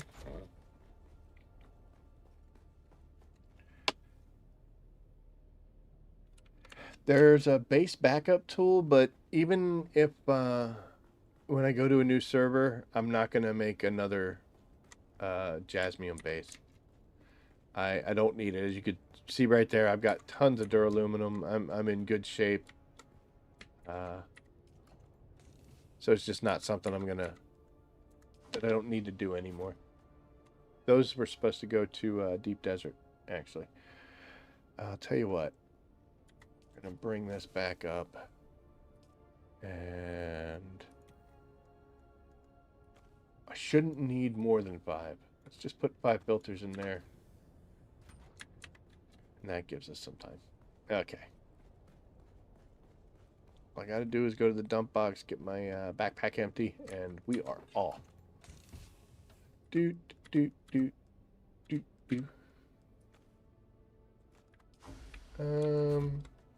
you what, we'll drink a beer. That should fill us back up. Looks good. Bring you over. Bring you. We don't need you because we're not going to be building anything. Let's put that there. Rock on. Can't consume spice in a saturated state. I know. Bingo. All right. So now we're ready to do some awesome Landsradd missions. I did finally, I made a list, actually took screenshots of all the houses that I've collected the swatch for. What I mean by that is, as you can see, once you hit 14,000 points in contributions, which is doing Landsradd missions, then you get the placeable swatch. The difference in that is, can't hit the button, there you go. This, I put a placeable swatch on that. You can, we needed it. You can go here and tap all the way down, right click, all the way down to customize, and you'll see all the different swatches you have. So I could turn it into that. All it does is really make it a different color. But it's at least, whoa, what are we doing here? At least it's a little bit of customization to make the world less bleak. And because it's something you can collect, of course I have to collect them all because that's how I am. Everything's Pokemon for me up here.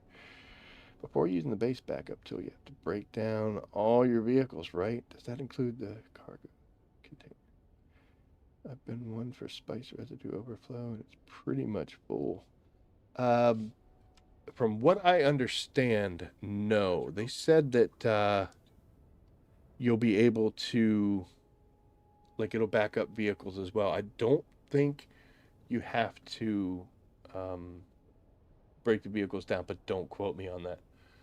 I'll tell you what, I'll find out and let you know Monday to verify it.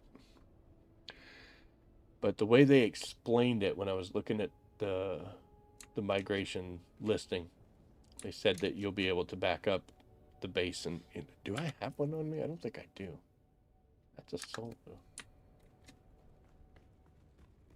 Are you in here? You are not. Are you in here? You are not. I have no idea where it is.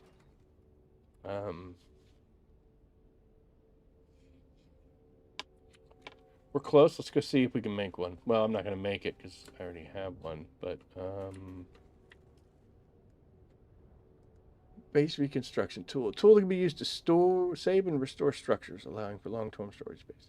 Tool allows the owner and sub-view to... Okay. I don't know.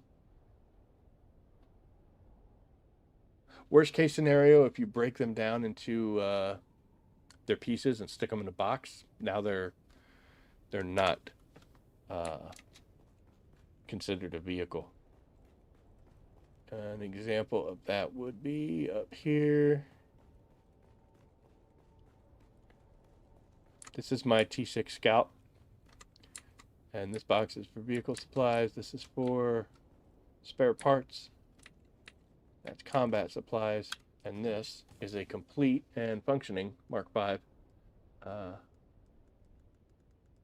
ornithopter, except for a chassis, apparently. I don't have one of them in there. Generator, engine, storage. I'm missing some parts. That makes sense. Should be complete in there. Oh, I know what that is. It's because those are just backup parts, not the actual thing itself. But if you put them in there, they're not considered a vehicle. They have to be completely together before they're considered a vehicle.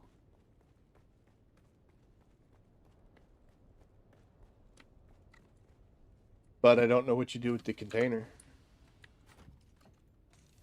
I don't know if you can actually break down the container. Oh, look at that. I forgot to label. Here you go. So here's a Mark V assault ornithopter. And that is complete. So I got everything I need here. And yeah, I got everything I need. Maybe a couple extras too. So this isn't considered a vehicle. It is items in a box. And that will transfer over with the gun if vehicles do not. From what I understood, they said that vehicles, yeah, better safe than sorry. I would break down all your vehicles, but I don't know what you could do with the storage container. I don't think you can break that down. Unsure. Okay, so like I was saying, I had made, oh my God, we're in second place? Absolutely not. So I made a list of different swatches that I've already collected so that I do my best not to double up on them. And right now we are going to focus on this one. This is House Canola. and I do not have this yet, so I want to get 14,000. I'm 11 away. So I need to do 11 missions specifically for House Canola. So we are going to, wait, what was their symbol? Oh yeah, it's a really cool thing. Okay. So that would be these, because that's them. This is here in the Odom, but you only get 750 for it, so that kind of blows. This is in the Broodworks, so that's cool. You go make it up there, bud? And then this is a testing station. Hold on a second, guys. Hey, let me help. Let me help you. You gotta hurt paw-paw. Okay. Are you ready? Ready, bud? Whoop! There you go. Look at you. There you go, bud. You feel better up there?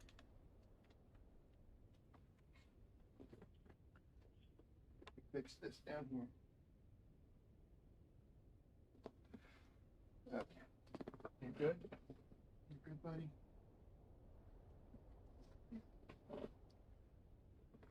Hurt paw-paw. Oh, bump it down a second.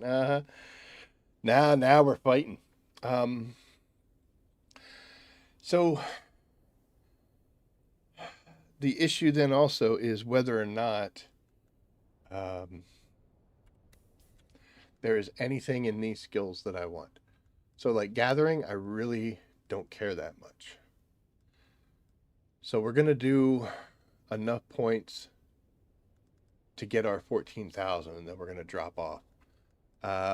Things that I'm excited about are this one here, level 50 in the exploration, because I'll get another row in my backpack, which is cool. I'm a pack rat. I love that. But as you can see, we are really far away. Exploration. Let's see. Ooh, that kind of hurt. Ouch. Explorations that are still open. I need these guys.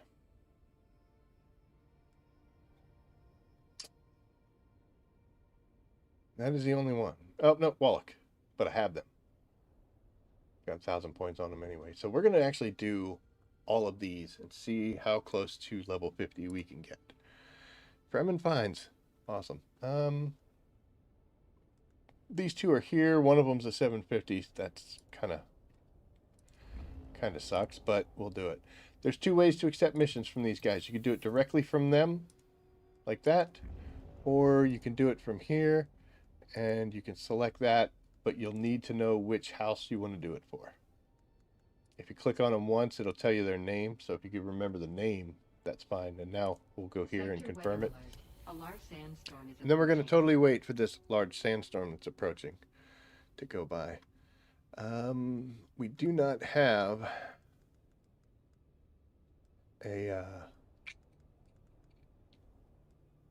we do not have the other smuggler's run. That would be up here, and I'm not interested in knocking out anything in crafting right away.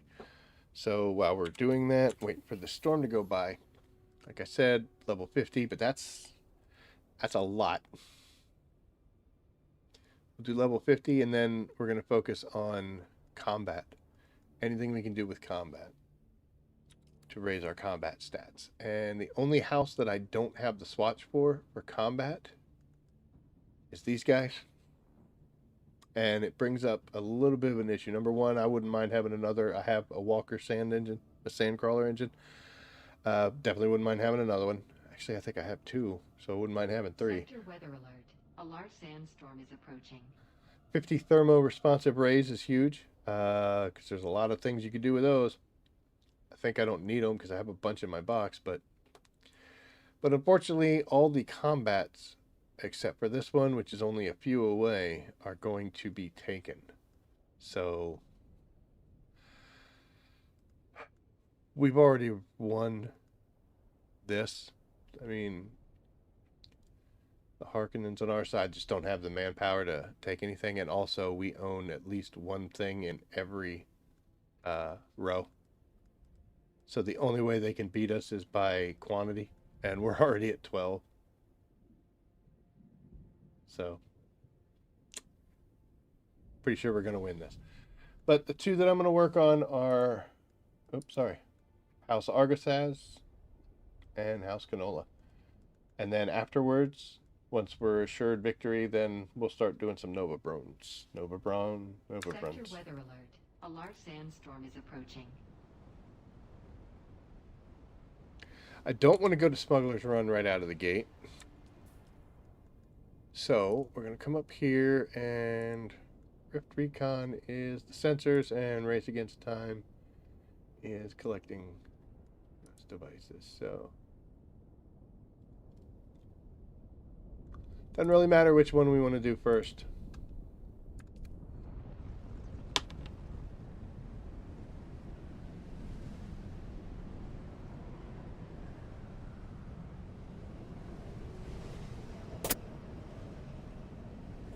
While we do double XP, we do not double house contributions. But you do end up...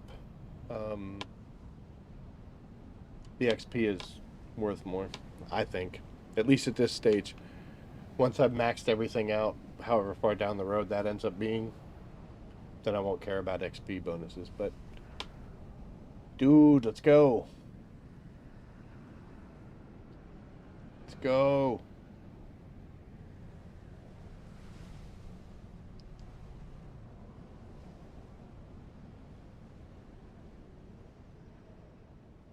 There we go. Thank you. See, that's all you gotta do is just complain. Look at how beat up this thing is. Every shade of damage.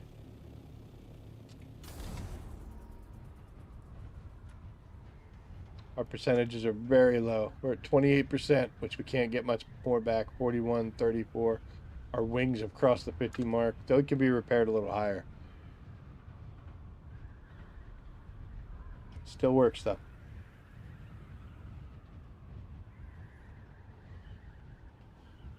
But she is long overdue for some refitting. We might go ahead and finish these missions and then go do that.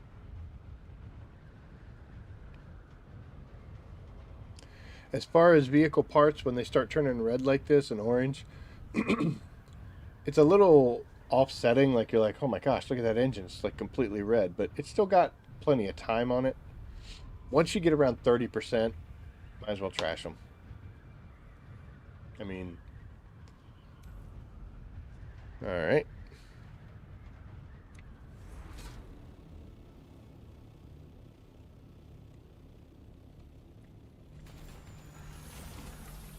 This mission, once you've done it enough times, is nothing. You don't even like boost, you know?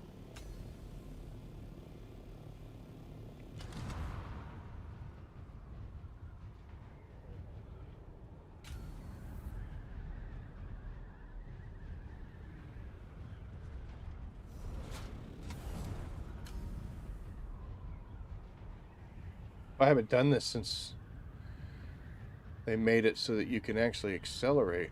Wow.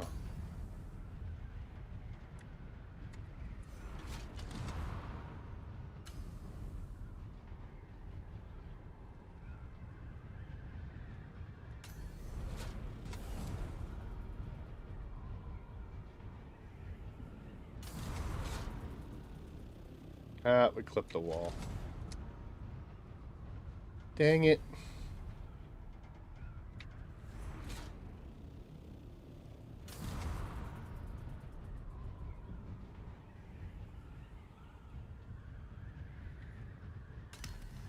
A little bit of a hit, but we've definitely had worse. All right. Now we got to go to Pinnacle Station.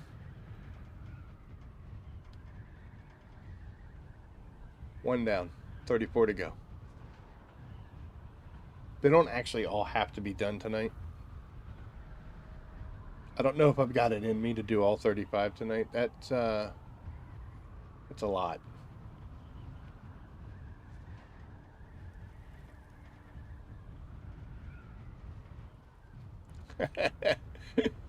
Only 3 active players, but you know what? If they're productive players, There you go.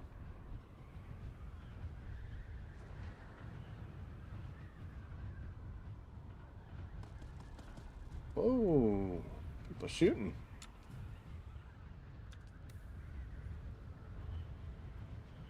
You're still up there, though.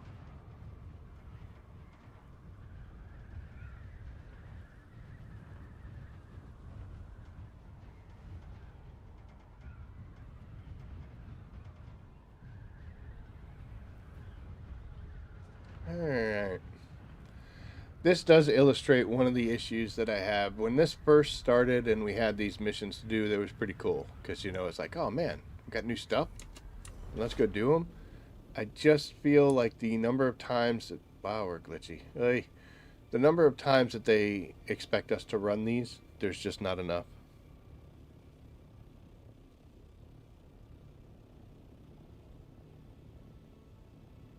You gotta get to it, Jiggy.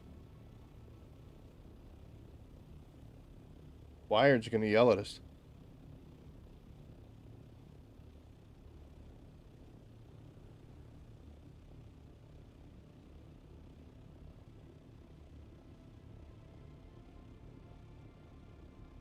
But yeah, the number of times I have to do this, there are not enough missions. Especially if we... I mean, think about it. I've been spreading mine out, mostly with, you know, between 4 of them at a pretty high level. I can't imagine how tired of some of these missions the guys who have reached 100 are.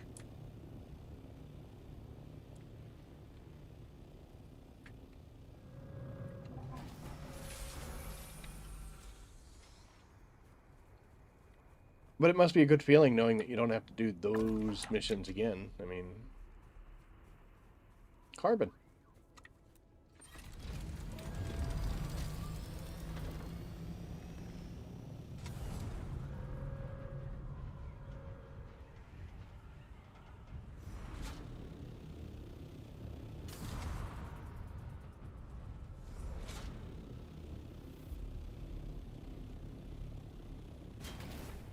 Come on, man.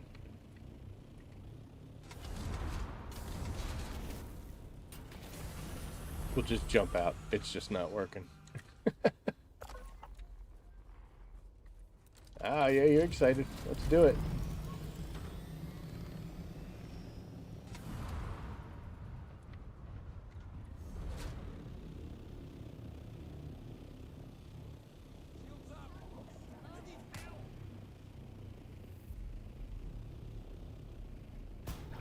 Ooh, that one's gonna hurt a little.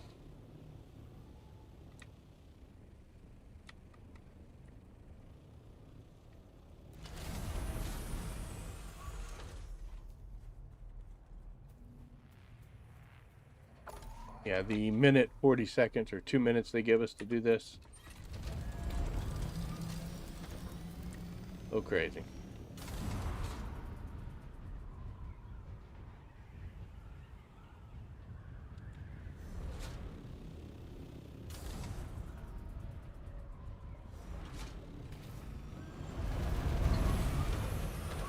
More carbon.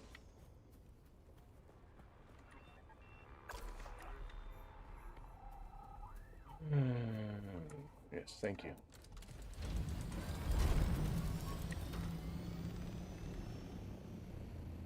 Now we got to leave.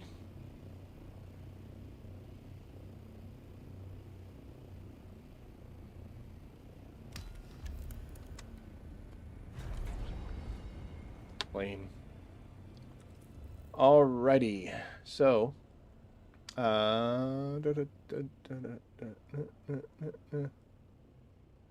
wait for this to refresh. Boop. Now we're at 1750. So we did 2 missions. One was 750. We knew it was going to happen. Sorry. So Fremen finds is... Yeah. Sabotage aboard and open fire, huh?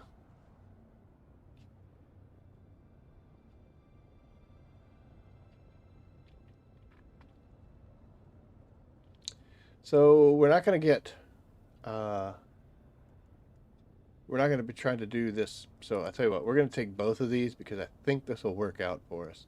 The reason I think it'll work out is because in combat, this takes us to Blushing Caverns, and so does this. So we'll do Fremen Finds, and then we'll take Spring in a Trap, and then that will send us. Well, actually, we could do both. And then hopefully we'll get another Tyke mission. Might have to take one up here. This Future of Energy is one, but there should be one that shows up down this way. I don't want to do this because that person's annoying. So let's cancel it. We got another Blushing Cavern. Okay, so this is going to take us to Blushing Cavern, so we'll go ahead and accept that. Boop. For Organize. Good. And then we'll come down here and set the deserters against each other. I need to do this one, so sorry. Sorry, not sorry. All right, so up deck. What was I thinking? It was like up next and on deck. Put them together and said nothing. So up next, we're going to do Fremen Finds, get that knocked out real quick. Then we will knock out the two that are on Blushing Caverns, and then we'll see where we stand. Hopefully we can make a run to the Tyke.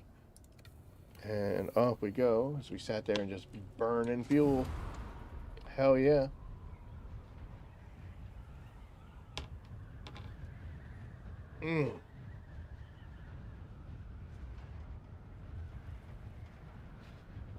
Almost to the halfway mark. Woo!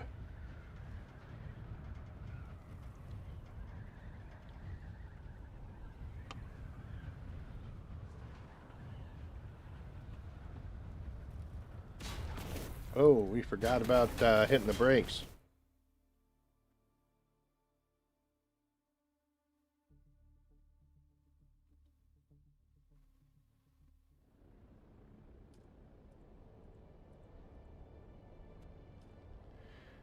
Looks like Blushing Caverns is being tracked, so I'm going to have to go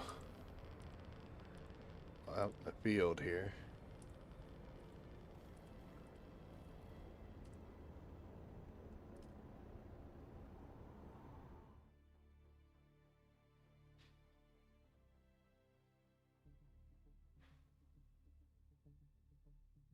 Last guns.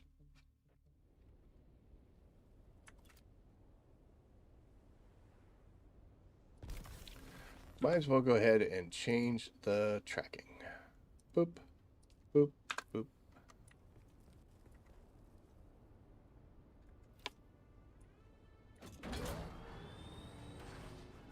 Ouch.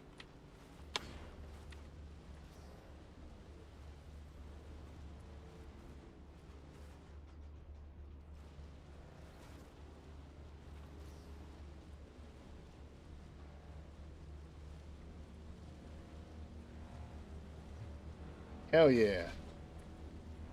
You're up to full speed now.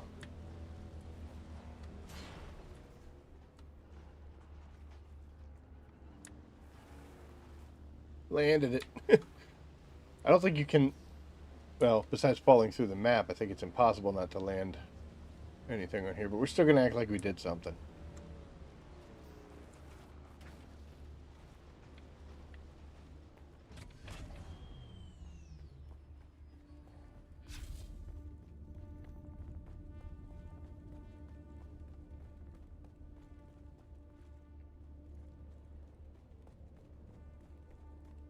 See if we can find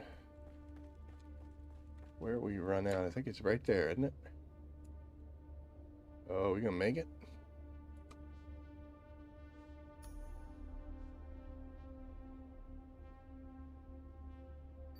Hell yeah.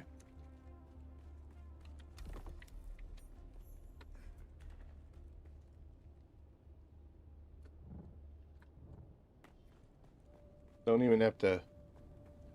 even have to upset them. Plus, they're going to get in so much trouble when their boss comes back and be like, "Where's the artifact? Huh? It's in the room.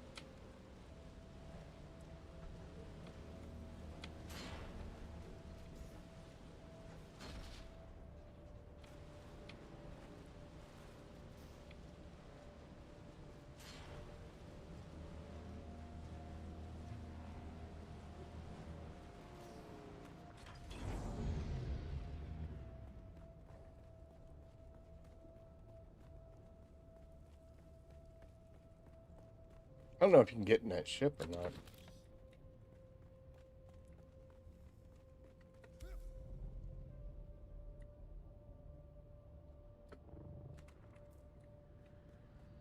Not enough power.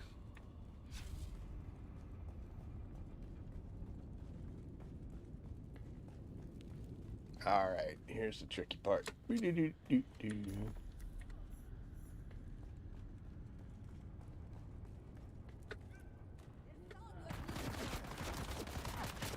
Nope, I got lucky. Oh, there's one.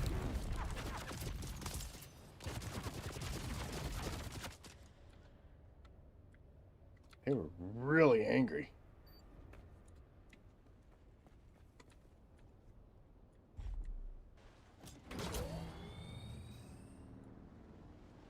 Nobody coming.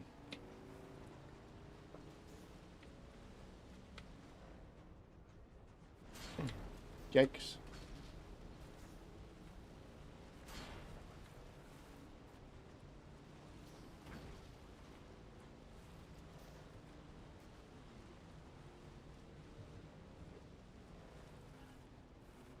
Okay. Okay. Easy. Easy.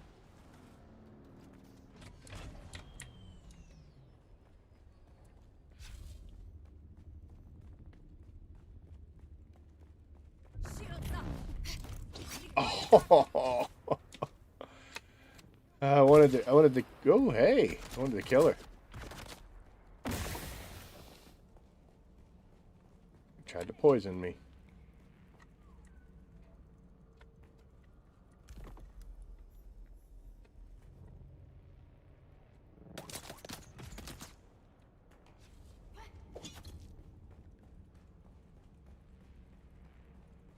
Is that the shotgun? Yeah, that's him.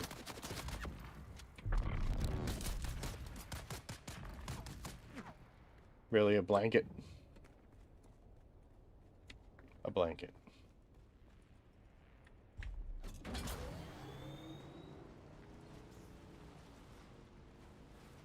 Guess I shouldn't complain, because, you know, it's... Boy, they're right over there. They're not going to be happy about this. It's just not my problem. How are we doing on exploration?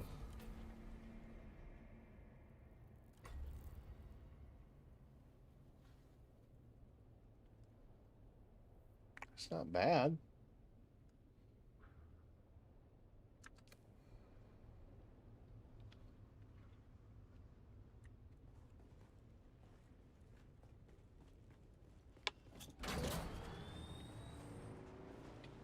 I guess my third mission, and I'm already tired of this.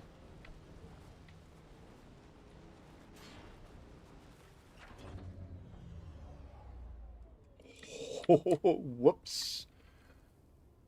Thank you for the reminder.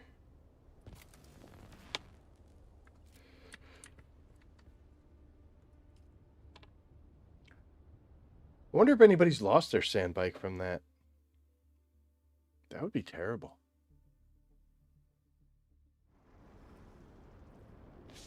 Alright, so we forgot to track it, but I know where I'm going.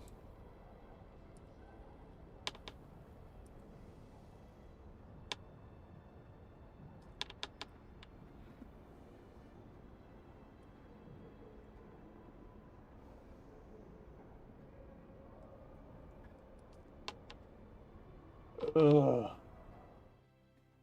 Gotta grab a little bite to eat here.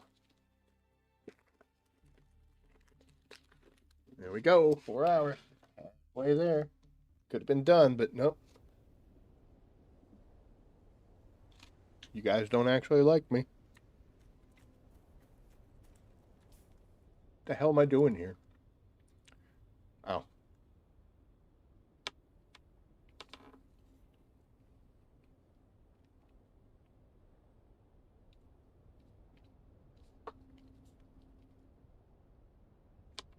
Okay. So, this we have to go up, kill the deserters. We gotta kill Leon and kill Cassian. And this, we have to go up to that very first step. That's where we find this thing. So what we're going to do is we're going to go do this one and get it done. No.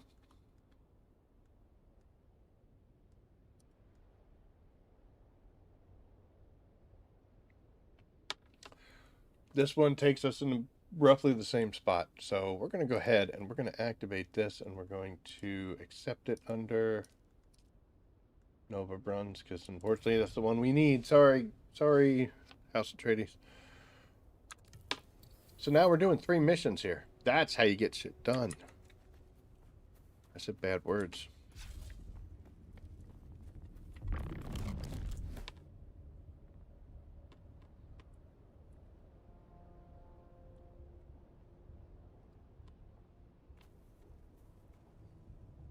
I should probably do that first.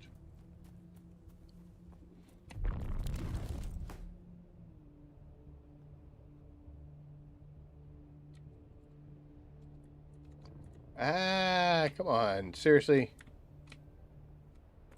Oh my god. How close to...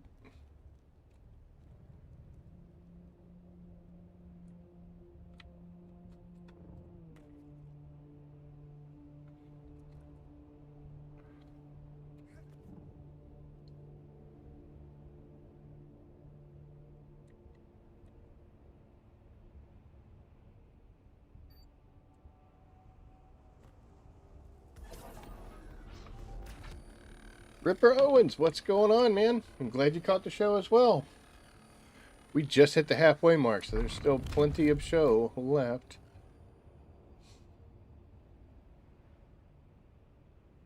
That down there is where we got to go for the first part of the next 2, so... Oh boy, we hit that one hard, didn't we?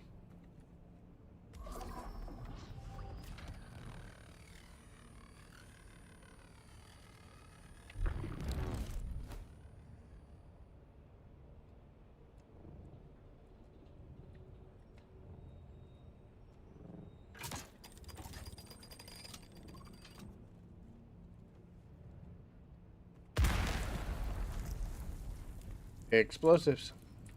Okay, so now we have to go down into the cave.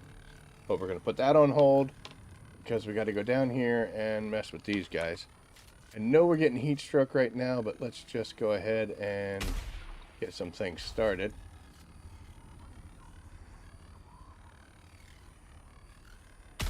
Oh man, I tried.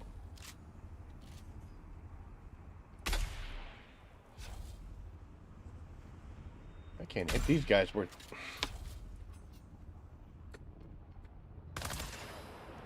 Oh, that's not good.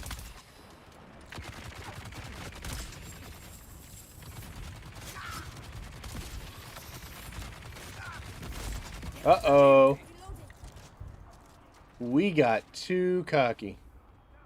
And now we don't have a shield. And they're all still alive.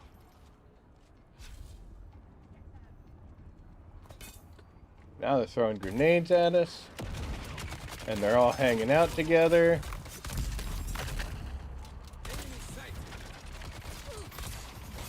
Could one of you die? Thank you. Holy cow. Oh, we're great, dude. We're gonna... Nice shot, dude.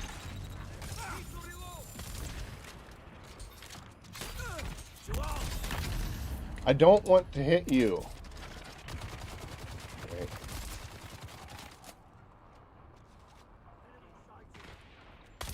Thank you. You're the one that needs to die.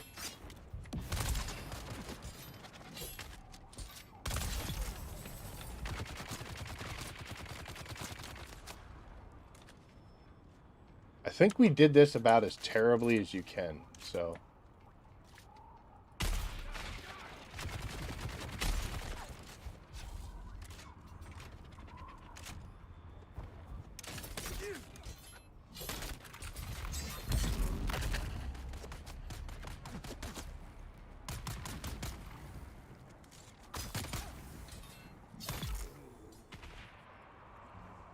Okay. I don't have it tracked, but as long as big guy's gun is here, which it is, we're... Okay.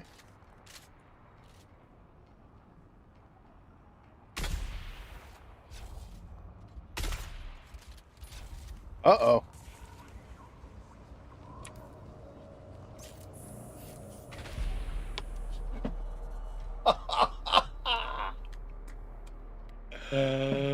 Oh, that was fun. Oh my gosh. Okay.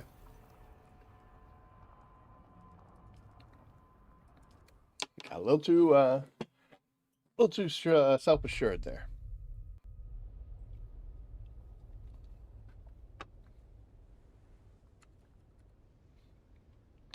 Okay.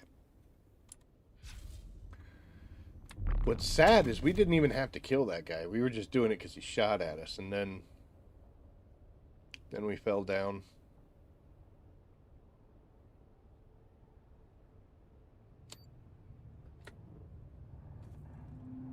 But we gonna get him now. What do you think? Right about...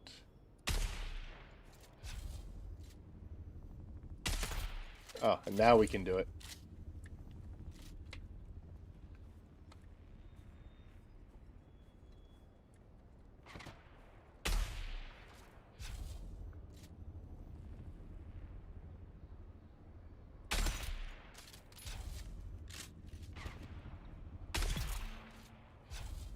Took a little while. Alright, now I'm gonna pick up our dead body in shame, but we'll go ahead and we'll hit this.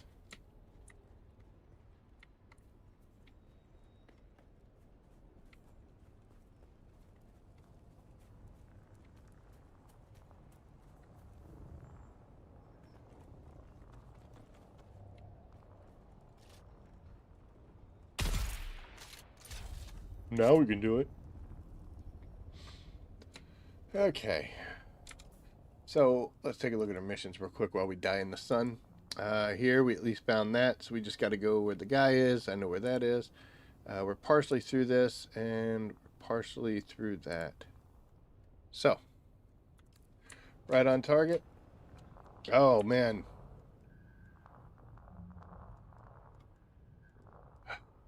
I didn't know if it was going to let me still have his gun. That would have been horrible.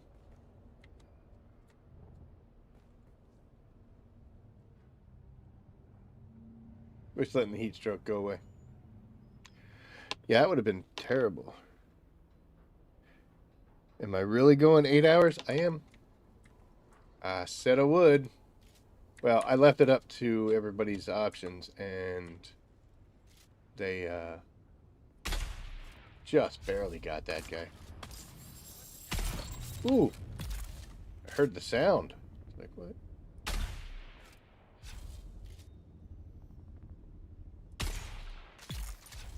I died anyway.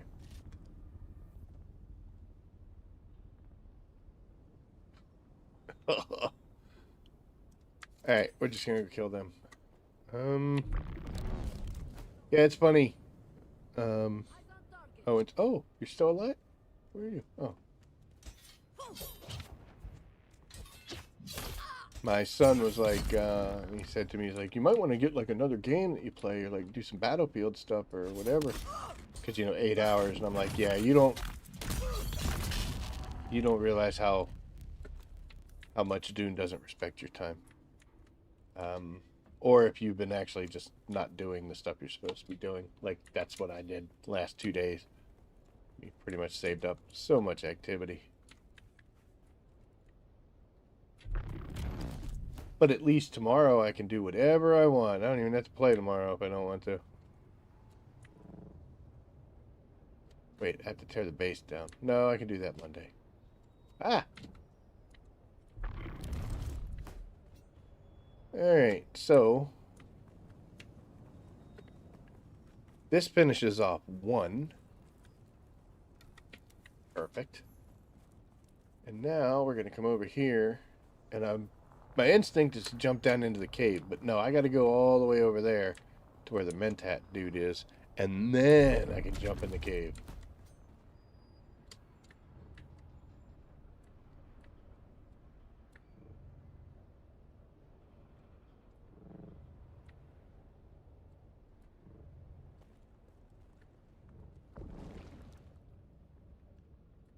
Gross. That's quicksand back there, by the way. I don't know if you know that. Ah! If you falls into the quicksands, bad things happen. You can jump out if you got the right suspensor belt.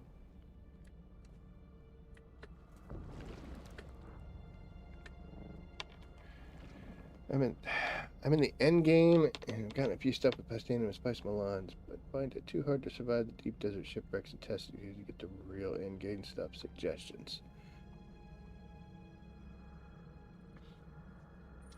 Okay. So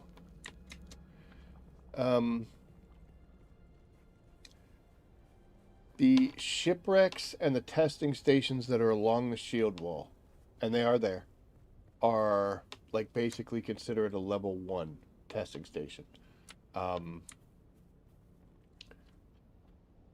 In the PvE zone, there are testing stations and caves and shipwrecks that would basically be a level 2. The guys are a little stronger. And then in the PvP section, there is a level 3 where the bad guys are even more strong. Each of the testing stations is kind of different. They'll have some that are real quick, real easy. Then they'll have some that are like wave after wave after wave, which, yay, which are hard, especially if you're by yourself. If you want my advice for the easiest way to get through it is to, don't take this the wrong way, but know your place. For instance, if you're just now, like this is your first trip out into the deep desert, you just don't have the gear to survive a PvP testing station. It's just not going to happen. You could probably do the ones in the first row. You may not be able to do the PvE. You definitely can't do PvP ones. You just don't have the gear. So it's kind of that progression thing where you want to do the ones in the beginning area, and then maybe in the PvE section, pop a message into the chat. Say, hey, I'm going to do PvE. I'm doing the testing station in, C7. Anybody want to do it? Because if you go in with a group, it doesn't change the testing station. So if you're in there fighting 5 waves, you'll be able to fight 5 waves by yourself or with somebody else. And when you go in there, because it's a PvE section, then you won't be able to hurt each other as long as you're in a party together.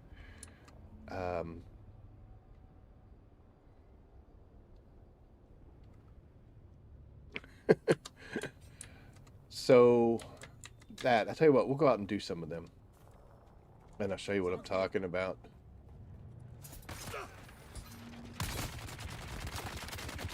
Hi. Look at you.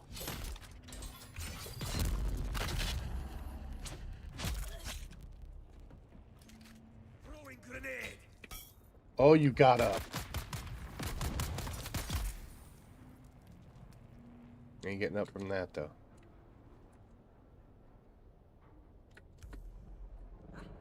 Huh?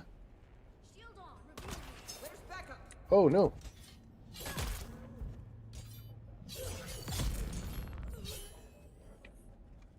That was fancy. Holy cow. Alright, so I'm going to come down here and kill these guys because they're going to make life really annoying if I don't.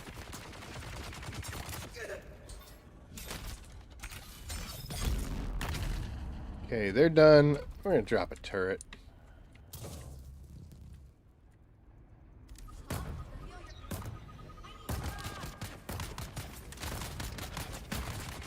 Seriously gonna miss?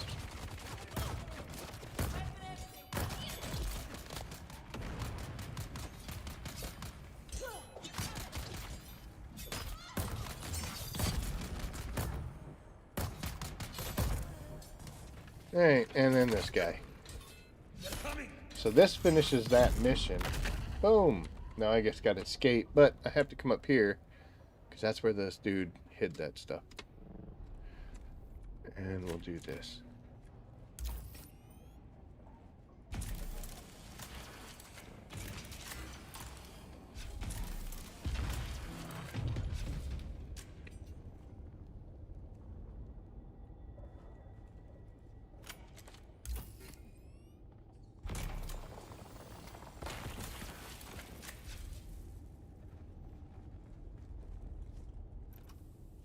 There's that.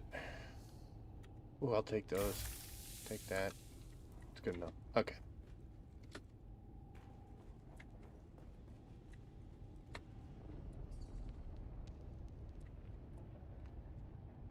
And I say it all the time, but I'll say it for all you new people. Everyone fights, no one quits. If you quit, I'll shoot you myself. Stand on the dead guy. Because this dead guy will tell you which way to go. I'm assuming he died by falling down this hole.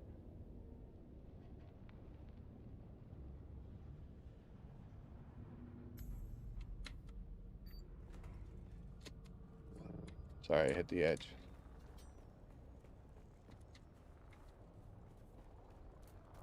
Okay.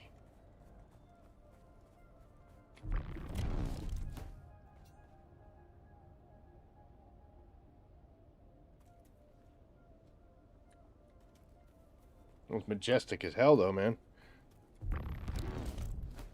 Stood up there like Simba. Boom. Okay, 1, 2, and 3.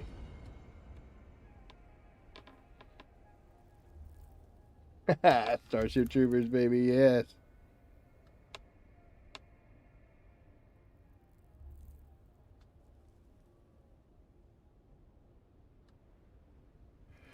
Yeah. Yeah, the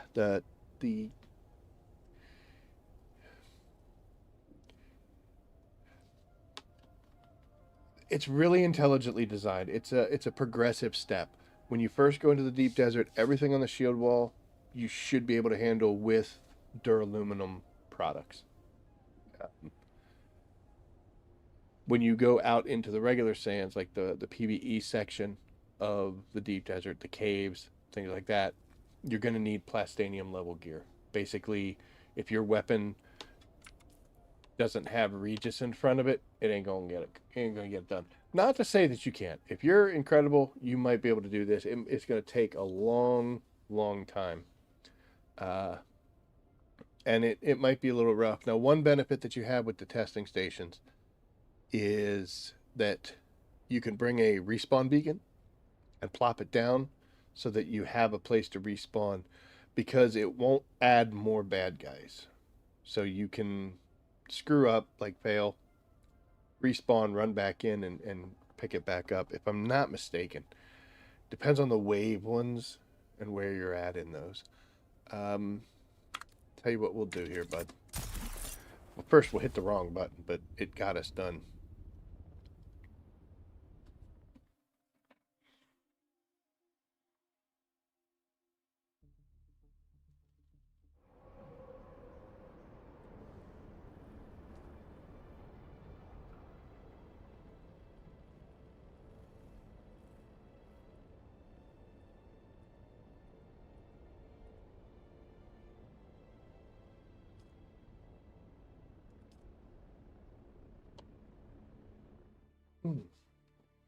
Remember, I was doing a testing station once, and it wasn't even really a hard one. Very straightforward. It's called Mannequin Manor. So you just go in the first room, there's like 3 guys, you kill them, and then the next room, there's maybe 4 guys, and you kill them, and then it's done. No wave after wave, no locked in areas, none of that nonsense. And I came running down, and there were 2 guys just standing there. And the one guy was wearing old school armor. So he was like in like sandfly armor. And I looked at it and I thought, odd choice. But also you can customize the armor to make it look like anything. So You can transmog, etc. But they were standing there, and I was like, "Hey, did you guys do this or no? Are you waiting?" And they were like, "Oh, we hadn't started yet." And I was like, "Oh, okay." So I didn't even join their party because it's PvE. We just went in, and we just fought our way through it. So that, like you said, don't go in alone. That is another option that you can just wait. But the issue with that is, how long are you gonna wait? You know.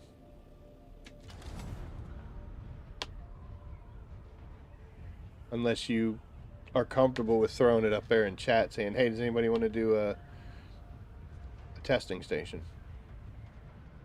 I've been out in the deep desert just doing nothing of any consequence, and I've seen people say they want to do testing station. I'll go do it with them. But I mean, I'm cool and super awesome, so it may not be the experience that you get. I don't know if you have cool, super awesome people like me in your server. Probably not. I jest. I'm kidding. I know you don't have people as cool as me. Oh, I forgot about all this junk. Huh, wow. Shouldn't say junk. That's mean. It's valuable items. Okay, so we have a problem with me doing a testing station as an example for you. And one of the things that... Oh. How do we get it? Oh, we got the diagonal. Aren't we fancy? Oh, pinky's up. That's not where I want to be. Here is the issue. I am level 47 in combat, which means I get a 47% increase in damage, and I get 23% damage mitigation. If you don't have these numbers, basically I'm doing 50% more damage, and I'm taking 25% less. I can't turn that off. So it's going to happen regardless. But what I can do is I can change some things up. Boop.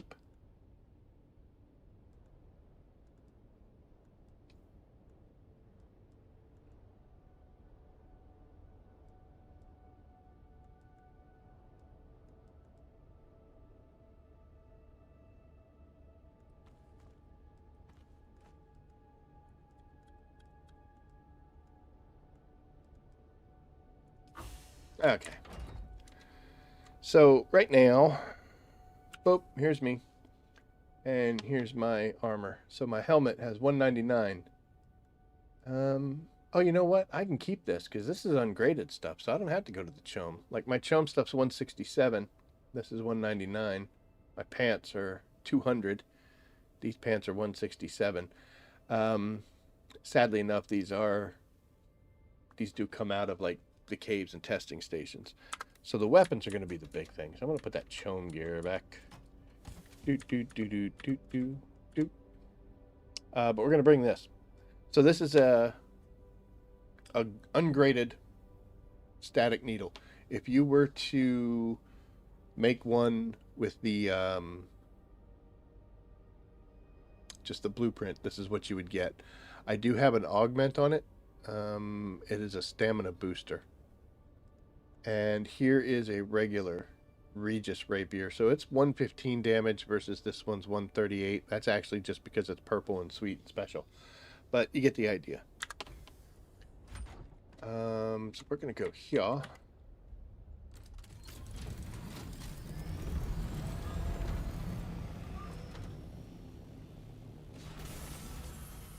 We're not going to go there.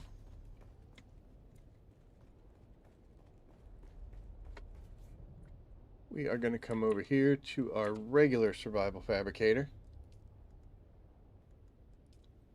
I'm going to make a respawn beacon.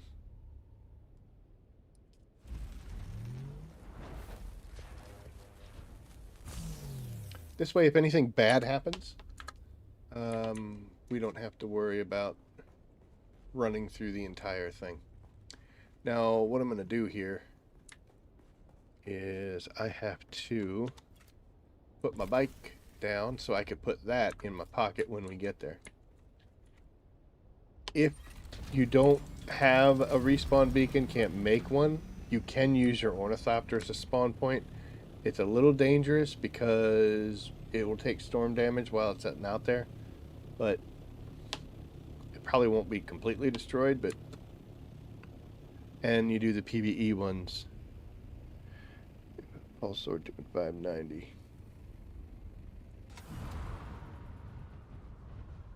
Grade 5.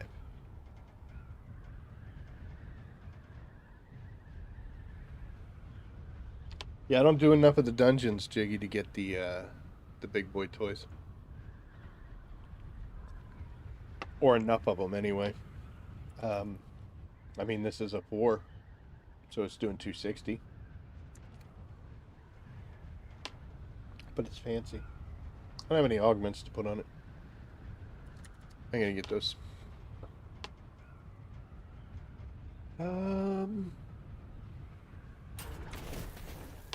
Okay, let's see. I gotta jump to something else here. Going to that method, GG, and... Okay, that's pretty easy to find. Which one is it? The Hidden Garden, huh?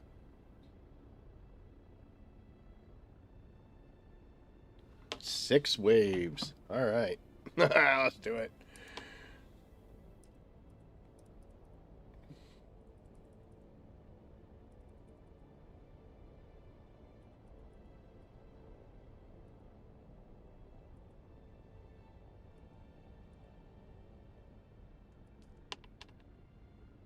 Okay, before we do that,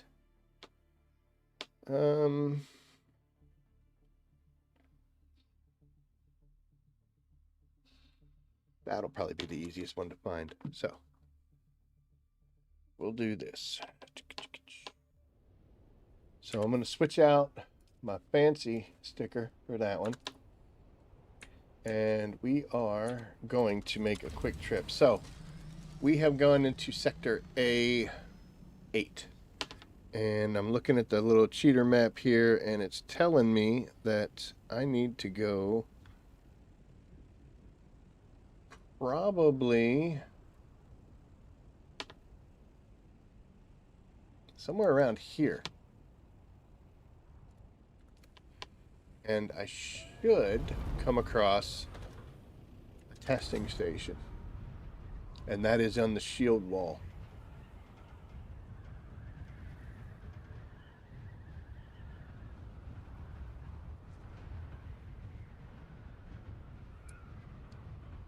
I have no idea where it is, though.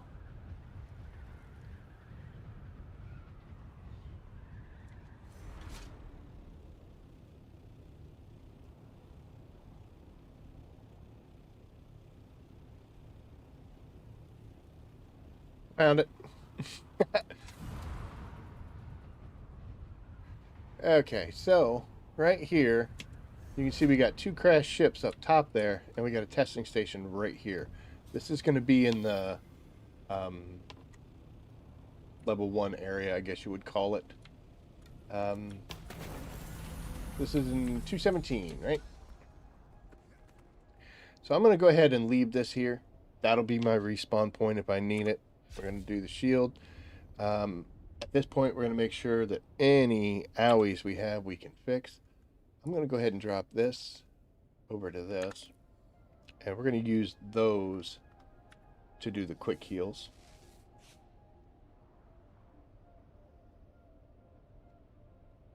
We'll do another one.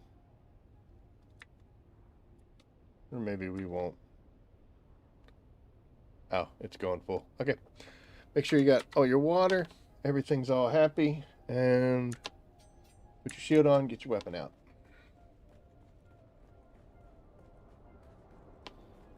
Can't say that I know where we're going or how long it takes. So, play it by ear.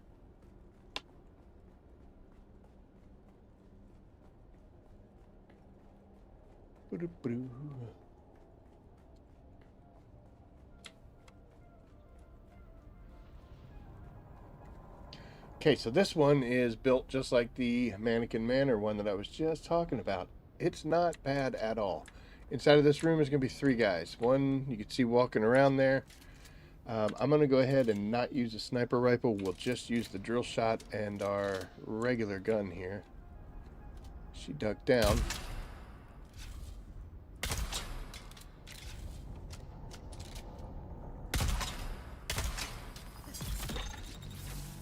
There you go.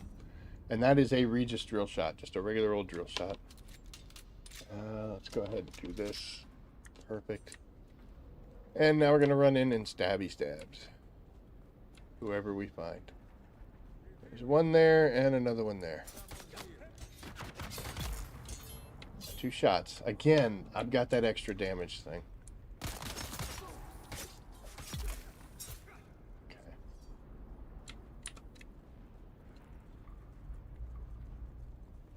These little boxes here have some decent stuff in it. Thermal coolers are always nice, the regular things. Now this is that second room I was talking about. You can see 1, 2, 3, 4 of them. Looks like that guy's either got a flamethrower or a chain gun because he's walking all big and fancy. Normally this would be where we would snipe the crap out of them, but we don't have that, so...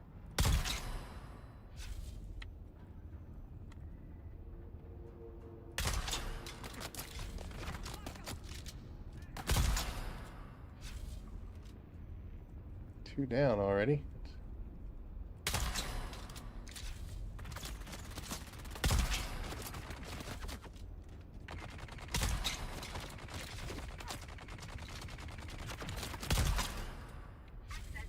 Access granted.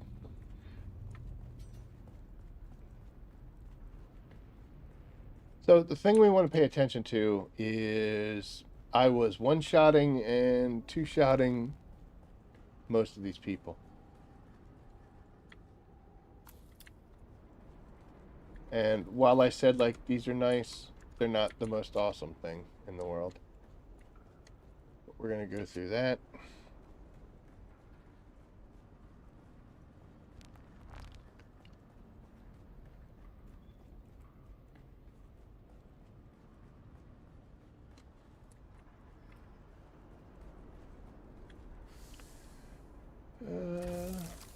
Meh. These are just secondary rooms. These aren't the big areas. We'll get there in just a second.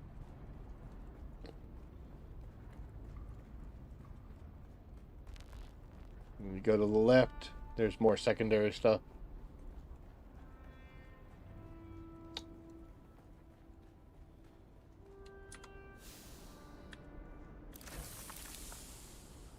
I can get bullets if you need it.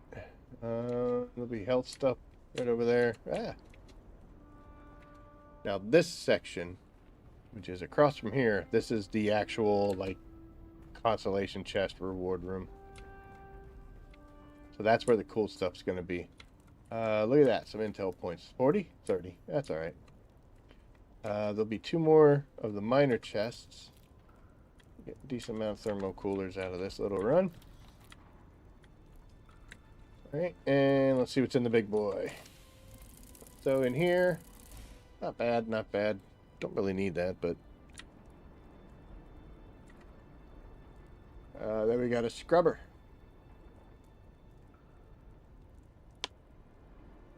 I don't know if I have this. We'll take the money.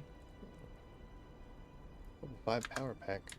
Okay, so as you can see, that wasn't all that difficult.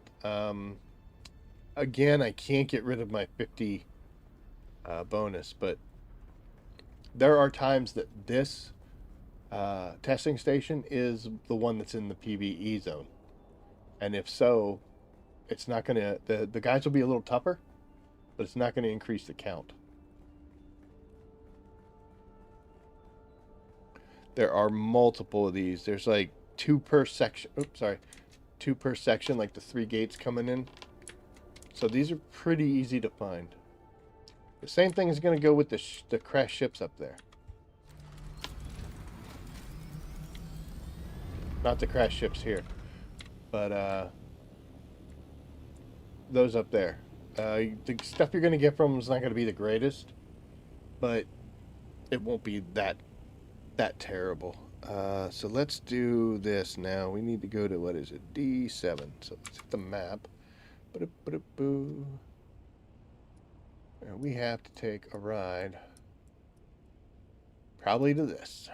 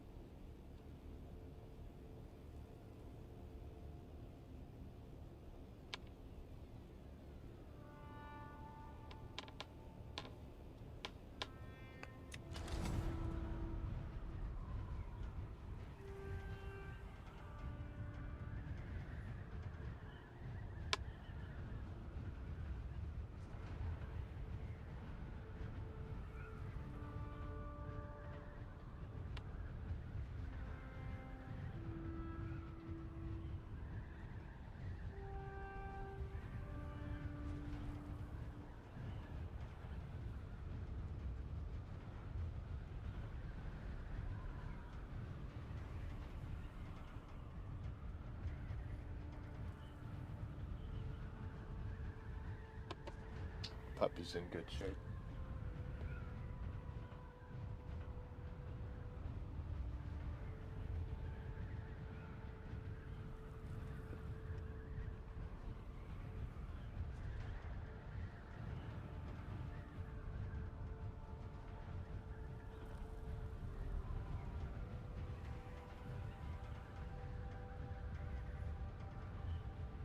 It's a bit of a haul, this one.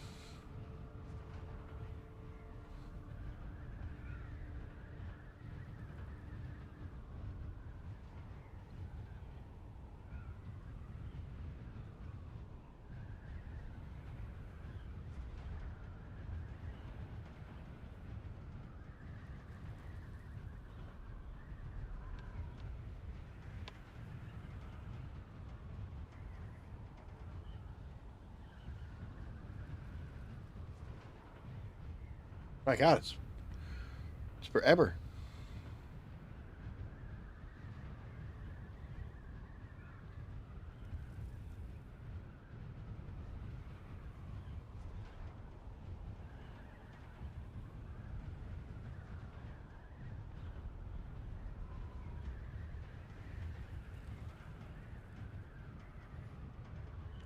Alright, so this looks like it's this one.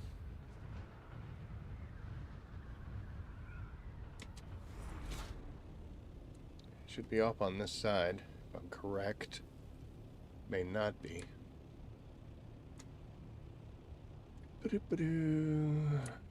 Right here.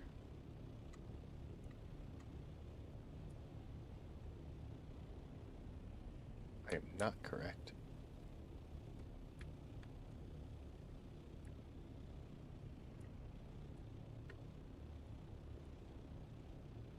So you can see it on the map right there. I'm 160 something. Oh, is this it? Bingo. Again, if you want, you can leave this out here, or you can use your the respawn beacon we made. I'm gonna actually pick mine up so that it's not. What's in there?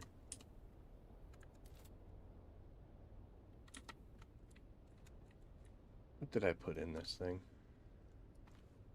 Some dumb filters. Okay. Thank God. I thought there was like tons of stuff in there. Okay, so vehicle stored.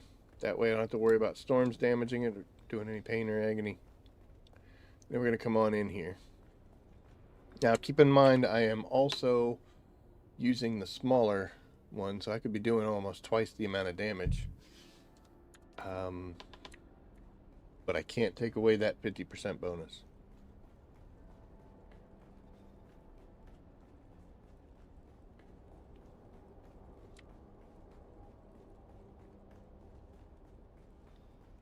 Now, this testing station is different than the one that we just did. The one that we did back, excuse me, in the shield wall is very linear.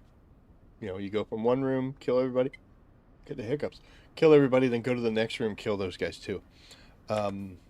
This one has a room that we're going to get locked into, and we've got wave after wave of bad guys. And they're going to progressively get bigger. Like, it'll be 2 guys, then it'll be 3 guys, 4 guys.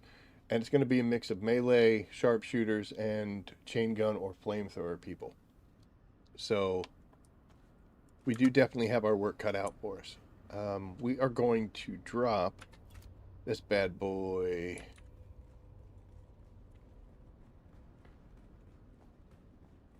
right here. Oh, right there. And now we can respawn from there if we get killed. But we're going to try not to. Stock up on healing. Like right now I've got 5 Mark 4s, some Mark 2s. We're going to go ahead and I'm going to go with these. These are Mark 6s, but put the best ones you can and as many as you can. There's probably going to be quite a few boxes in here that you're going to be able to get these from. But if you could show up with 20, be much better off. Put on our shield. Probably don't have a whole lot of fighting to do on the way there. This should be the last room that we're going to go into. Hey, more intel. Sweet.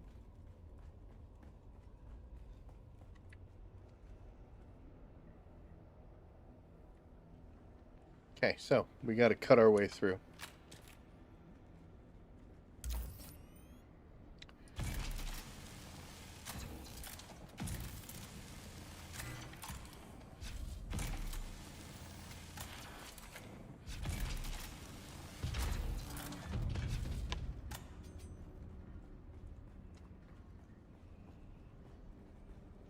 Might be bad guys here. Nope. Okay. So, once we go in there, that's when the fun happens.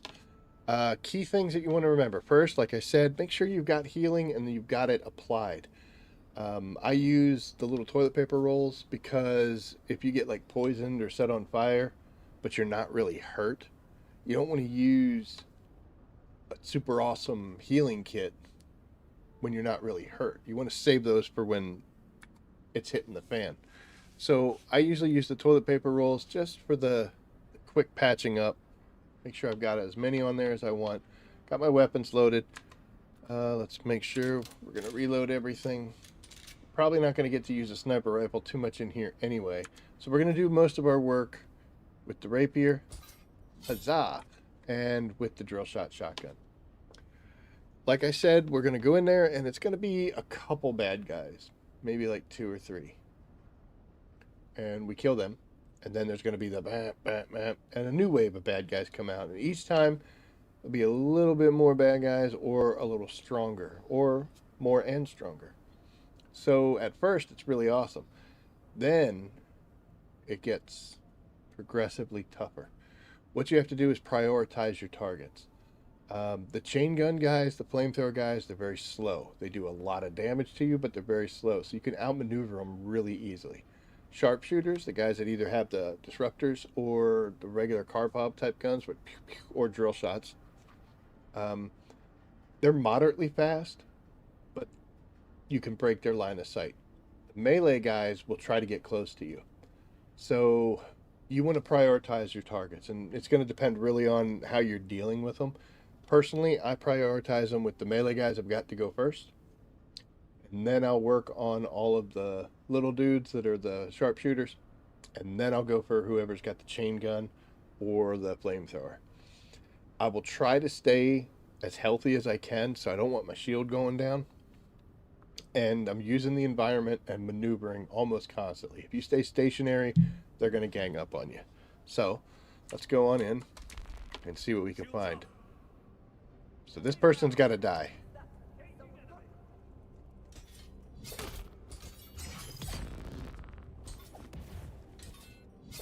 Okay, he's going to try to heal and...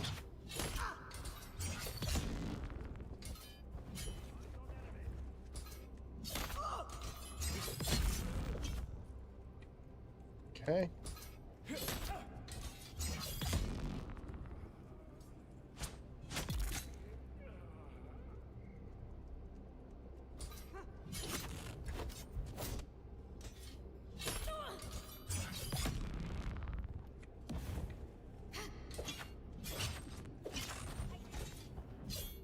Oh my gosh. Okay, she's going to try to heal.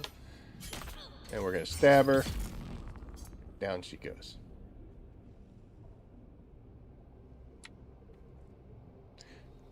Now, when it's a moment of quiet like this, instead of starting the rest of this fight, heal up. I drank some water there. They didn't break my shield there, so I was able to handle them. And then go find whoever's remaining. Should be somebody standing around somewhere. This is also a great time to get... Oh, there it is. It's a chain gunner. It's a good time to get used to the room, the layout, if you don't know it. For instance, you can run through here. Not much cover from this. But you got these walls. They'll keep you safe. Now that chain gunner knows where I'm at, he should be coming to get me. He doesn't want to.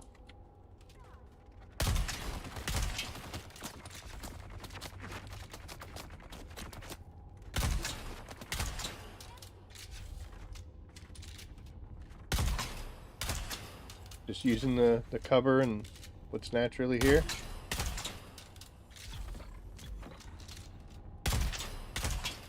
Nice dodge. Nice dodge.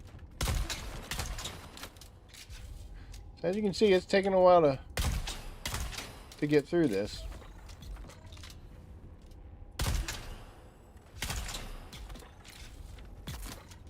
There we go. Reload. Get ready.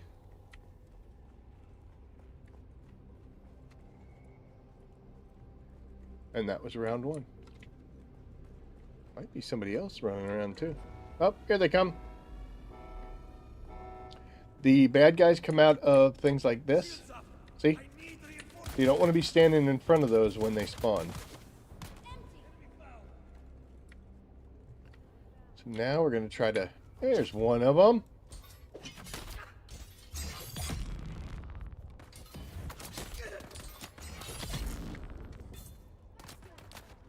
Alright.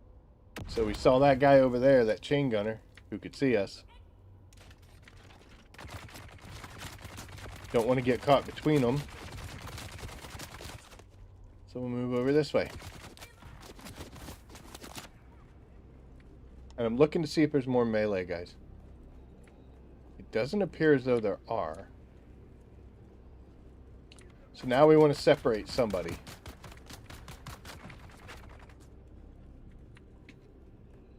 Oh, there is a melee. I knew you were hiding somewhere, you bastard.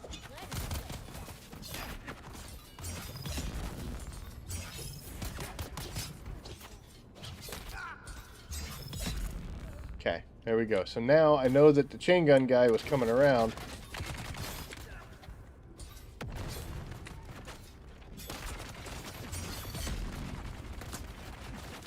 And I don't want to get cornered like that. So even though I was whooping his behind, we're going to bail. Too many guys shooting at me. Okay, this person can die.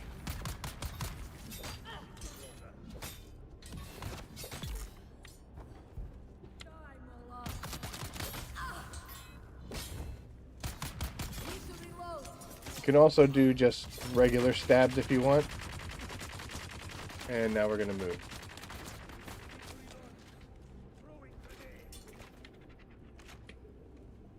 I think he just ate his own grenade a little bit. Now this is rough when they start crowding together like that. What you have to do is draw them in. They will eventually separate out.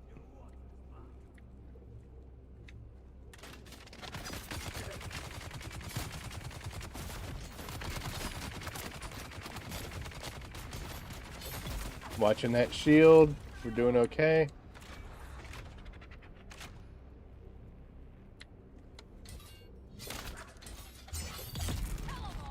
There we go. One down.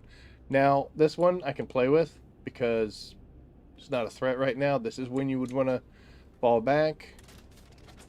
Do some healing if you need to. I took a little bit of damage. So let's go ahead and do a toilet paper roll.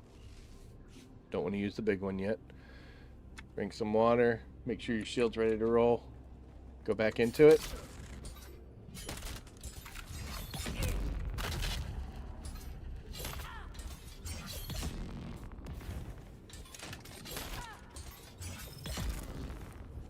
And there we go. That was round 2.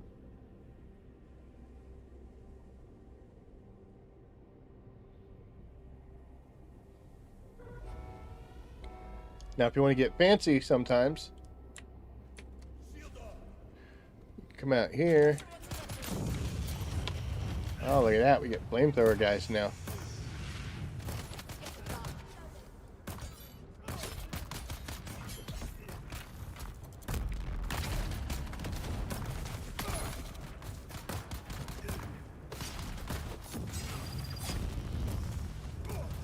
Now we're in a little bit of trouble, right?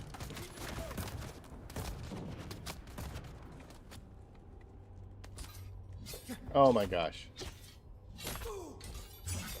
So we just relocated until we get to separate this guy out. Down he goes. He's got a friend. Same thing. Oh, he's going to try to go heal. We're not going to let him, even though we're going to pay for it, but that's okay.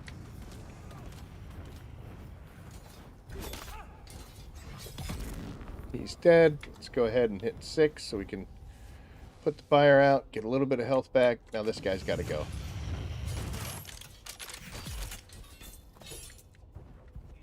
Too many grenades.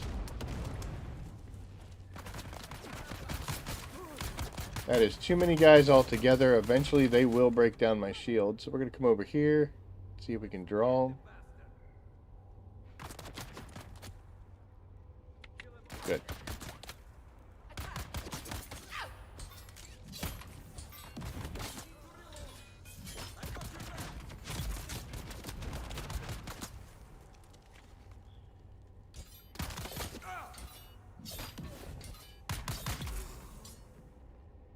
Could be one more somewhere. Yep. Oh, wow, there's a flamethrower person over there, too.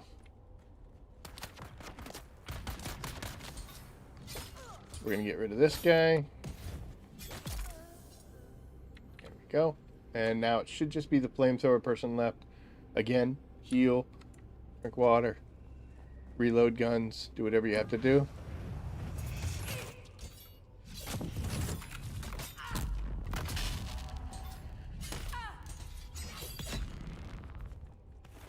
No, yeah. There we go.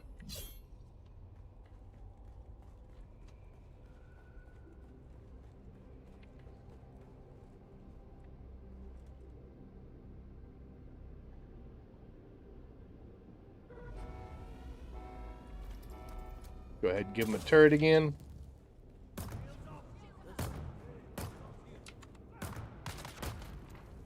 Got at least one melee person coming. Nice.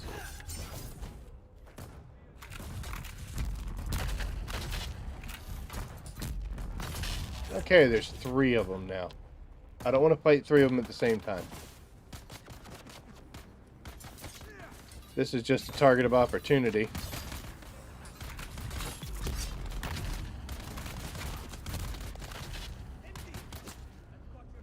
Oh, hi. Let's go ahead and give him a turret. Ooh.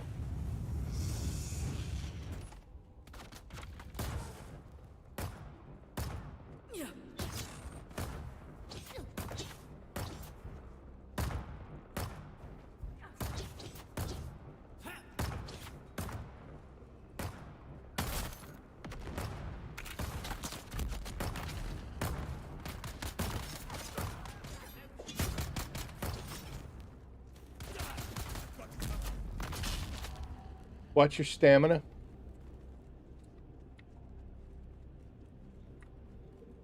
So here we can build that up a little bit. We're still kind of kiting them. Oh, we ran into a box. That's not good.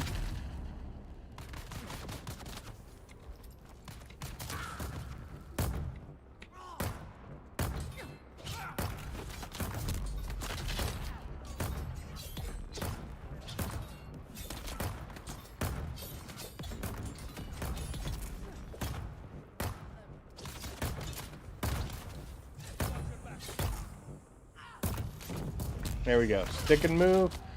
So we got at least 1 sharpshooter and 2 of the melee guys down.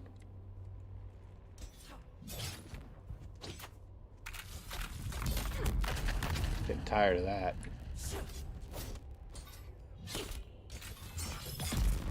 Another one.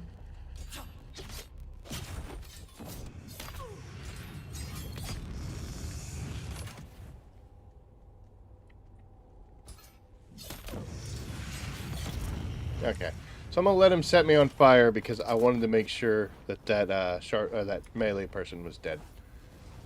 So we'll do our thing here.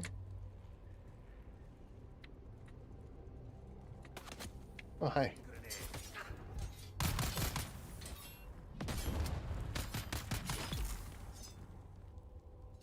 Still doing great on health. Let's drink some water. I don't think this is the last one. Nice punches.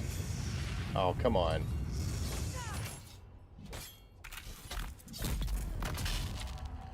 Might be, though.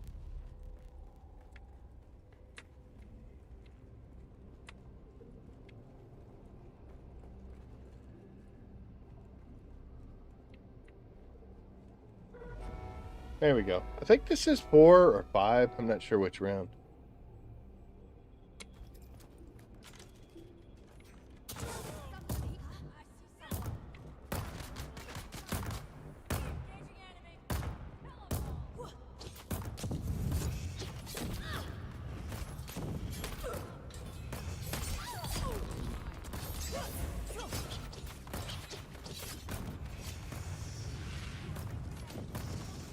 The good thing is they can't jump over that.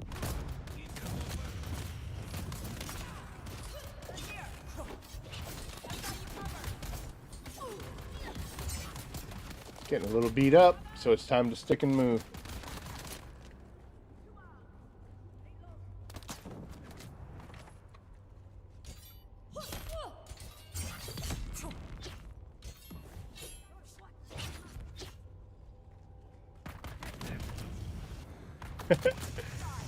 All of this just to get somebody who's trying to heal. Uh-oh, bad things. We got caught.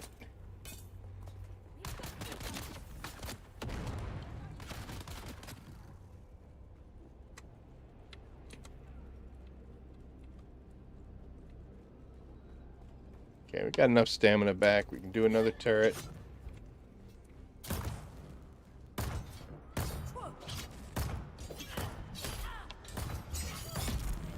Finally.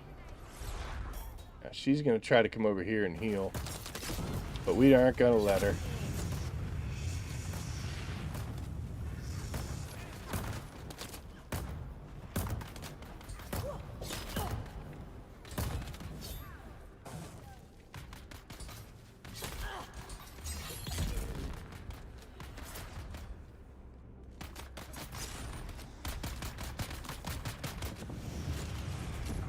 We're very low on stamina.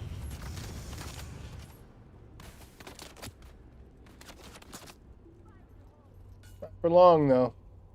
I'm pretty sure all the melee guys are dead. This is a good time to use a real healing pack. You first.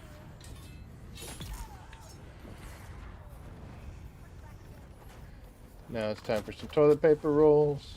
Put the flames out. Whoop, I was going after them, but now there's 2 flamethrower guys there. Looks like we got 1 melee left, huh? Let me get some. Wow. 2 melee guys left. Where were you guys hiding?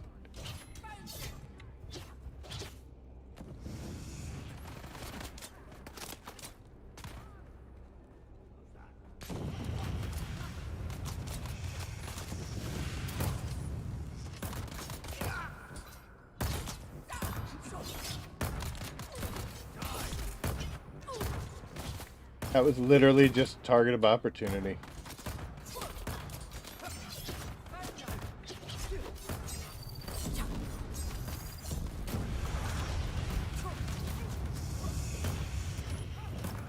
We ran out of stamina again. I'm not going to be able to stop to put those flames out, so we're just going to have to let them expire on their own.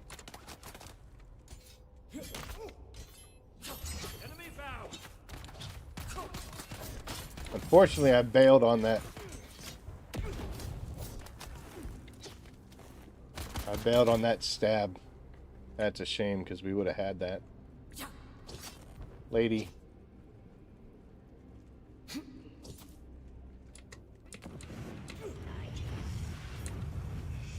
Oh, hi. Don't want to stand in the fire, guys, so...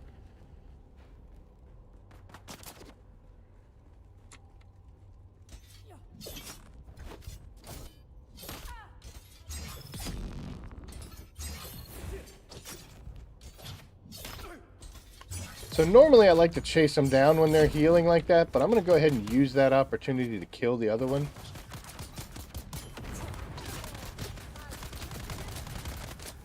But we got to move now. This guy's all by himself. No, not anymore.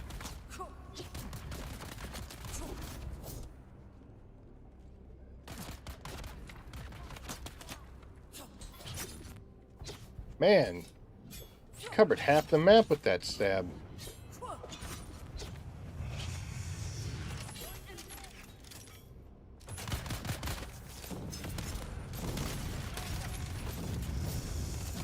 Good God.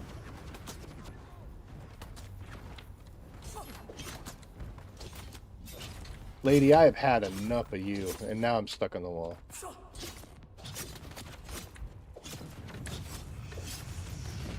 Literally. There we go.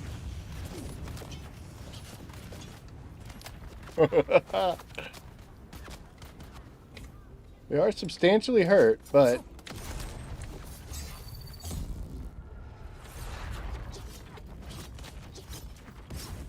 You've got to be kidding me. Alright, so we're really close to dying. So let's go ahead and at least get something on real quick. And we'll do this part. And now we're full back to health. We just need a little bit of time. That was incredibly close. Far closer than I would like it to have been.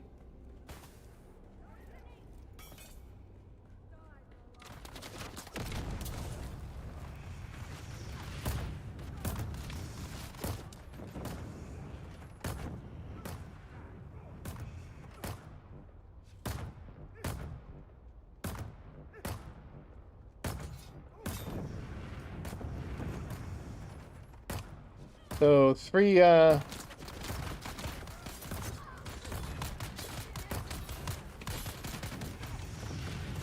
of them died? Come on.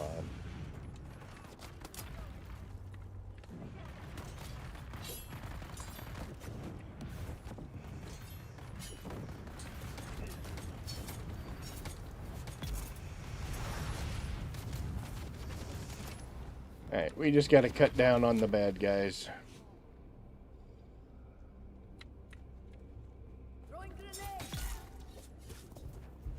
I thought one of them was really badly hurt. You should never get yourself caught alone, dude. There you go. Alright, so now we just got to get all four of those guys to separate. While my turret is super cool, it's not going to be enough to take them out. Not as a group like that. Where's the guy that was shooting me? I don't know where that guy's laying around. Alright, so we're going to use a drill shot. I'm going to try to thin this up a little bit.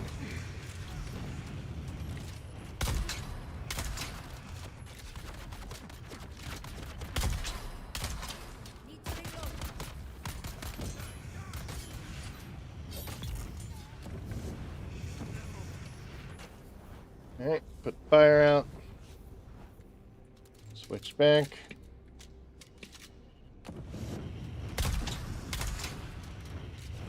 That is ridiculous.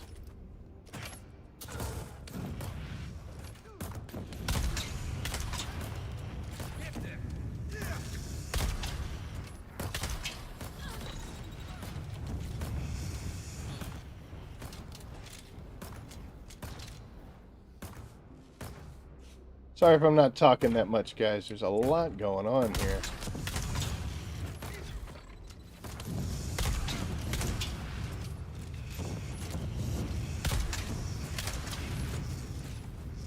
Could one of you fall down?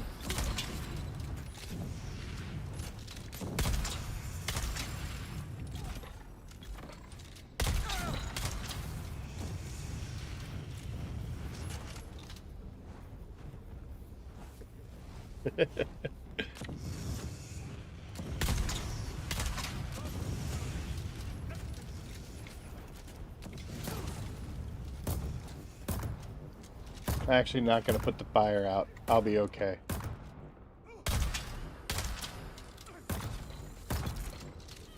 Finally!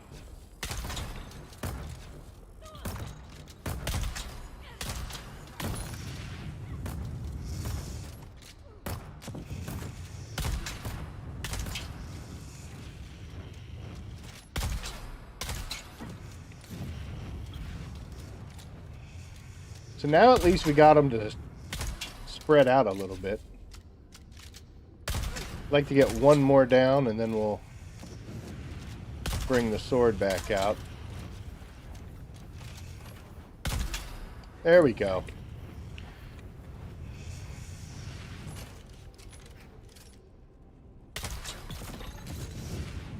That was surprising.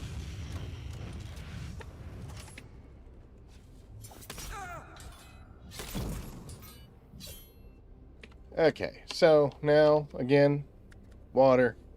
Make sure everything reloads. And we got to get ready for the next, which should be the last wave, I believe, after this. We're going to drop a turret right there.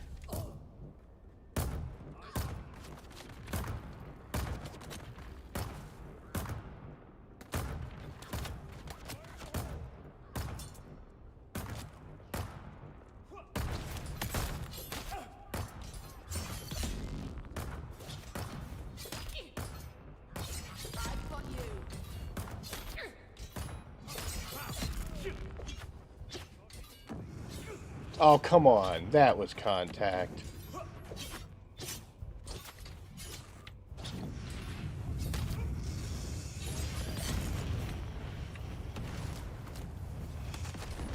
Alright, so we've got 2 melee people down. Don't know that there's any more. But there sure is a lot of these guys, huh?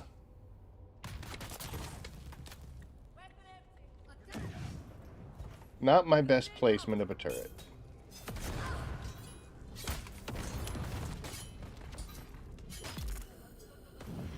Oh, hi. You know what? While this guy's separated from everybody else, we're gonna put it to him.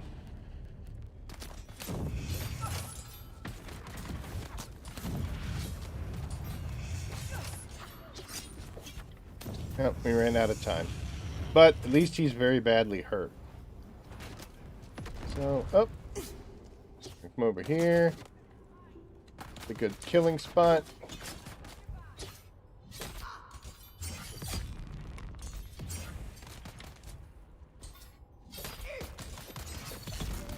There we go. Melee is gone.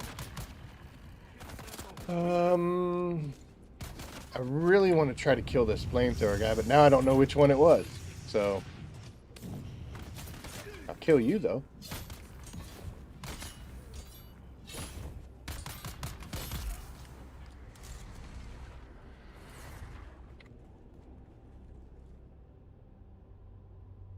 Well, we'll take this time to go ahead and heal.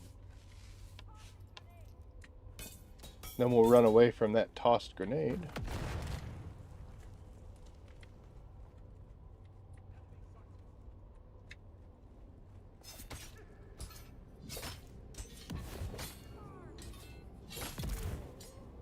How's it feel to be pinned up against the... Yeah, thank you.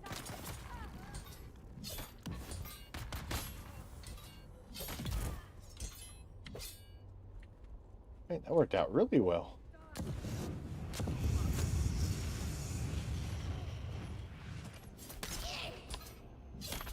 Caught her daydreaming.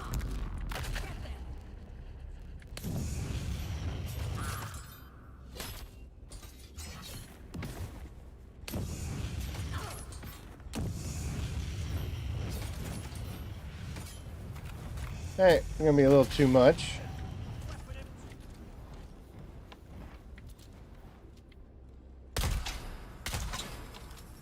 That was the one that we were just messing with, so we knew she was going to be somewhat hurt.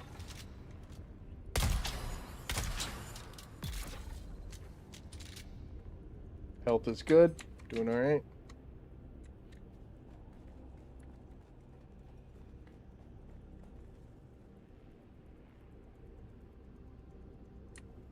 Who's alive? Oh, you are.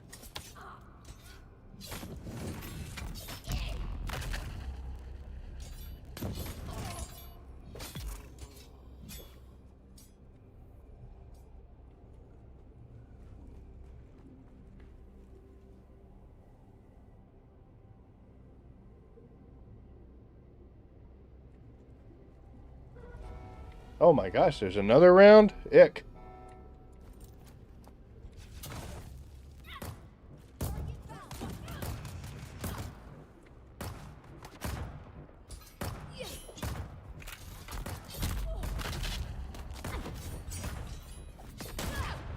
Oh, I got them both. Hey, there's 3 of them, and now I'm out of stamina, so that's bad.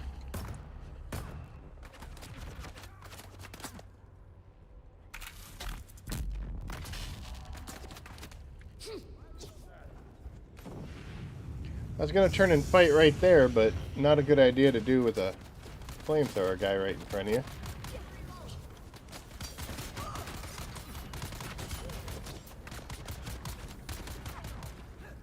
Wow. Came out of nowhere.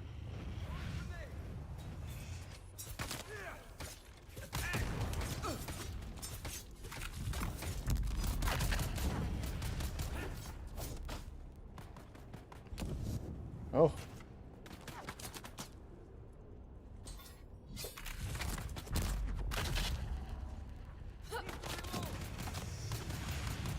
Stick and move. Stick and move. Let's drop another turret for them. They seem to like that.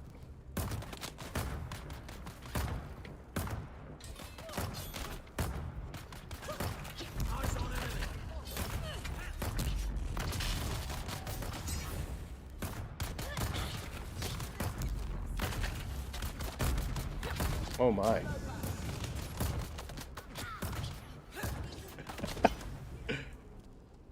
I don't think that turret killed anybody.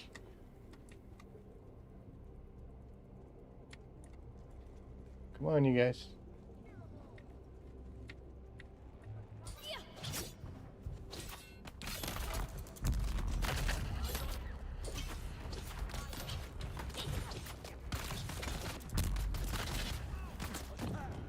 A little crazy.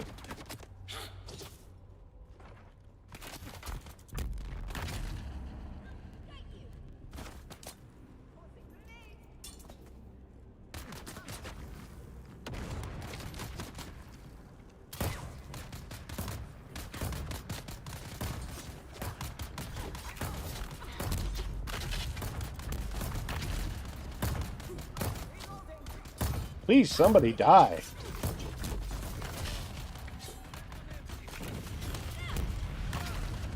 Holy crap. Thank you. I think it was the first one I killed.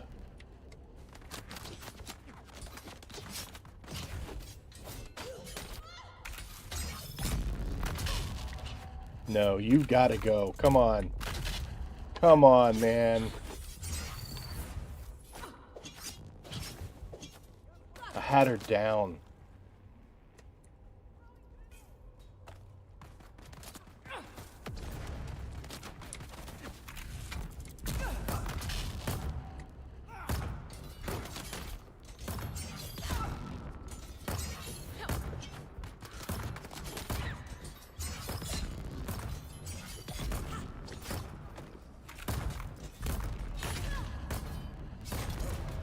There we go.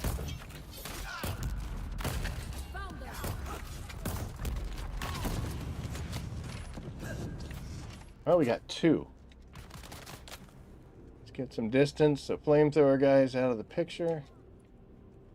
And let's see what we can do here.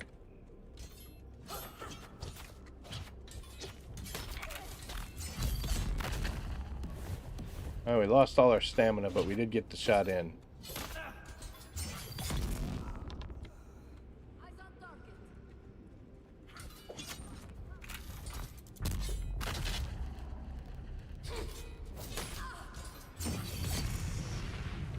There we go. We finally got that under control. Good Lord. We're in pretty good shape health-wise.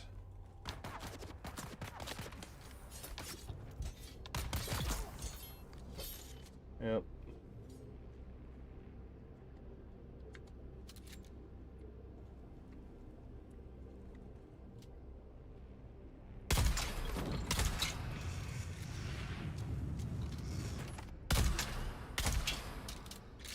Missed.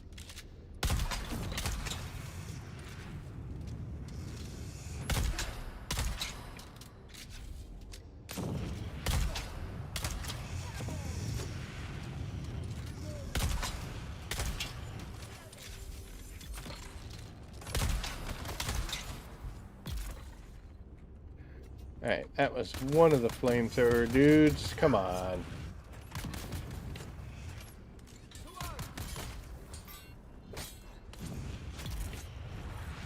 Alright, so it should only be the flamethrower person left. And that should end this.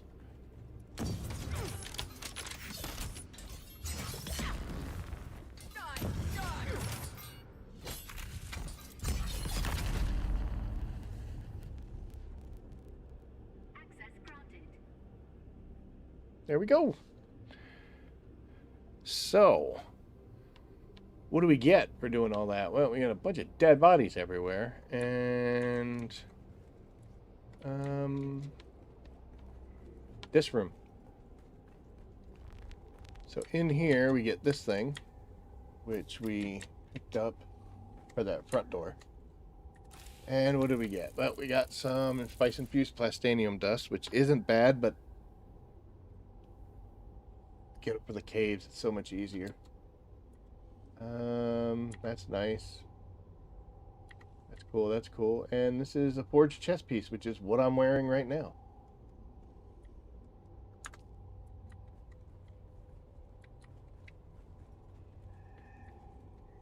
What you got? Nice Holtzman shield. Buggy tread. Some of this stuff could be useful. One. Bastards.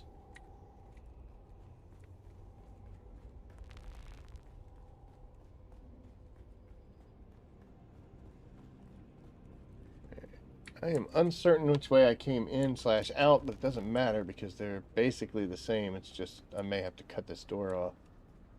I have to cut the door off because I cut the other one off.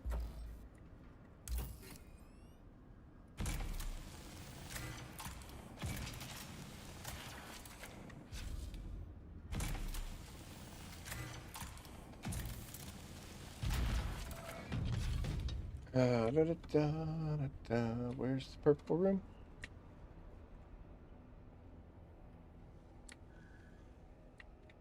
Is it up here? Yeah.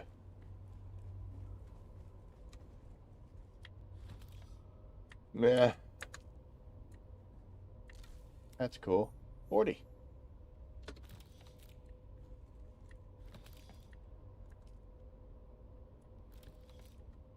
Not a lot.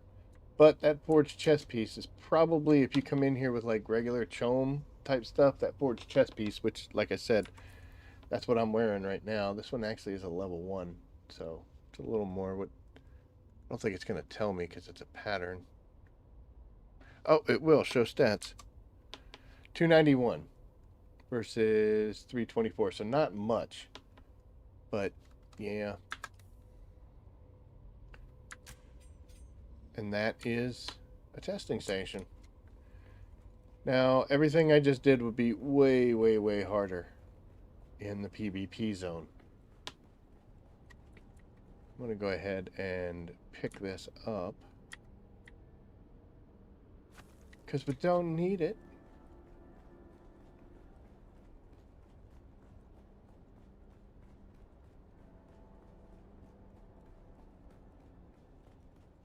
And now I've got to wait like 45 minutes for that to reset before I can do it again. So it's a bit of a fight. But again, like I said, I can't get rid of that 50% damage, so expect to have to hit everybody at least once, maybe twice more than I was hitting. And you can see I got in a couple of problems, and unfortunately let those flamethrower guys get too mashed in together. But let me show you something. The best thing we got out of that is this chest forge, the forged chest piece, and plastanium dust. But you can get plastanium dust in the caves, and it's so much easier.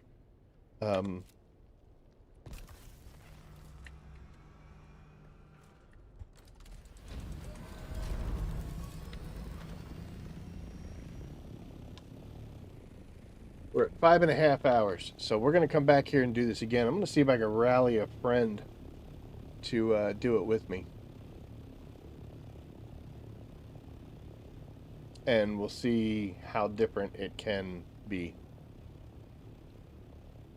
I mean, we'd go in overpowered, but I'll still keep the same gear on. But it'll go so much faster. Where's a crashed ship these days?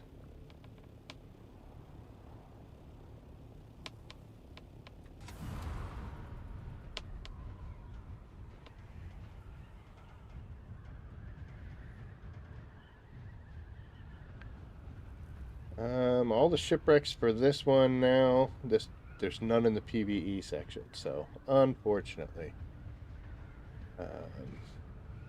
we can't do that. But what we can do is we can go right here. Hey, it's a small spice bloom.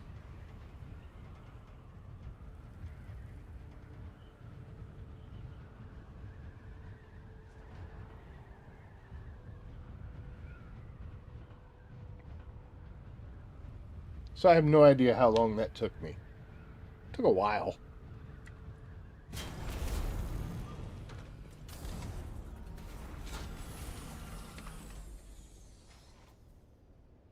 Excuse me, but this is a forgotten cave.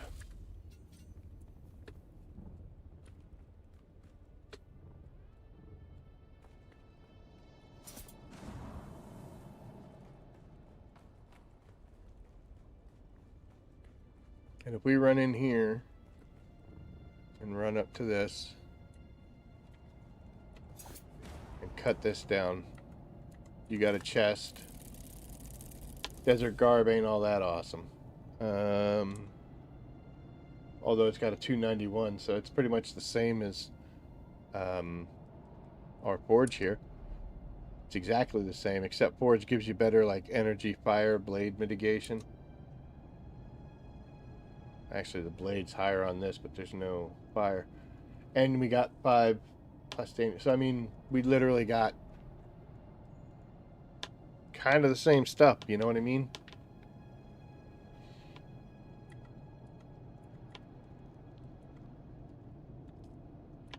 From a chest that we literally just ran up and we're done. I know you're gonna fight these dingleberries.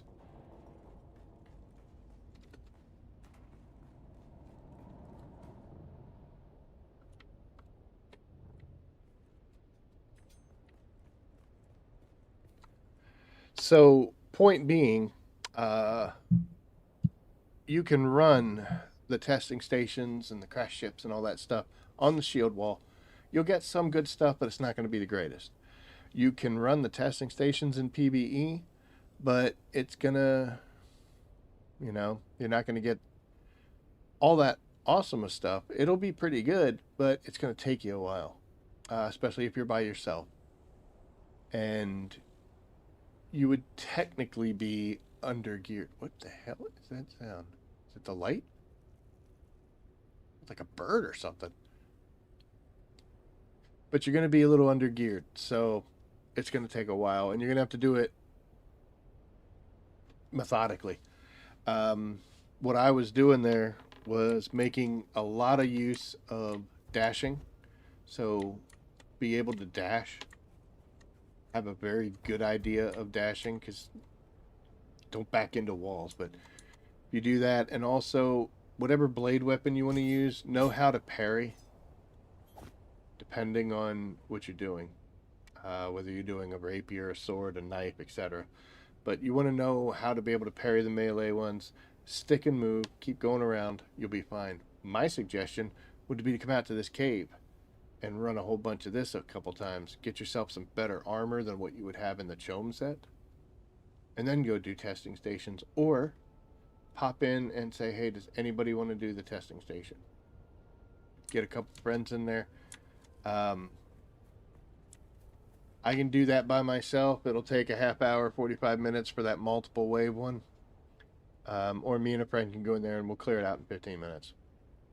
Just because with another person there, it's not so much that they're killing bad guys, it's that the bad guys are also aiming at them, which gives you the option to get a shot in, whether you're shooting a gun, whether you're stabbing. When you're by yourself, it's not so much the point is that, you can only do so much damage. It's that everything's coming at you. You saw that, I've got 4 melee guys running behind me. What am I supposed to do? But if there was another person in there, that would have split that up. It would have never happened, most likely.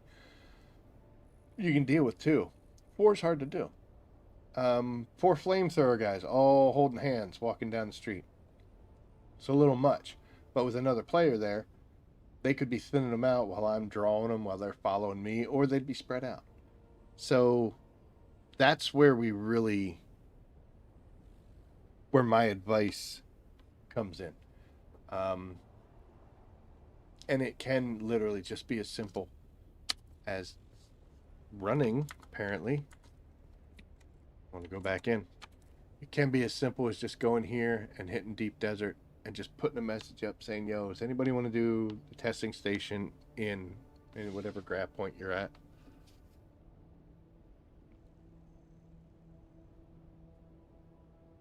I used to play Destiny a lot, and we would do raids, and I would have people that would, like, when I was helping guide them through it, they had a tendency, because they felt overwhelmed, to hide. And the issue with that was, when you hide, yeah, you're not getting shot at, you get a chance to heal, but everyone else now is picking up extra rounds, you know what I mean? So you got to be careful, and see if you can find a friend. Sometimes it's easy. You pop it in there and say, hey, I want to do the test station, whatever. Somebody will go. All right, we're going to take another break. I need to get something to eat. I'm feeling woozy. So, I need to get a quick little snack. So, we're actually going to do a real be right back. We are at 5.5 hours, so 2.5 hours left in our 8-hour extravaganza. We've got some more Landsradd missions to do. I'm going to go check on the Deep Desert base while we're out here and see what our production looks like. We should have some spice done, and we should have some plastanium done as well. And then we'll get back to some more Landsradd tasks to get them knocked out. I want to try to get that as low as we possibly can, and we're going to see we're at 3750 and 3000. So we've got 10,000 and 11,000 to get if we want to unlock these 2 tonight, which we do. And which one is it? I hear a cat yelp, but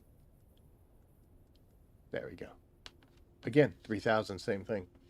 So we got 11,000 in 3 different houses that we need to put. And we have currently 29, so we can actually get pretty close. We can get 2 of them knocked out and 1 of them almost. And then tomorrow we'll get our 3rd. But we got to figure out where we want to put crafting at. So, but honestly, I need to hit the bathroom. I need to get another drink. It's starting to get a little raspy. And a quick snack. So I will be back in a few minutes. I'm going to check on Buster here. Make sure he's doing okay. So I'll be back in just a little bit.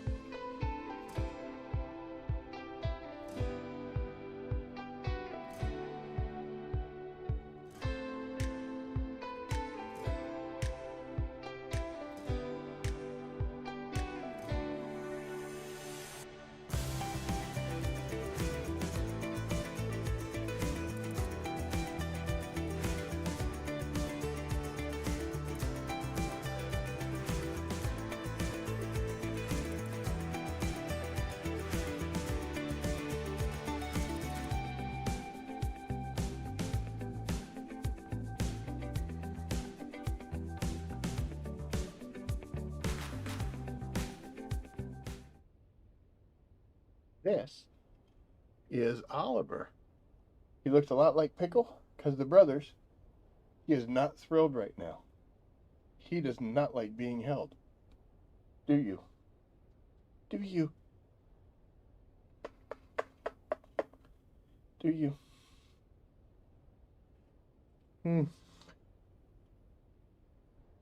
He looks all cute and cuddly. And he's purring. I don't know if you can hear him. He loves laser pointers and killing things. Literally. You are the fighter, aren't you? Want me to put you down? Alright. Say goodbye. Ooh. Ooh. Get the headset on. So. Sorry guys, I had to make a bagel real quick. Am I dying, by the way? There's a very good chance I'm dying. Yeah, we were dying. That's what we do.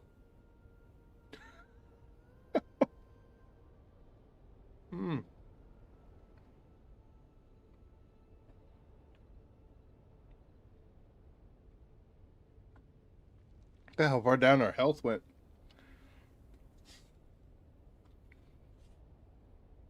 Someday I'll stop doing that.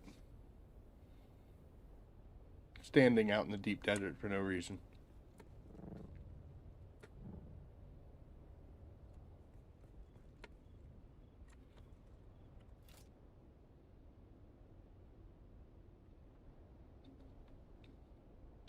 Oh, because of that.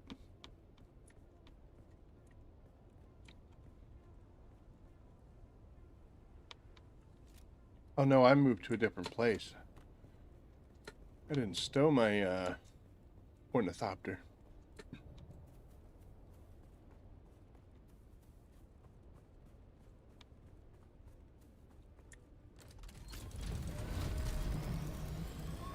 Can I help you?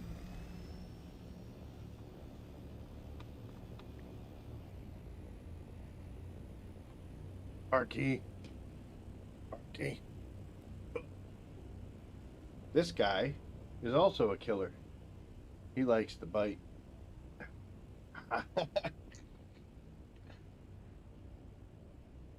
And scratch, right?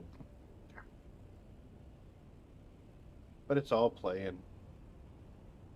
Still hurts, but... Oh, dude. Dude! Want to let go? Please. Thank you. Here, let's put the big chat window up so you can see the killer in his natural form. You go that way. Oh, man. One actually hurt. That is Mrs. Rabbit's cat. And he wins. Between a confrontation between me and him, he wins. It's really sad. Oh, we're just a few minutes away from the 6-hour mark, which is where I thought I'd be at, but no. Make the son of a bitch do an 8-hour stream.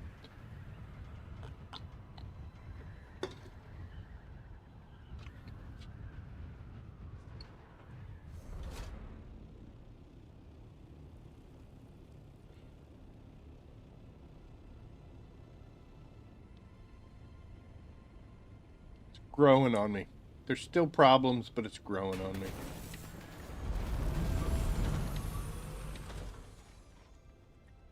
Alright, we're gonna go ahead and drop all this stuff off because why not, right?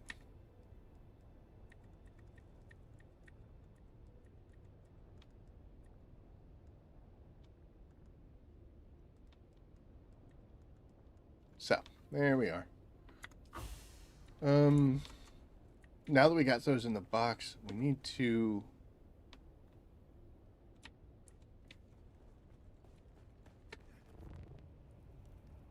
Need to check on these things. Just like I said, I wasn't quite sure how long they would run. Really? They got 2 days? I don't need those filters. Brought them out. I got the hiccups. Brought them out here for no reason.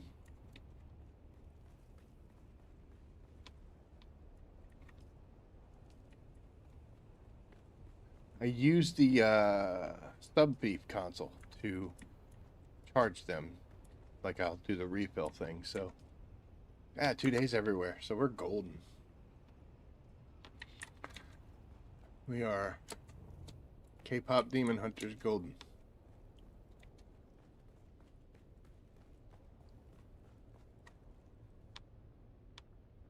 Yeah, like I said, it's growing on me. This base design.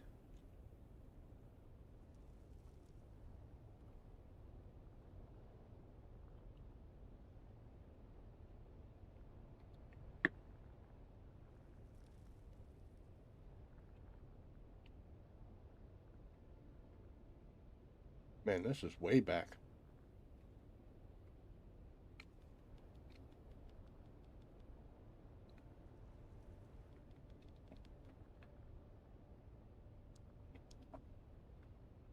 Yep, there it is.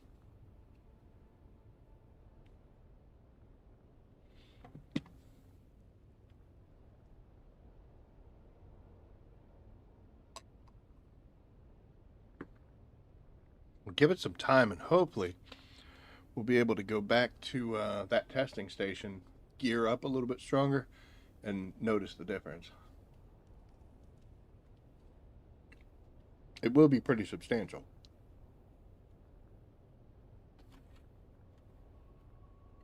But for right now, check on our machines,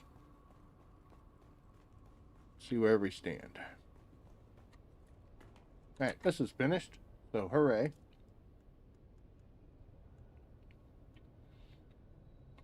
Picked up a bonus somewhere.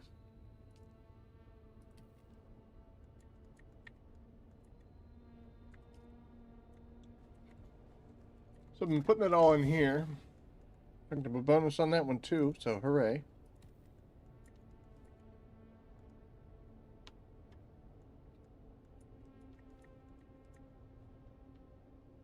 Aw.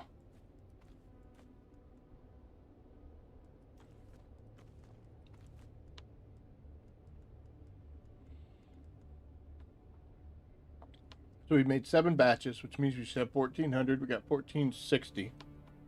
So yeah, we're picking up somewhere. We're getting a little bonus.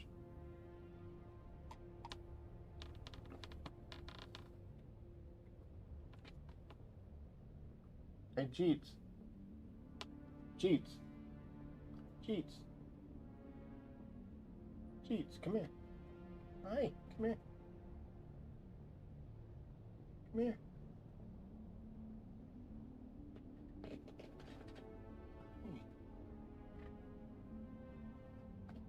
Oh, no. He said, hell no. You were about to see the 4th cat, but not a chance. I see he ran away. None of my cats like to be picked up, which irritates the crap out of me. I provide for you. I want to hold you. Is that too much to ask? All right, we can do another 259. Where's that coming from? That's probably going to all be water, isn't it? And we got 360 sitting in there. Not bad. Oh, we got 860. I am sorry. This will fill it up. Boop. And we can't put all that in our backpack.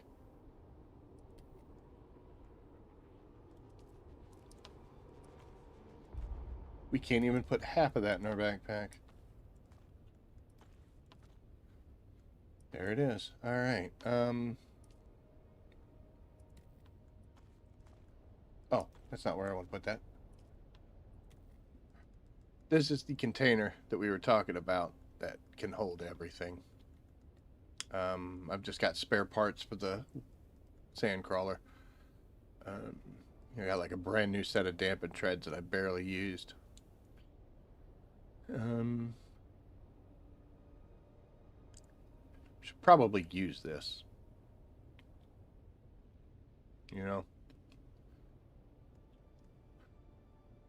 There's no reason in going faster if you're going to do the like 10-kilometer thing, but I don't like doing that. I like doing the speeder. And I'm wondering if that has an effect on how much you pick up and whether or not one or two swipes is going to be enough. You know what I mean? Seems like something we're going to test out. We'll just stick you right here. That's perfectly fine. Okay. So now we're going to make 260 now. Is this still running?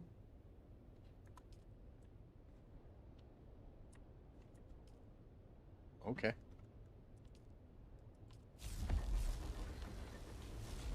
Why we're here, right?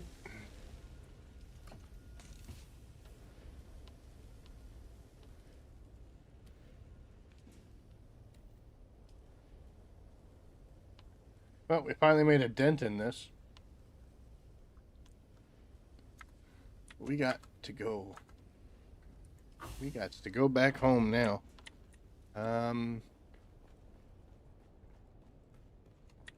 We'll go ahead and load up some peeps.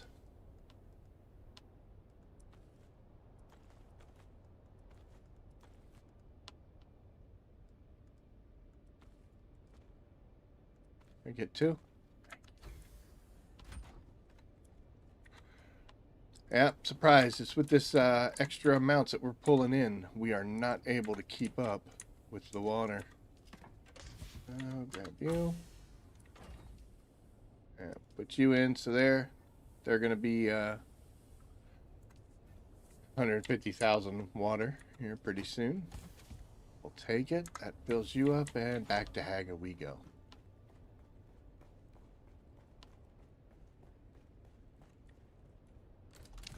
We could head out and look for more spice, but the issue with doing that is we barely have enough water right now to fund the plastanium that we already have. How are we going to add spice to it, you know? Man, we were burning through the fuel there, weren't we?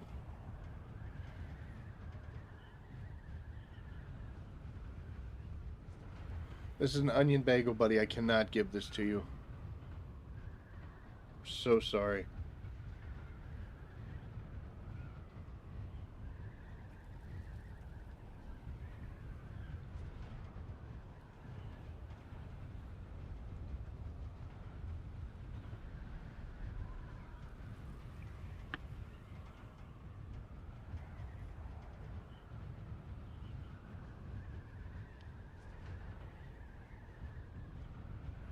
Do. Joe never made a tread wheel.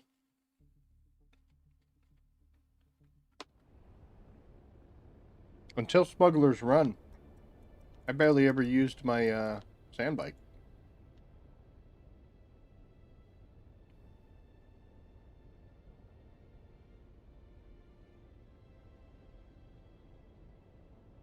That was live action. That was cool.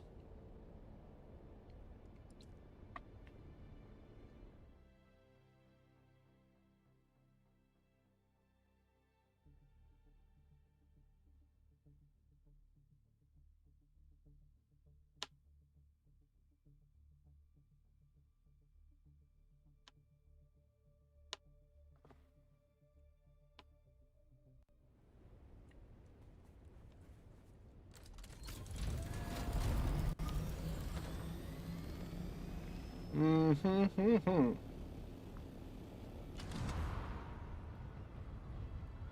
It's weird. I used to always like get up to like that 750 mark just as I would start to get in trouble with the fuel usage being too high up in the air. And then I would kick in Vulture and glide the rest of the way, but now I don't have to do that. I can just glide at any altitude.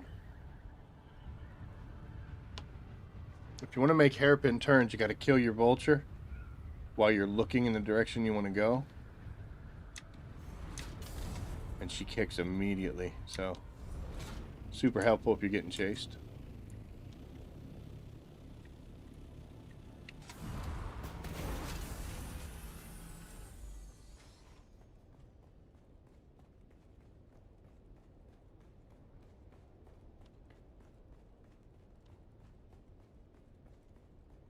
Okay.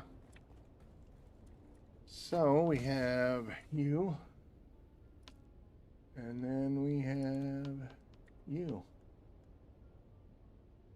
So these things, which are actually really cool, they're actually one volume per. So a stack of 500 is literally 500 volume.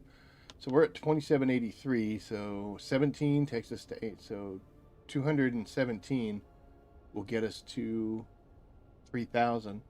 So we only need 713 more plastanium nuggets to finish this box off, and then we can move to the next one. I don't think there's any in storage number 4. Yeah, it's completely empty. So we need 3,500 from there.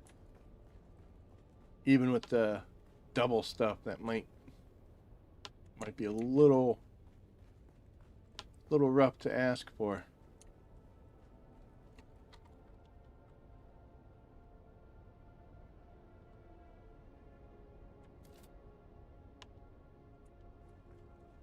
We have got to go and squish those Harkonnen guys again.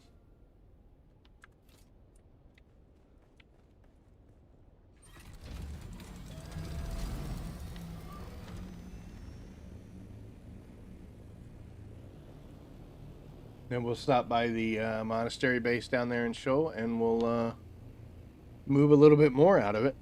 And then we'll look once again to Landsradd missions. Probably ought to break out the welding torch, take a look at this thing. It's getting a little heated. Honor.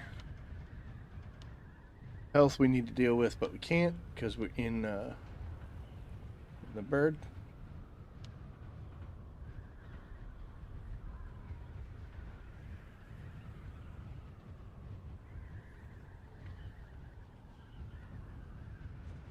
Again, it is a shame that I can't tell you how close to the 500 mark I am with these guys.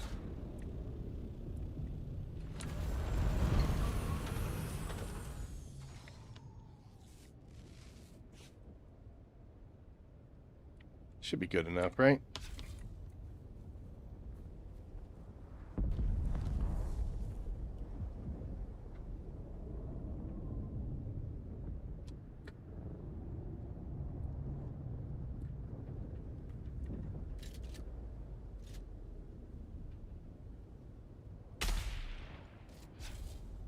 He ain't gonna be happy about that, is he? We're gonna put the real sticker on. Oh, I didn't think he was gonna be that unhappy. Wow. Bastard.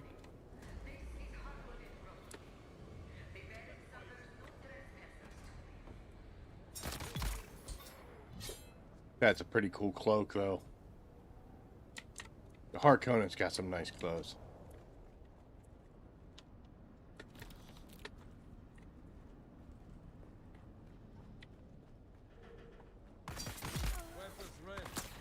You can say a lot. Ooh, you got a gun.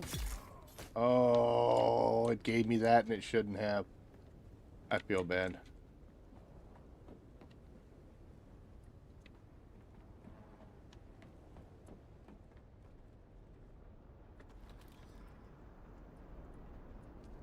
Doing really good on power regulators now all of a sudden. Huzzah! Man, that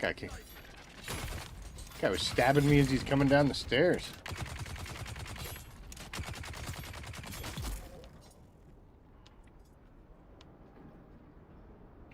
One, 2, 3, 4, 5, 6, 7. It's not bad. We'll get to 500 pretty quick. Gotta just drop that stuff later. I don't think there's any more.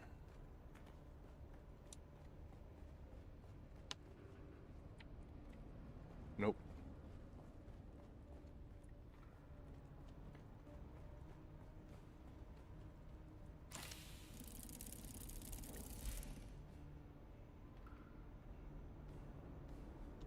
I mean, I've got a Regis one in my hand, so I can leave that.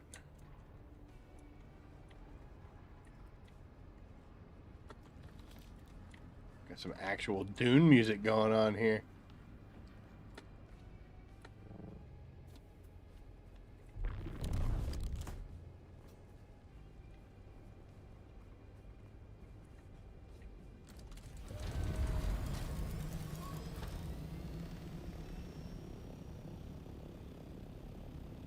There we go. I have to set this to that because if I don't,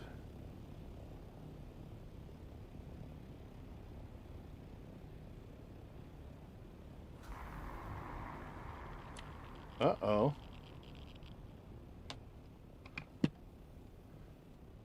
A little bit of radiation poisoning there.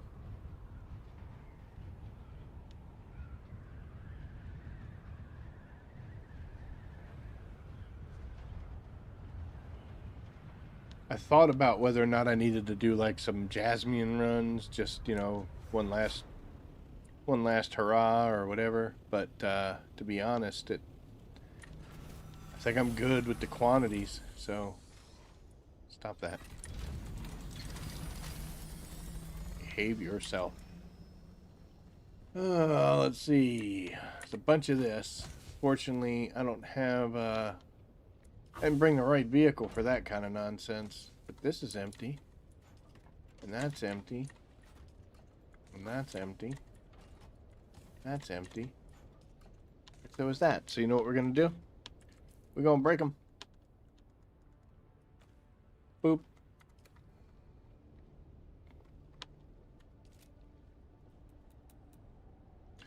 So we'll get some aluminum, some silicone back, huh?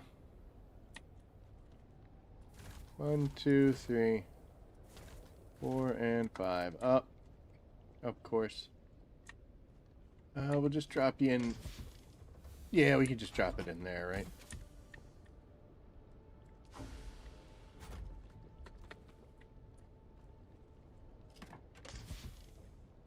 So, a fun fact about this place, there's a good chance that I've got way more jasmine than I think. Okay, thank God that's empty.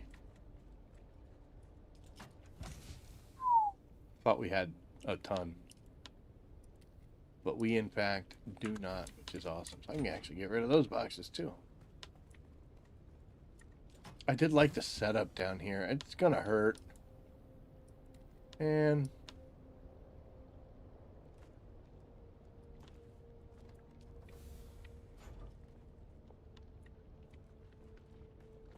that's my old buggy.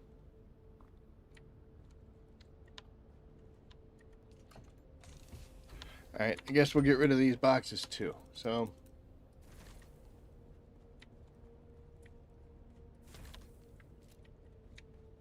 what I really like about this base is the donkey. You know, that came through the floor. I couldn't adjust it. I got all upset and everything. And then I was trying different stuff, and I managed to get the donkey in there, and it would let me place it even though it was all rocket stuff. I was so excited. But I guess it's just not meant to be, right? We'll be able to put that plastanium we just got back into the system. This room here, kind of like an office. I don't even know what's in this. Oh, there we go. There's a Mark V. How many spice-infused coffee have you consumed today? Well, my second cup, personally. Yeah, so here's the Mark V Scout that I had before. I put it down here. The reason I put it down here was because if anything ever happened to me down this way, like say I was flying and something bad happened, this could be a spawn point, but I'd have no way to get out of it except for that buggy. So when I made my Mark VI, I put this in here, broke it apart so it doesn't count as a vehicle, and stuck it in here. As you can see, it's in great shape. But I don't use it. I don't need it. I have 2 Mark VIs. One for combat, one for doodling around. And then these are just base materials. Wow. Wow. And this is just other stuffs. Got a lot to move. Probably just throw that in the ground. Oh, look at you being sneaky. Hiding down there.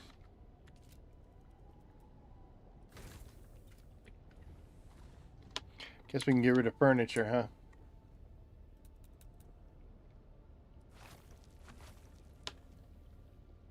Hi. Want to make appearance again?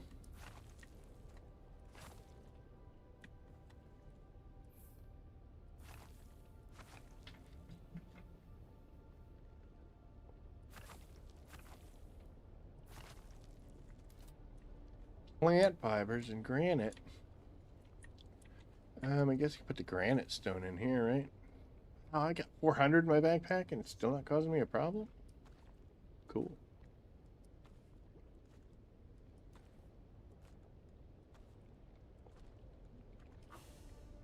Oh.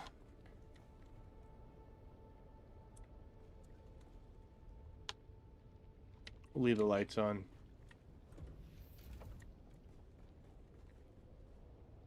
Those we could tear down, but I'm not too super excited about it just yet. Like I said, we apparently need to get the assault and head back out to the deep desert at some point so that we could bring some leader johns here, drain the water supply, and then destroy the base. It'll make me so sad. I've probably had this 6 months.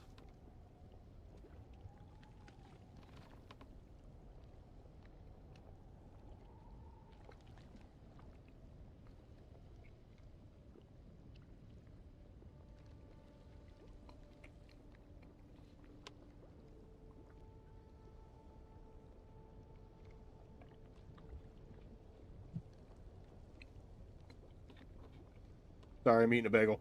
Got caught.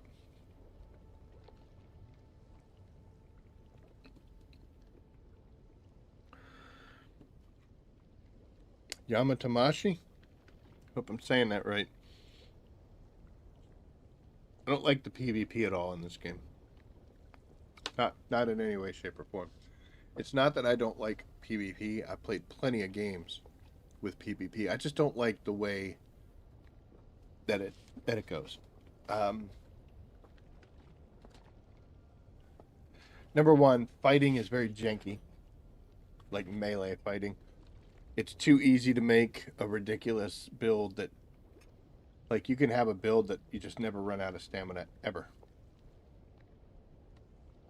The thing about it is, you know, like if you look at me, I've got sandcrawler yield. So I've got all these other things that I'm trying to work on that I want bonuses in. But if you just go into Trooper and Swordmaster and work it, and I think there's a couple spots in some of these other ones. I don't know it specifically, but I've seen it in action. You can make a build to where you just don't ever run out of stamina. You get stunned, but it's quick. You're back out of it almost right away. So melee fighting just isn't going to matter. There's not a high variety of weapons. So it's kind of a weird thing that way. I mean, I don't know, just not a fan of hand-to-hand combat. I'm not a fan of the way they have it set up with vehicles versus infantry. You know, we got games like Battlefield, which, you know, I play, but I'm not doing that yet. We have games like Battlefield, Call of Duty, that have done pretty good. Oh man, there's a bunch of this stuff. Shit. They've done pretty good jobs of finding ways for armor and infantry and aircraft to exist. I remember in the early days of playing, like, Battlefield 2, how certain maps, like, what was it, Midway? No, Wake Island, sorry. Aircraft could just rule the skies and there was nothing you could do about them. The fact that like the aircraft could just instantly bomb any kind of an AA installation. So they could just rule. But, you know, we're playing Battlefield 6. Do that on occasion. I don't stream it anymore. But it's been a while since I played it, too. But Battlefield 6, it has a pretty good mix of infantry and vehicle. Now, if you're not good with vehicles, you probably don't think that. But, like, you take a tank and you can choose what kind of ammo you use. Are you going to use anti-vehicle rounds, like armor penetrating? Because they'll tear up an enemy tank if you shoot at it. But it doesn't do crap against infantry. You have to have a like immediate, like a direct hit in order to kill an infantry guy. And then you have anti-personnel tank rounds that are barely going to scratch the armor on another tank. But if you shoot that into a crowd of guys, you know, and that's an understandable specialization. Like,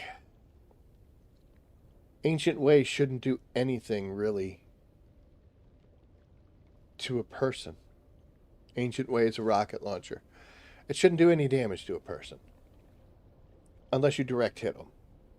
And it shouldn't lock on to a person either. But it should tear up vehicles. I don't know about las guns either. I think las guns should be against people, not vehicles. I think if you're going to do it against a vehicle, you should be using your cutter ray.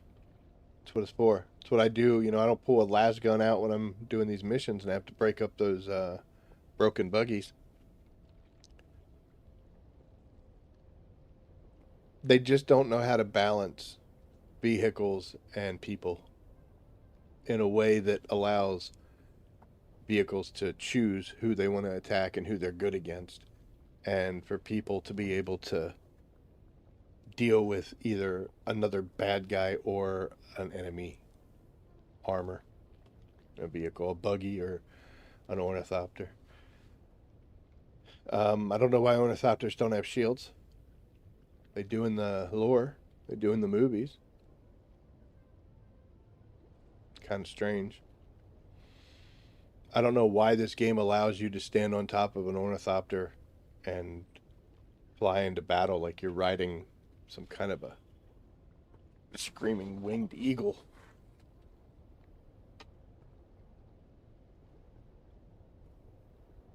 Barely dents a shield, but it can lock on. Yeah. I guess when I started playing this, my thoughts were going to be like, you know, the PvP fighting would be more arena based, not like what we got in the chapter 3.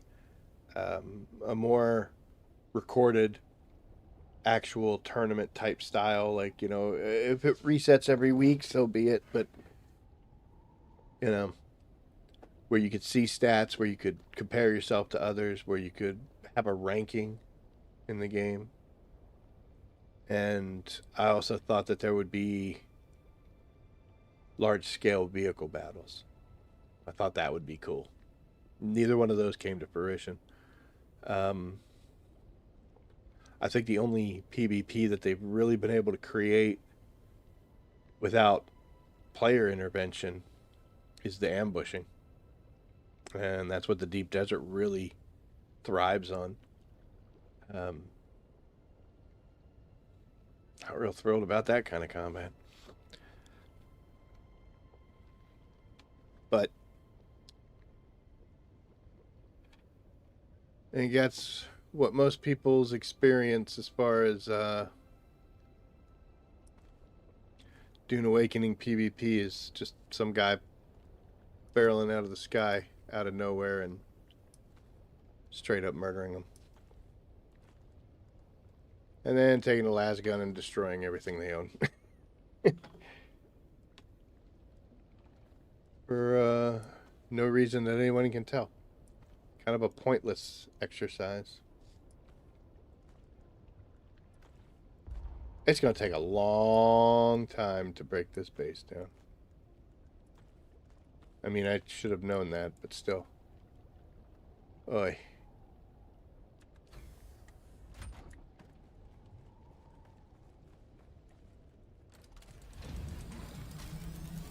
You know, before we do that, I need to do what I said. We need to check this thing out, see how we're doing here.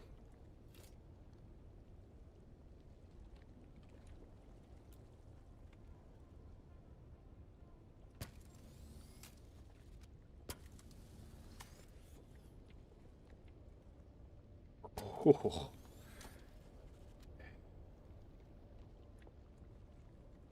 I don't know how much more I can squeeze out of her.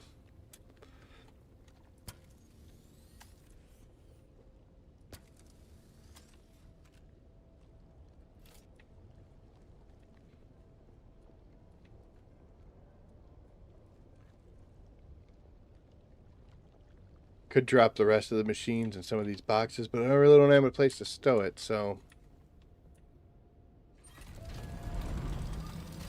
Nah, we still got rooftop units to tear down. Structure.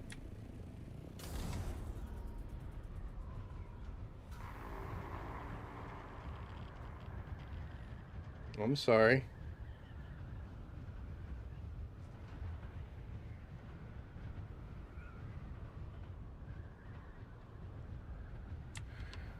Didn't mean to fly into the radiation zone.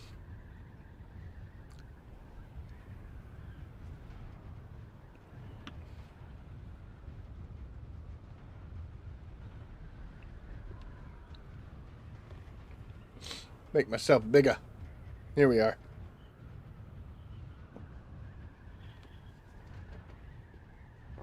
Oh. So, let's talk about the channel a little bit, where I want to go and what I want to do while we're flying back here to a base that you've seen many times. Oh my.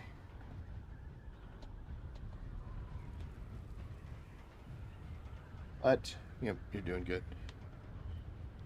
What server do I play on? Pellucidar? It's going to be closing. But,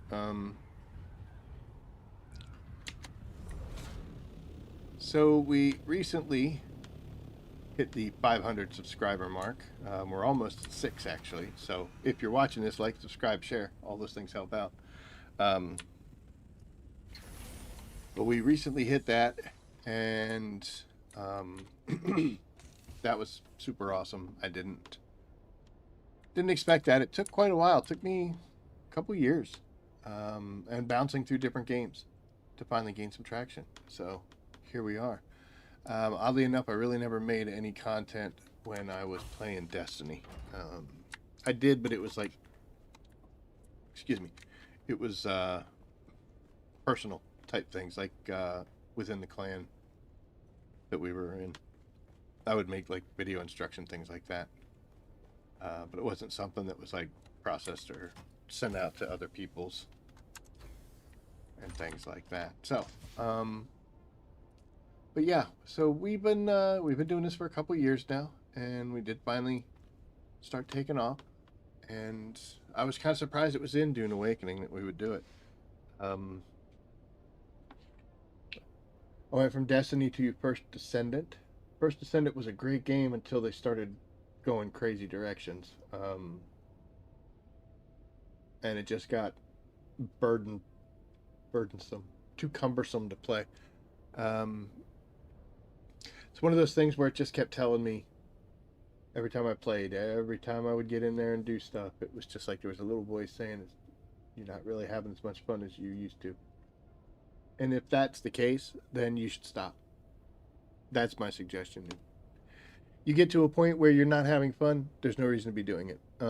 If it's stressing you out, take a step back. If you want to go back to it, great. If you don't, great. Whatever you do. That's why I play the heck out of this. It's soothing. I'm in complete control of whether or not it's super crazy and exciting, or if it's just some casual sit back and do nothing. Sector weather alert. A large sandstorm is approaching. go out and farm some stuff, you know, or go to a testing station and fight for my life type situations. Um, do I like turn-based games? Depends. What you're talking about. I mean,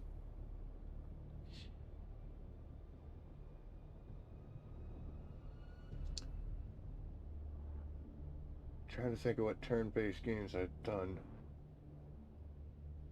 It's kind of sad, but I've done like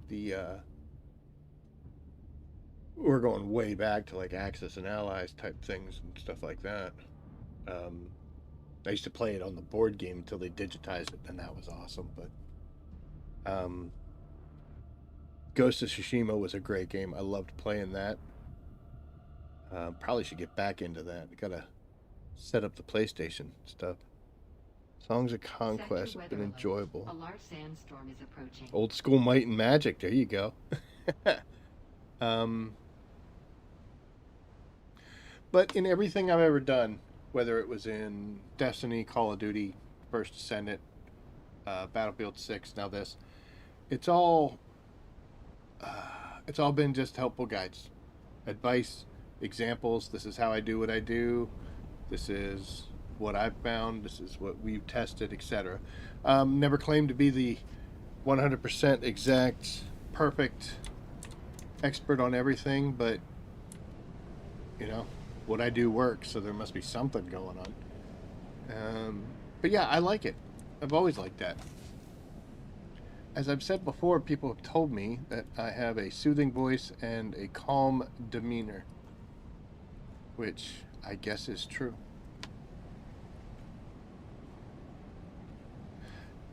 I'm often told that I have...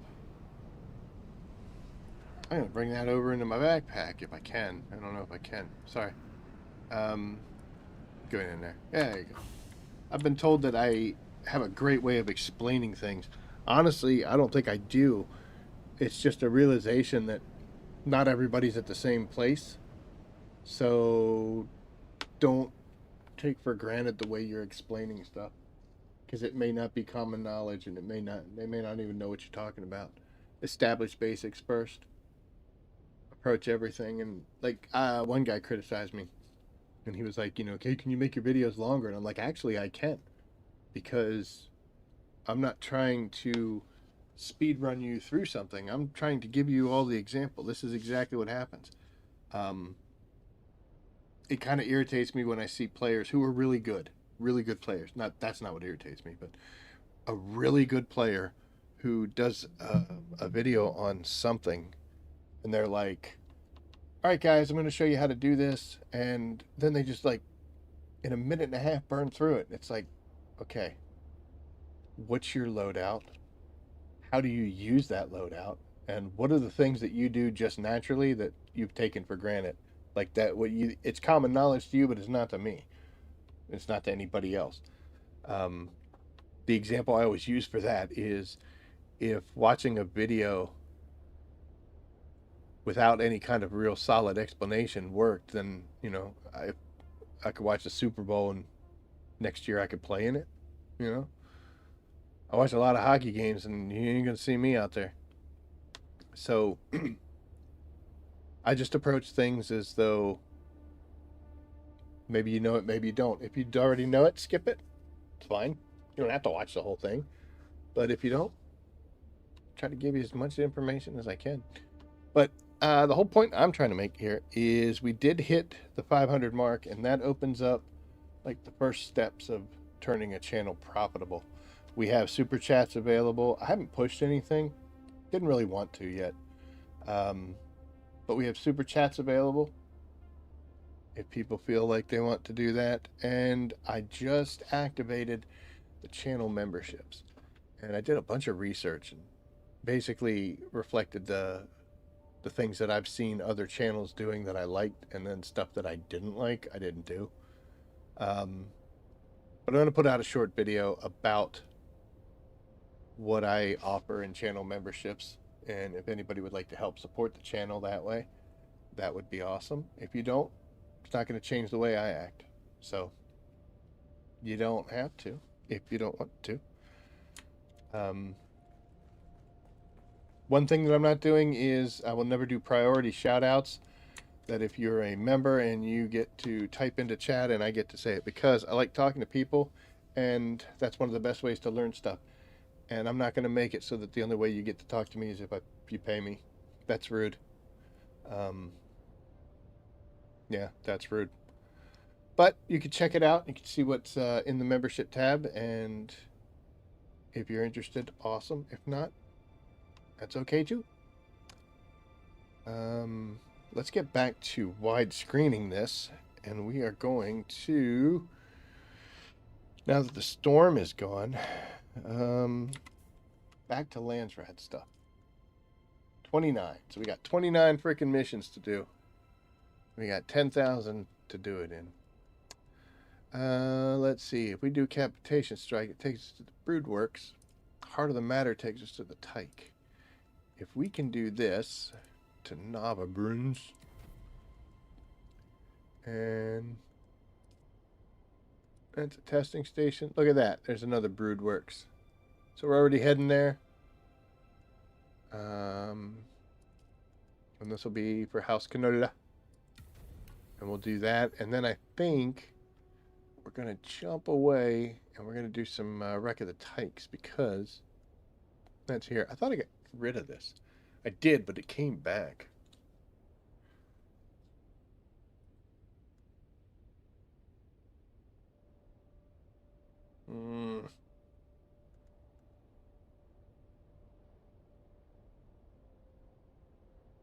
This is the fire one. It's rather annoying. I don't know where I'm at on it. So I think we'll get these two done. We'll do the Wreck of the Tyke here. We'll add some to exploration. I wonder if we'll get Smuggler's Run. Well, we'd have to clear something off. Once we get this done, we can go to 152 again. See if we can go. I think we're on level 7 or level 8 for that, so definitely need to make some progress there. Everybody in the Discords I'm in is talking about all the cool level 5 and GP5 stuff they're getting, and here I am getting like 2 still.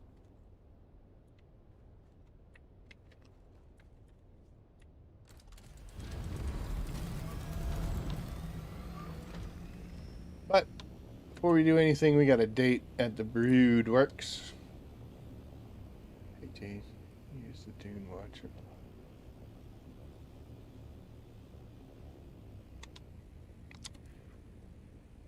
Hold on, folks. I'm getting talked to.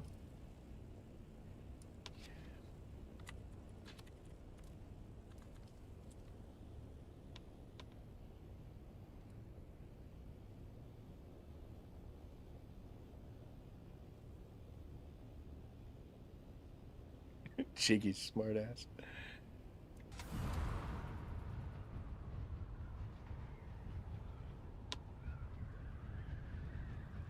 Do you have a question about the Dune Watcher?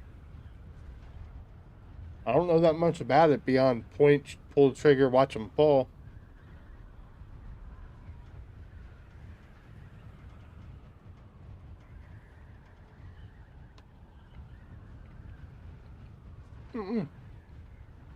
Oh, he's got one for me.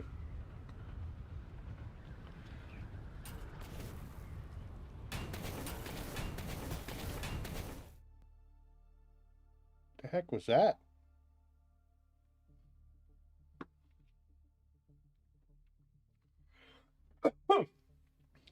Did that wrong. Oh, man.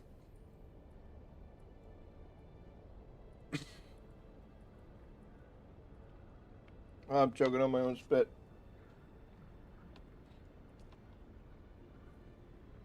Let's try that again. Oh.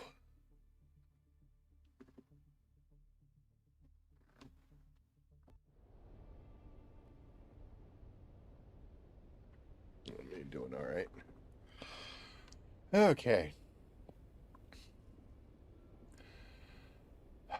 So between these two missions, I think I've gone over this before, but this one, you gotta.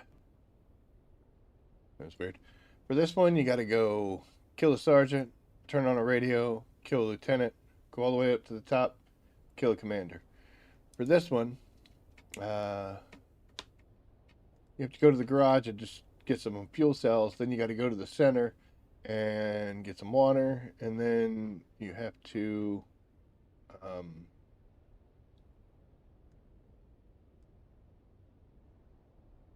then they shot down an ornithopter. So there's a couple things you got to do in here, but honestly, if we start off, the first step of this one is the second or third step of this one. So we're gonna head directly to the eastern garage.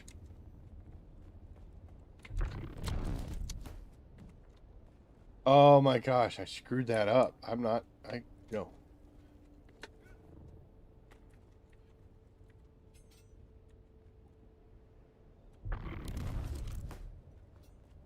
Did that one poorly too.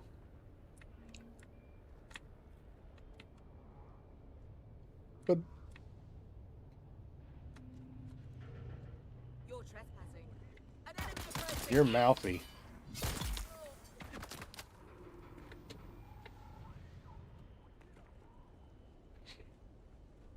Alright, so I gotta kill these douchebags.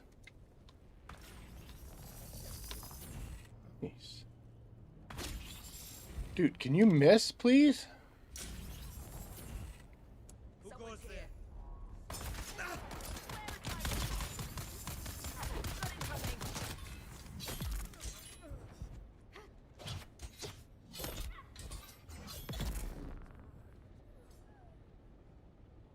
I don't even know who it was shooting at me. Oh, it's probably you.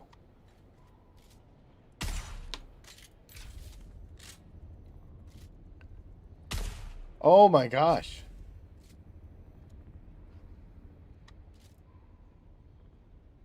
You're lucky I'm so garbage. It's been like 6-7 hours straight, so. Alright, so we're gonna come over here with the cutter ray. And jeep. There we go. Unfortunately now our backpack is full, so we're gonna have to deal with that. Why is it so full? Oh, I got that stuff in there. Let's drop you, and you, and you. Oh, still have that. Too bright, dude. Okay, so now I got to go to the logistics depot and get the water from the tank. That is the same building that the sergeant's in. Just a different level. So we're going to go do the tank,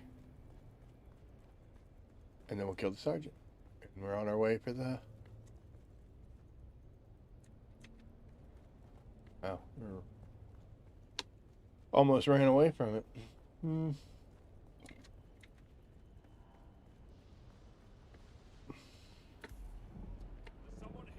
It's me.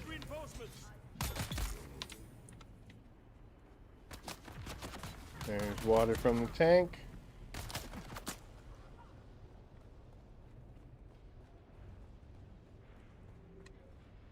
Oh man, I don't know how to get up there from here.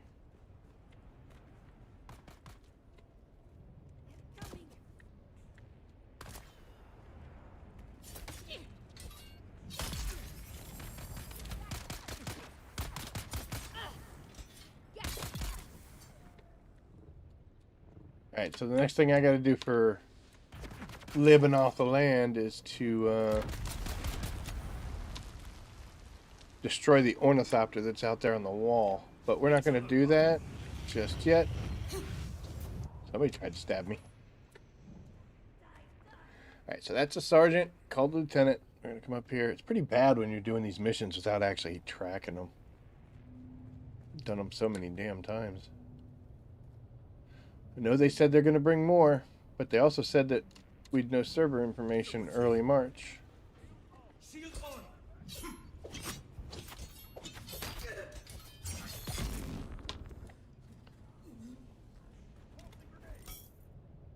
Tossing grenade, dude. Oh, we got another shotgunner. Why are there so many of them all of a sudden?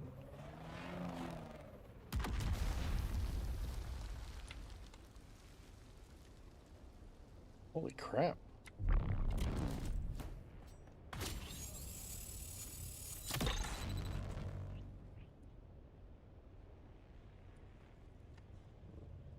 That's actually a beautiful shot, because what do?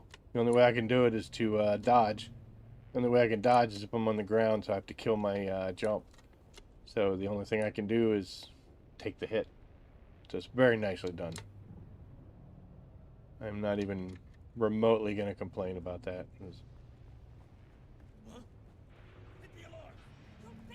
In fact, when I'm finished killing all their command guys, I hope whoever shot me like that gets a promotion. He deserves it. Oh, there's a flamethrower douchebag right outside the door here. Hi. I used to fight these guys off. Now I just run in here.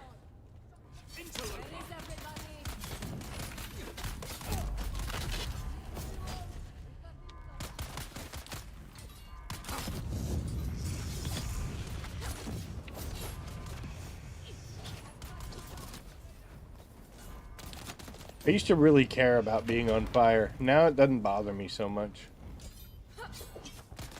Care about that, though.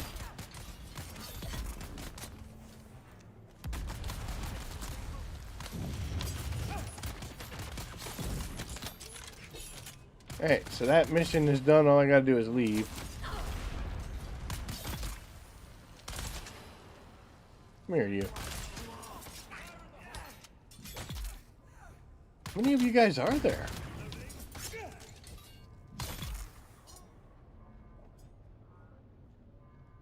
Done? Alright, let's jump up here.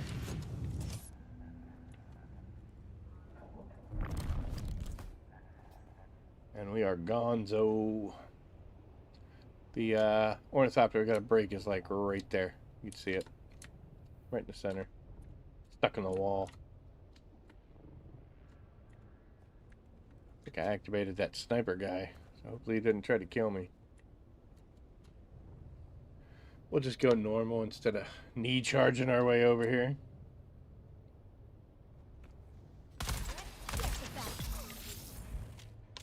What the hell was that? How can we turn around shooting?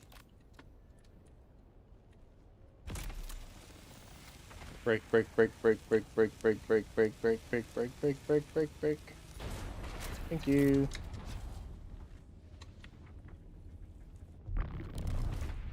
What's your purpose?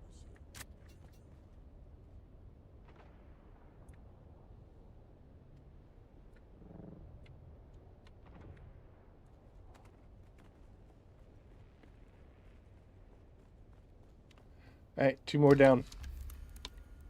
1. And 2. Okay. 26? 27. Ugh.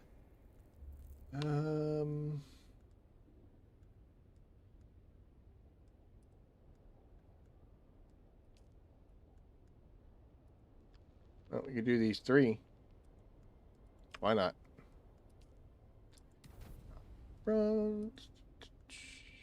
I don't know who I want to do under exploration. And I'm not sure who under... Alright, crafting. I don't know if I have them. Crafting. Actually should look at crafting. Maros. I need to do House Maros. Alright, and then... How are we doing? 4,000? 7. So at least we picked up 3 missions for the Taiki. That's kind of good. Wondering about grouping these contracts in the same area like you're doing. Think it's worth it? It depends on whether or not you're like.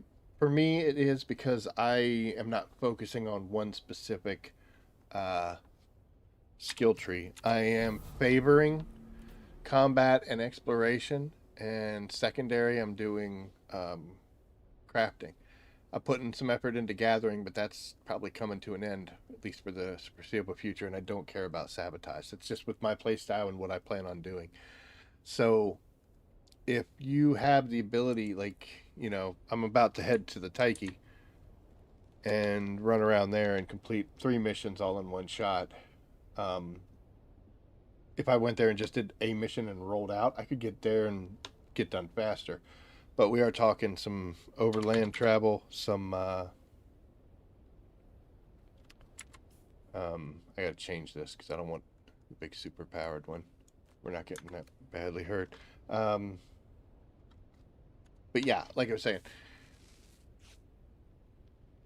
since I'm not specializing, I can go ahead and spread those missions out. What did I select? I know we've got this one is under exploration. The energy one is under crafting, and then this one is under the heart of the matter is under combat. So see, those are the ones that I'm focusing so much on. That way, I'm getting some bonus points in each one of them.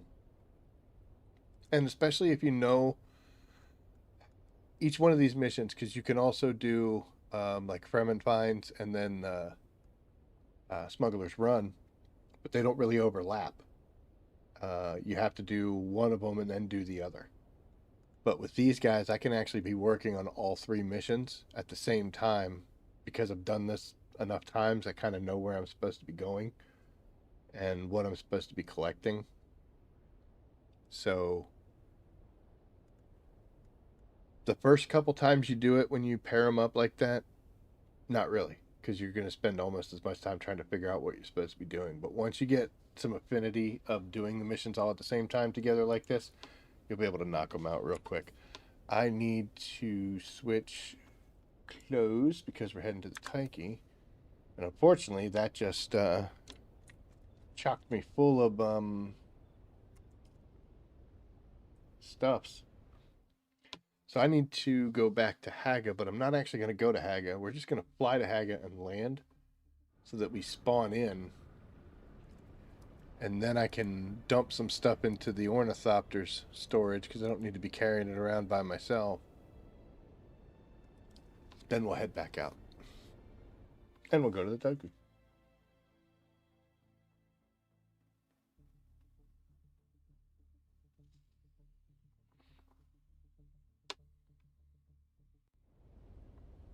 And it's also going to depend on whether or not, like I said, easy there, big fella. Holy crap.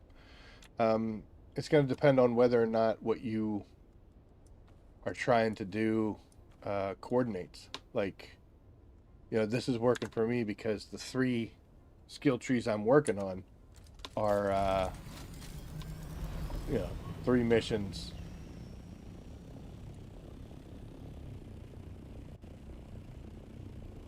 Yeah, I need to go east.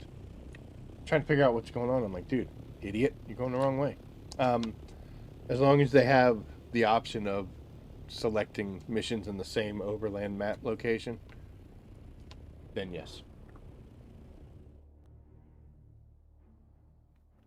There's something on the Broodworks, I think, or Blushing Cave that's in Sabotage, and since I'm not doing Sabotage, I've never done that. I've done it a couple times just because I was there. If I hadn't gone there, I wouldn't have done it. Whoa, we're going to go to Old Carthage.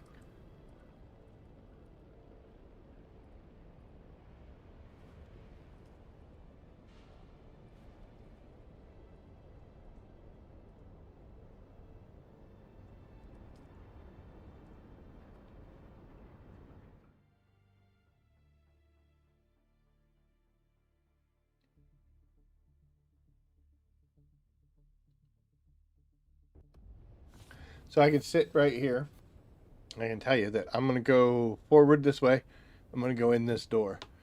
Go in, go to the left, get the purple band, go into the room and push the first set of boxes and the things. And then I have to go into the main area and stay to the left, go around, grab the yellow band, go up in the air, go into the yellow room, open the thing up, then come back out, go on the platform to the left, and hit the second box for that mission. And then I have to drop down, kill a bunch of bad guys, hit 2 containers, get some crystals, then get some liquid in a tank, make a power source thing, and then continue on through the wreck to the very end where I've got one little box that I have to open, and then I leave on the other side of the ship, and that's all 3 missions. So, but yeah. Tell you what we can do. We can go in here because I'm fancy like that, and we're going to stop tracking. So I'm not tracking anything, even though we still have that stuff up there. And I'm standing here dying from the heat again.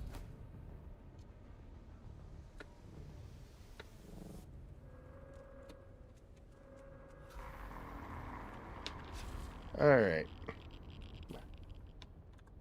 Yup. Ooh. Dispenser bell getting low. Time to switch. Caught that out of the corner of the eye. I have been using it pretty heavily. Alright, ready? 2 guys down here. Shield on, someone's here. Eyes on enemy here.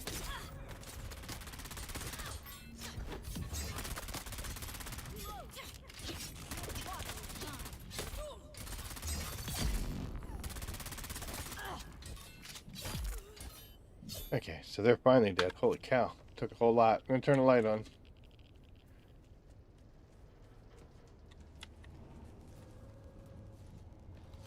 This is one of the main reasons why I'm here. Man, irradiated slag.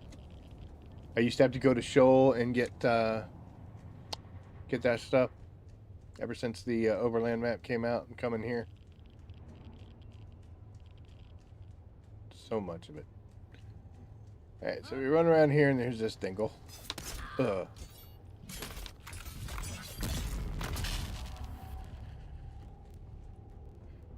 Pick this up.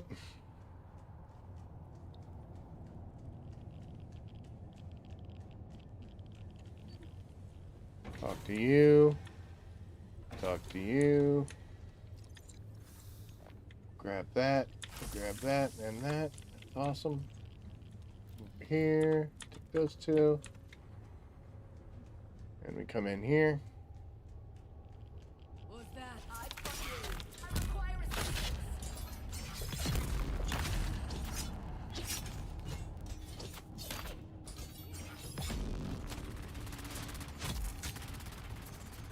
I'd love to go hurt that guy, but we got other things to do.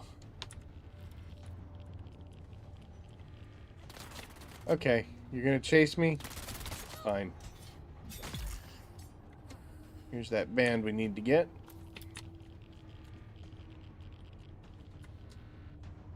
What's going on? Guess I was too close. That band opens up this room. And we hit that. That just respawned people for some reason. I don't know. That's huge. Plasteel plate is awesome. Anytime you see that, make sure you got room for it. This guy stands in the door. I don't know why.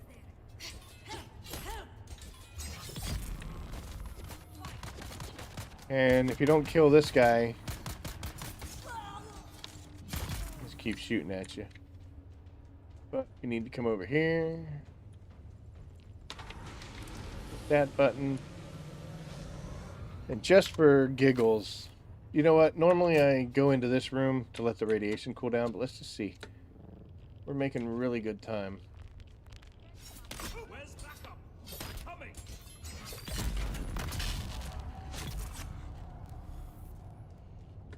This guy up here is such a pain in my balls. Come on, I need backup.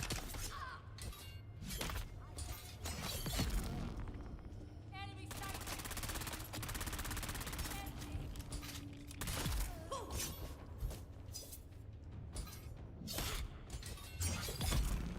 Alright, one more. I know, I didn't kill everybody yet.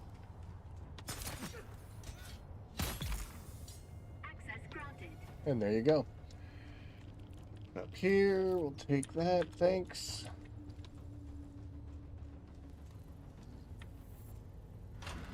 That does something, and then that makes bad guys spawn. This does something. Continues to make bad guys spawn. So we gotta come down here and kill them all over again. We don't actually have to, but they make it a pain in the butt if we don't. So, better to just deal with them. I'm coming, dude. Don't worry.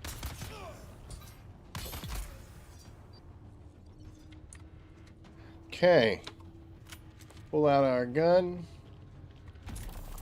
Our cutter. I think that's enough. Normally I would track that because it's got a little gauge.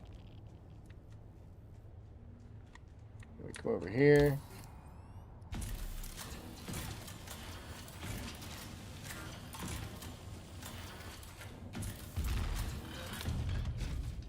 We're doing all right with yep.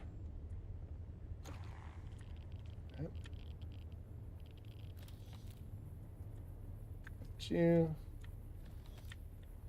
Got you. Should be able to bring this open, and there's an experimental power pack that we got to craft. And while we're crafting that,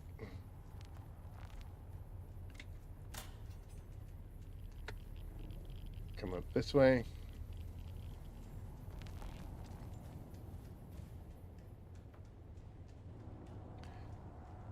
3 dingleberries that we got to kill across the Goo River here.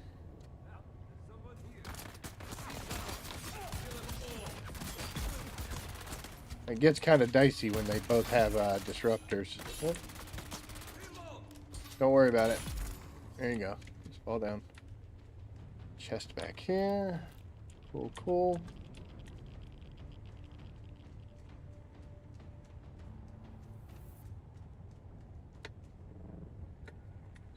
Then we talk to this thing. And I'm going to go ahead and open up this chest. Boop, boop.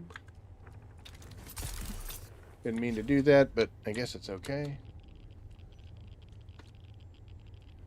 Chest over here.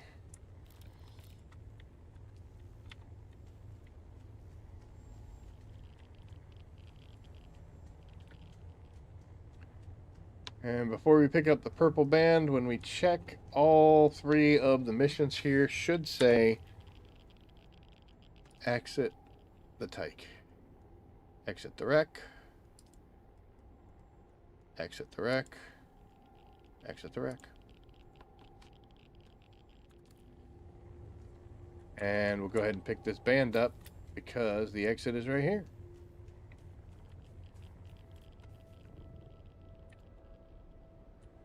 Oh, don't fall all the way down. And Ornithopter is dead ahead of us. But you can't get it. You can't reach it from here. Need to move a little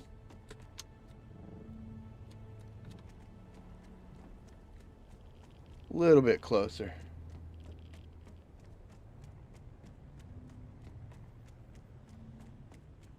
There we go.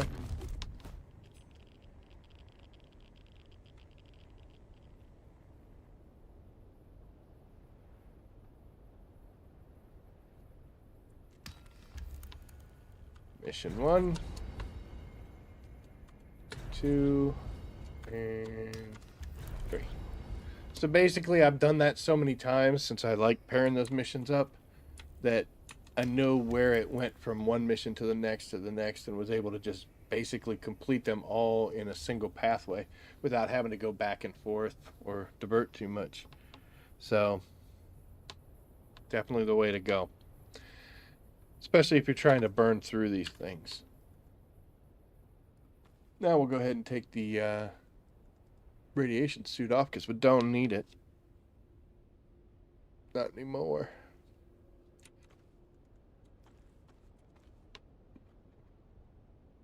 Almost at the 7-hour mark. I was going to do 2 to 10, but Mrs. Rabbit is done at 10 and she gets home at 10:30. And I wanted her to get the opportunity to come home and laugh at me if I don't make it. So if I don't make this the 8 hours. Surprised my voice is hanging in as well. People that know me in real life know I don't talk that much.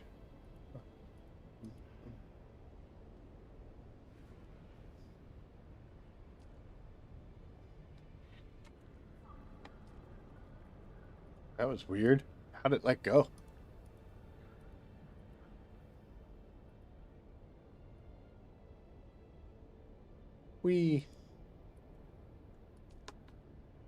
So we're going back to Haga because we got to drop off all the great and wonderful stuff we just collected.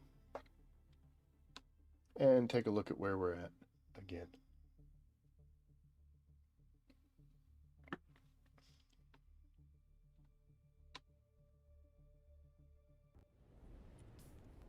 Where does that put us? 24. That's what I'm talking about.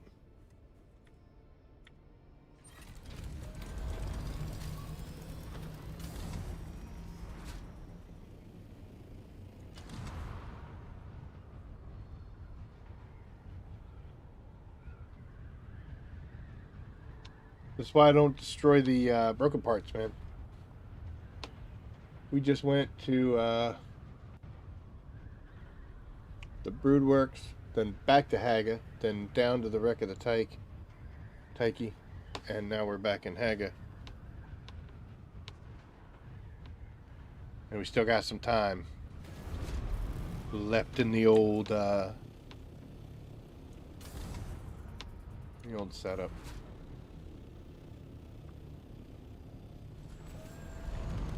Remember when I first started playing this, before they made changes to it, man, wings and treads were nothing, dude. They would be gone. Oh, that was terrible days.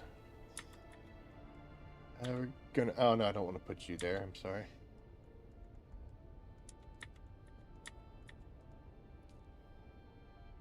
Yeah, plasteel plates are literally for everything. If you make it in the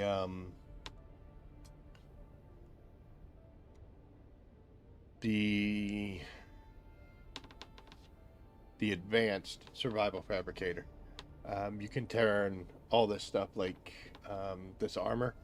This is actually plasteel composite armor. If you take armor plating and plasteel plates and some other stuff and mix them together, that's how you make that. Like the advanced tubing, steel suit tubing is just steel suit tubing with some of this mixed in it. So that is great. The most common place to get that is the shipwrecks in the deep desert.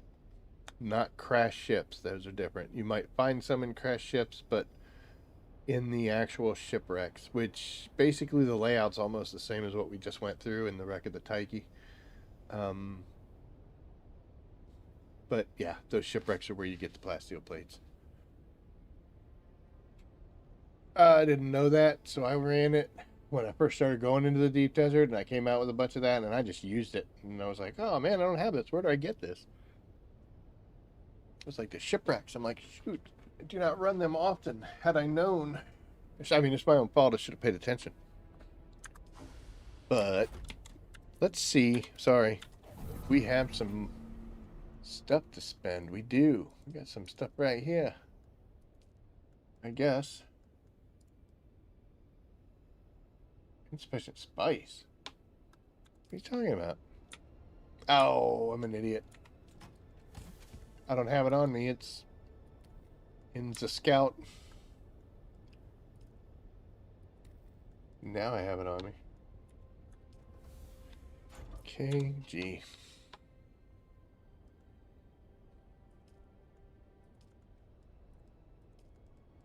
Alright, we got that one. Let's purchase that. Why not?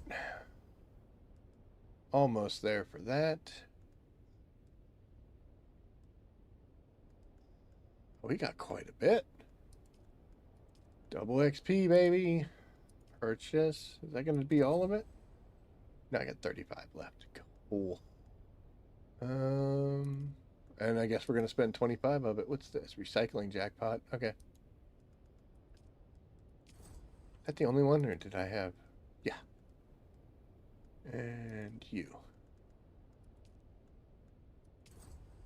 Yeah, we just spent a lot of melange there.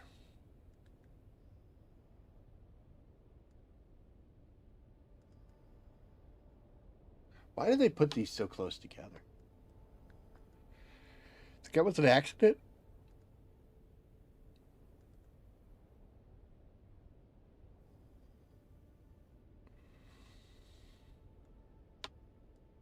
So my bonus yield chance is a 5% plus 5%, so it should be a 10% chance. And I'm already getting 12% increase in mining and 12% in static compacting, although I don't do those as much as I used to anymore. I should probably stop worrying so much about this, but this is the one I want to get, which I'm already halfway through. So that is cool. We do one more mission, I think. That will finish off 25, and then we can kind of take a break because 33 would be nice. Don't care about the scrap. Don't do it anymore. Jackpot yields. That would be okay.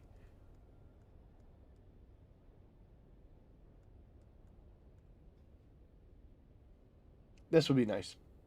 But we got to get to level 58 and we're at 24. So we have to get more levels than we currently have. And it only gets more expensive the further along we go. Yikes. I don't know how many skill points I have. Oh. 6. Getting there. So we need to... I lost it already. This. So we need to do another gathering. So let's do a gathering and as many combats as we can. And when we do that, putting them towards House Canola. Not going to do that. I want to see what we have in combat. Spring and a Trap. So Blushing Cave and Broodworks. Blushing Cavern. I don't like this one. And Broodworks. It's not bad.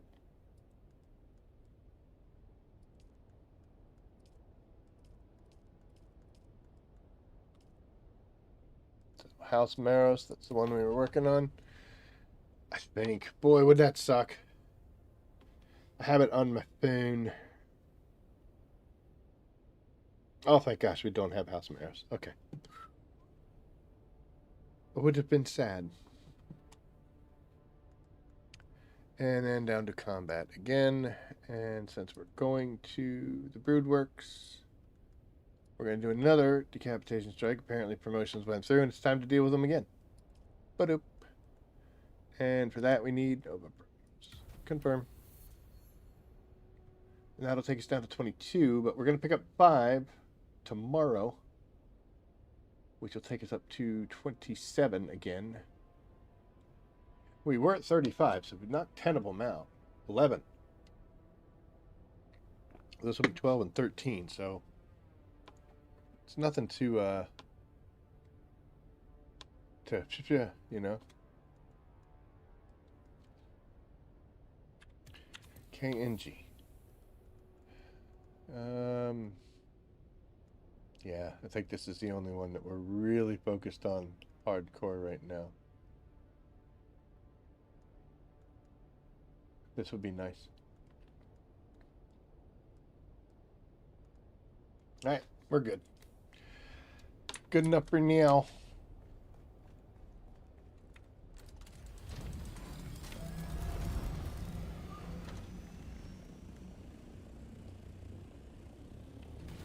Wondered, I was like, did I actually get rid of the stuff that was in there? No, I did not. I mean, it doesn't matter because I can't access it anyway. You.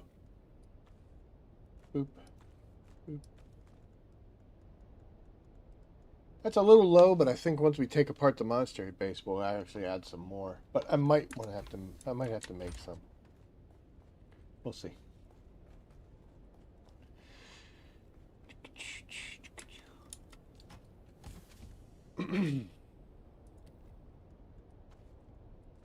Whoa. There you go.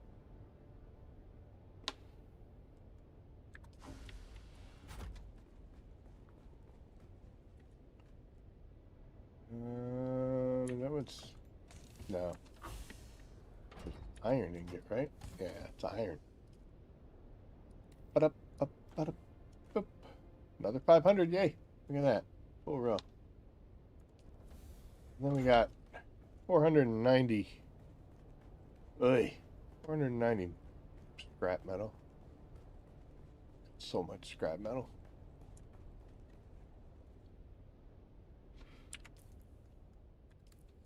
Wanted to make sure I actually had scrap metal. I don't know. I think I need to make some sensors here very soon.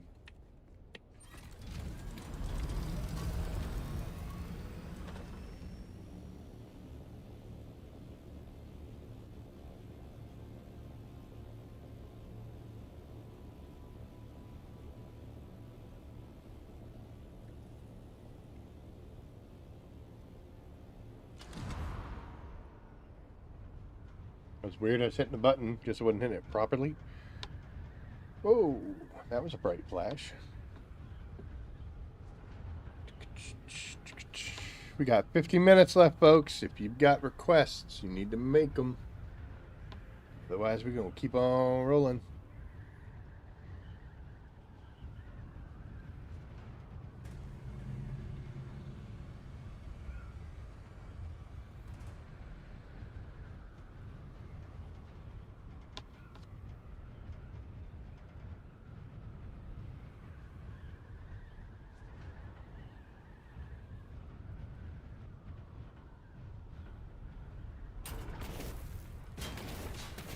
Sector weather alert.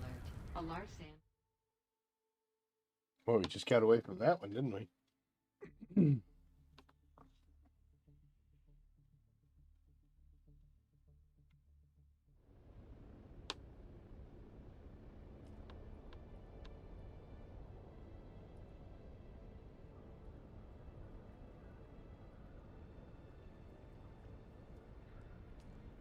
So why do an 8-hour stream? Just to promote the channel and give you guys something to watch.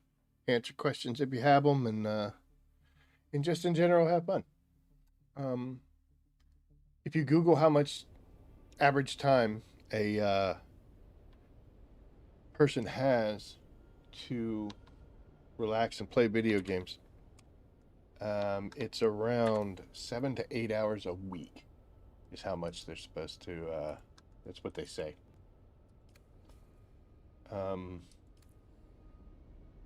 Yeah, I gotta craft those sensors. I knew I had to. You bastards. Why can't I do it? I have salvage metal. Where did my salvage metal go? Did I gave it away. I'm stupid.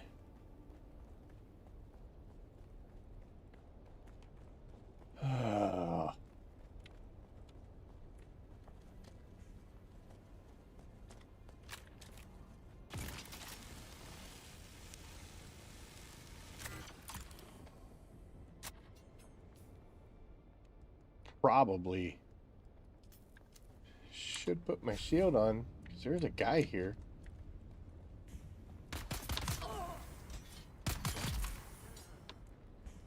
These guys are very trigger happy, man.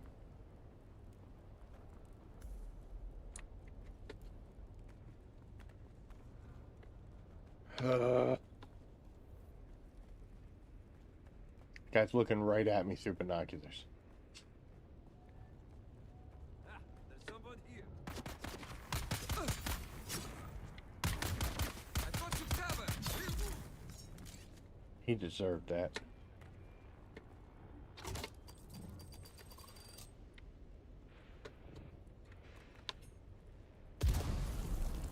Easy.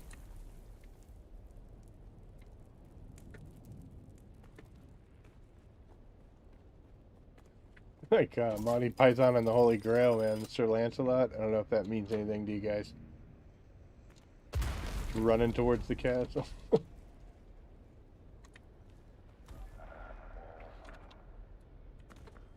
Oh my gosh. Those ankles. Eyes on target.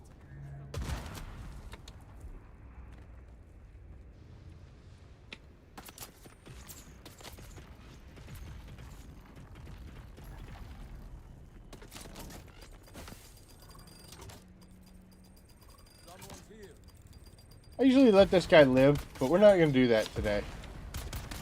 That was a heck of a jump, stud. I like that. Look at you. Came all that way. All that way. Is this just broken? That's cool. I didn't know that. Like I said, I usually let that guy live. I just run past him. Ah, bad things.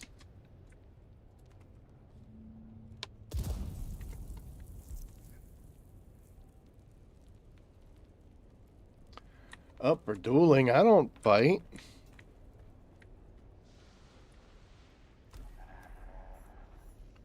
Okay, so this thing, once you get this done.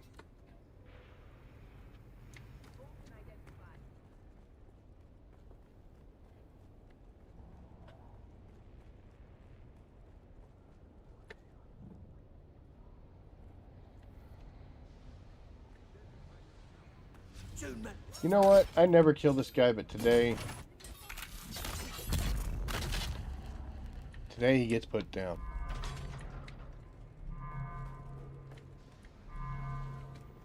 Reveal yourself. Pay attention. Someone's here. Get the enemy.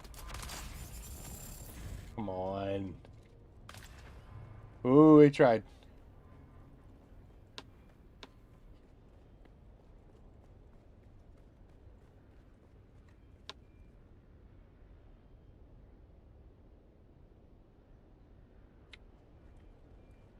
I was gonna say, I gotta kill the sergeant. I should do that.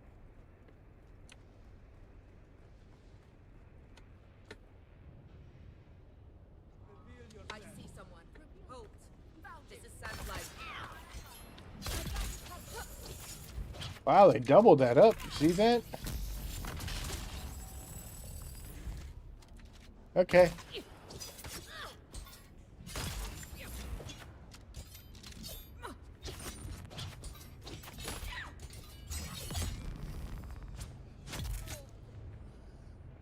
Okay, solved that problem, didn't we?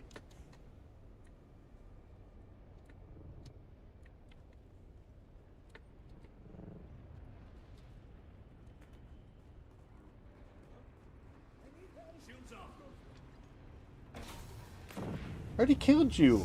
Oh no, it was the other guy. Oh, I'm sorry. Not too bright, man. That's another good example of missions corresponding. Because the lieutenant that you have to summon. They're coming. Reload. Alright. He's right in here. And the component for the generator thing that you're... Oh, sorry, wrong direction. Is right over here.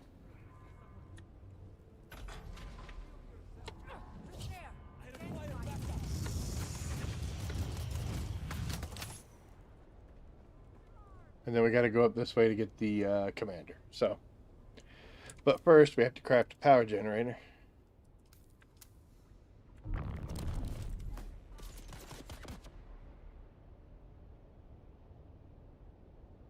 Exit the area.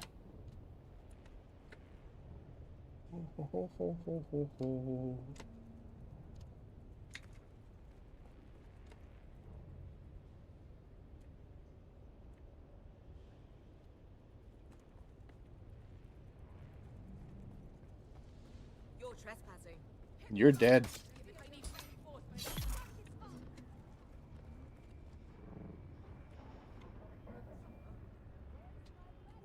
He's inside?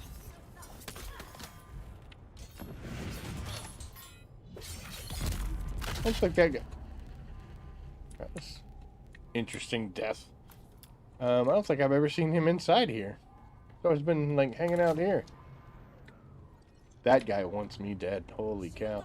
Who's that? Enemy found. They need reinforcements.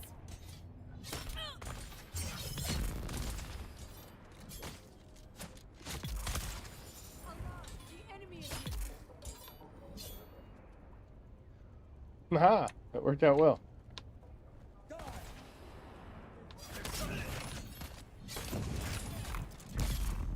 Where did they get all the drill shots, man?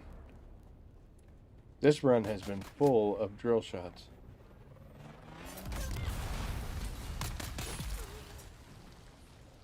It's a bold move, Cotton.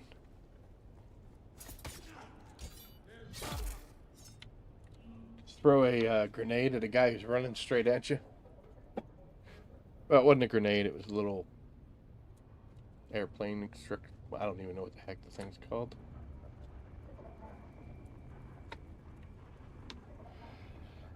Alright, that should be it, by the way. If we do this,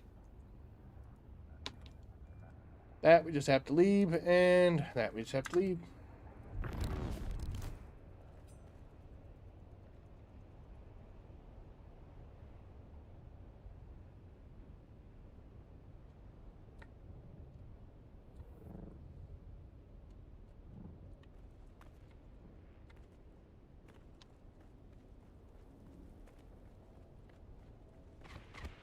Whoa. Somebody's angry. Whoa.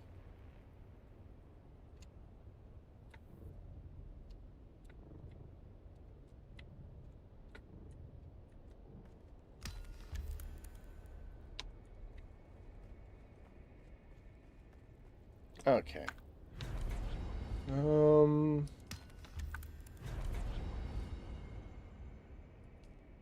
don't know if that was enough to get what I wanted. Sorry.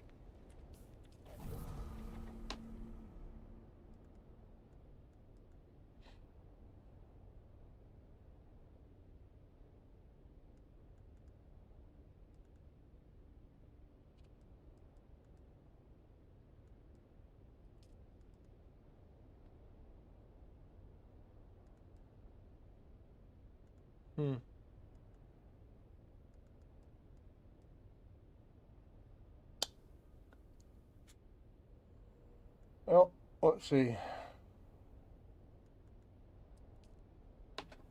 We should do this. Get this one knocked out so the threat's down, and then that might be all she wrote. 720. No, not quite.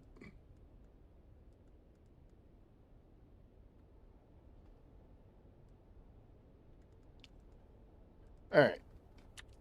We need to do something for canola. Oh, I wonder.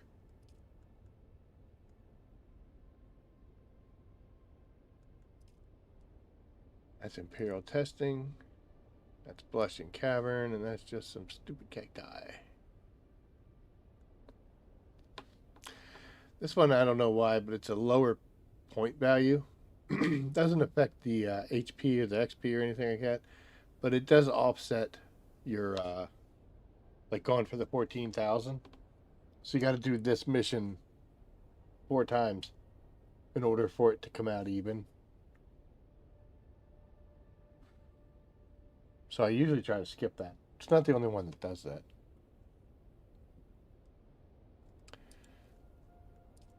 Race Against Time is 750 as well. That's already back up. So is that one.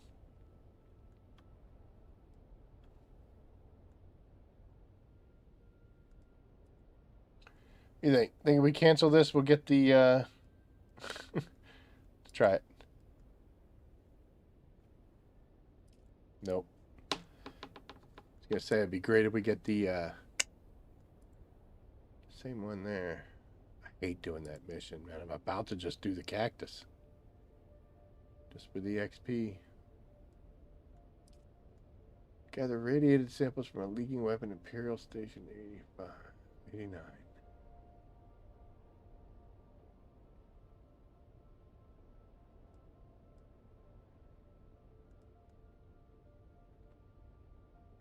I'm not too excited about that.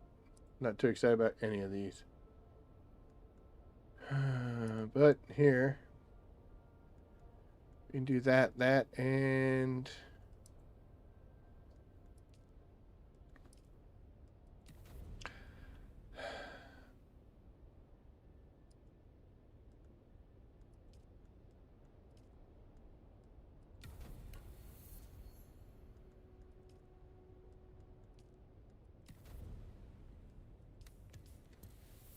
To the Blushing Cavern.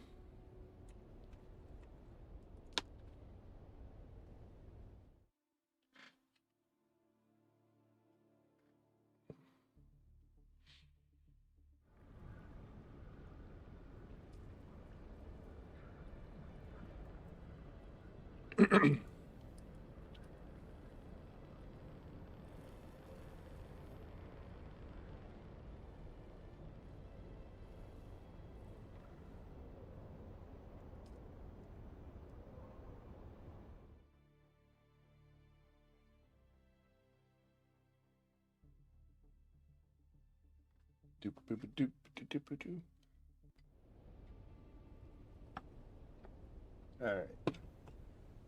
Coffee cup is empty once again.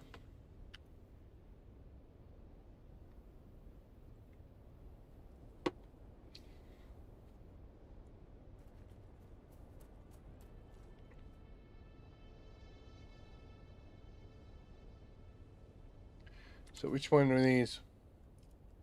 We got calibration packs, missing vehicles, and the trap. Alright, everything starts up there except the vehicle one. But I don't need to go up to the top in order to start that one. I can do this, then do that, and then head over. So, there we go. We got it figured out now. Did we get high enough? Oh, awesome.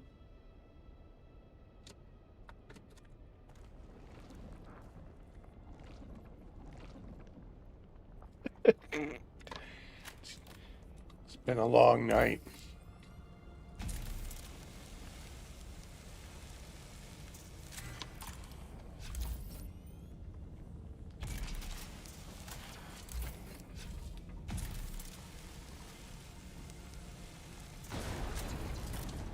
All right, one down.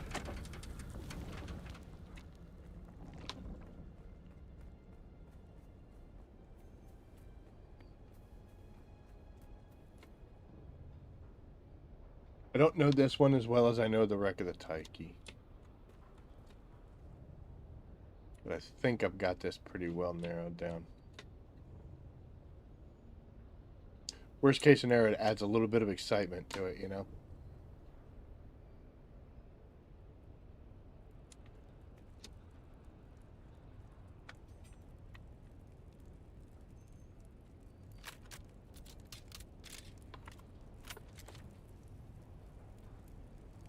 Apparently, I'm out of bullets somewhere.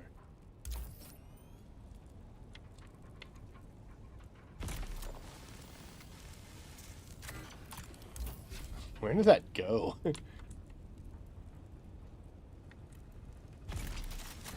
That thing just shoots off.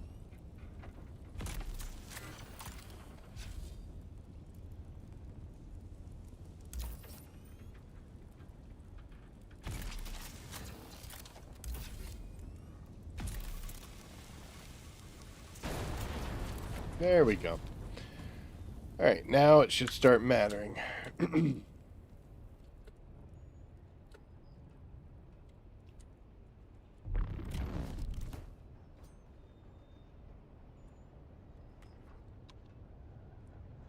That is horrible, dude.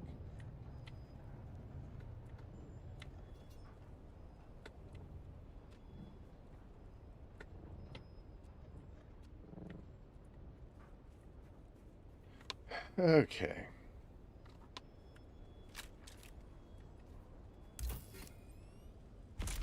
That kills me when I'm like floating around and everything's going great and then all of a sudden I'll just grab onto a wall like Spider-Man. Like, no. You know, if they're gonna make me do this, they gotta fix this close range, cutter ray problems. I'll just drop everything. Okay, this is where we have to actually do some of this stuff.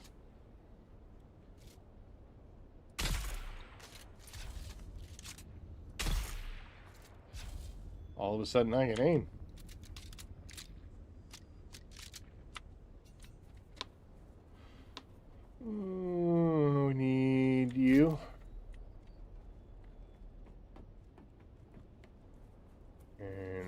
need you.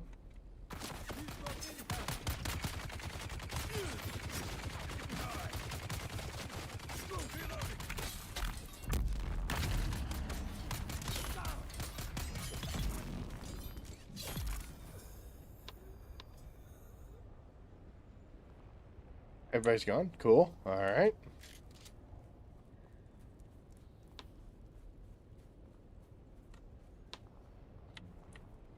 And this box. There we go. Collect 3 Transeye calibration packs. Now I think I gotta...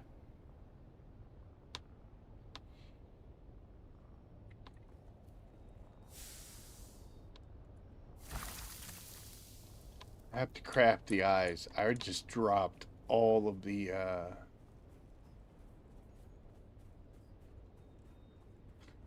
all of the scrap metal I had.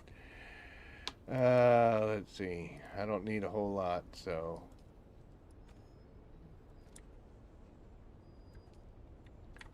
Alright, now we can craft eyes.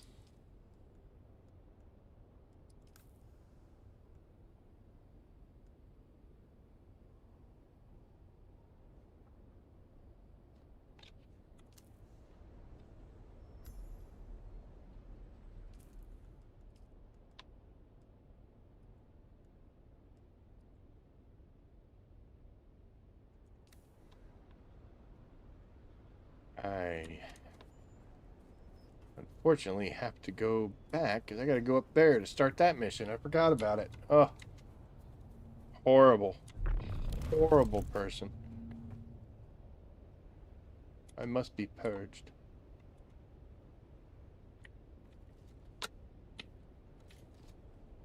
It's okay, because basically after doing this, it's going to put me exactly where I just was, so we didn't really lose anything there. Actually, I don't think there's any better way to make this happen, because we have to go down to that first vehicle and work our way back. So this might be the only option. We're going to say it's the best way, because then I don't feel so bad. Come on.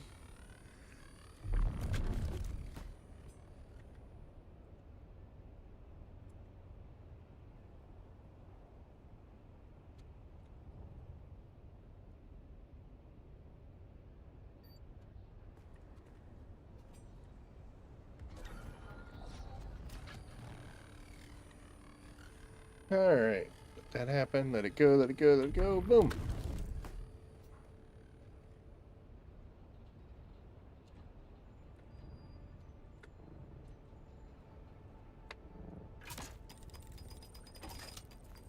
Crouch.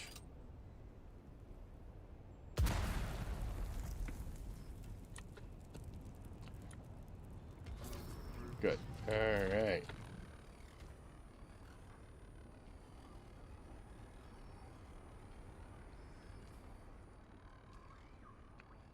That is the eyes, that is the vehicles, and that's the signal. Okay, so we're good. Back on track. Got heat stroke, but we're back on track.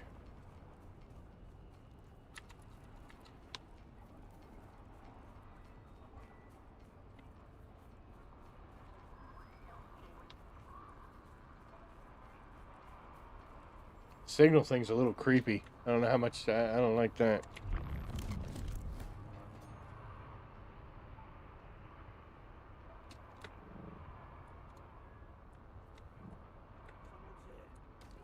I need help. I'm out.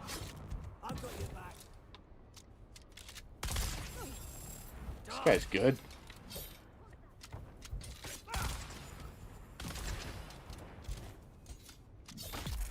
Who was that guy?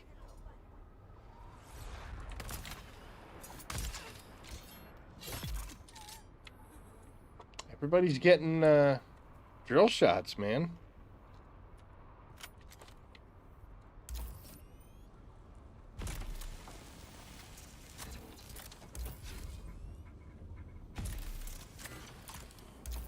That's a little inconvenient here. Because the first place I have to go to do the The first little sensor thing I have to plant is way over there by where Leon, Leon is. And the second eye is over here. The third one is over there. But I had to come for this buggy, then I have to go to that one. So it's making me cross back and forth. But I think... Do I have to do those in order? Or is this going to be active? They have to be done in order. Of course they do. I mean, you would, wouldn't you?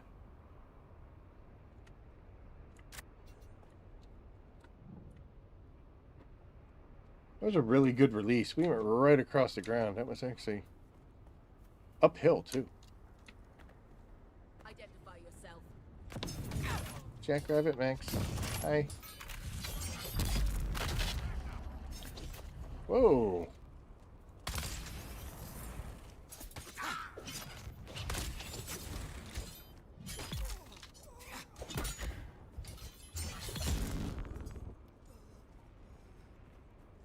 Did you not hear any of what just happened?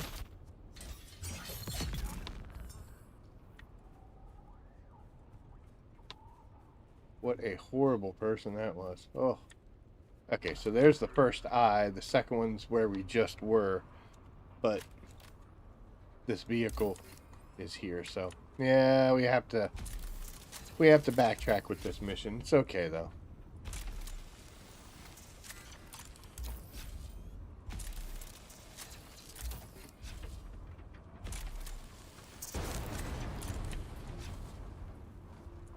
Not really a fan of this destroying the cars ones. Just because it makes you run all over the map.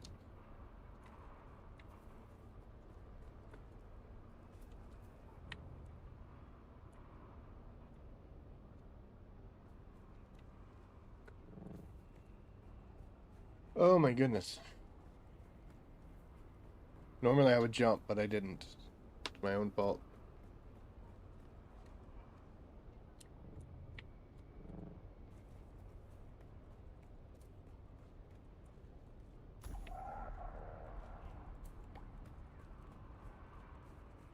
So a little back and forth. But we can't be completely efficient, right?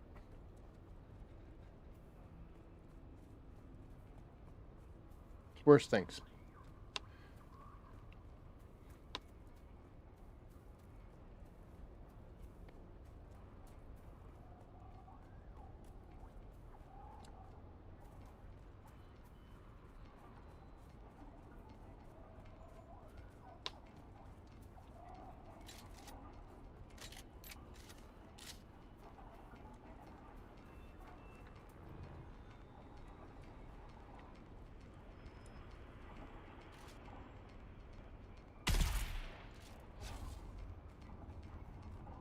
Alrighty.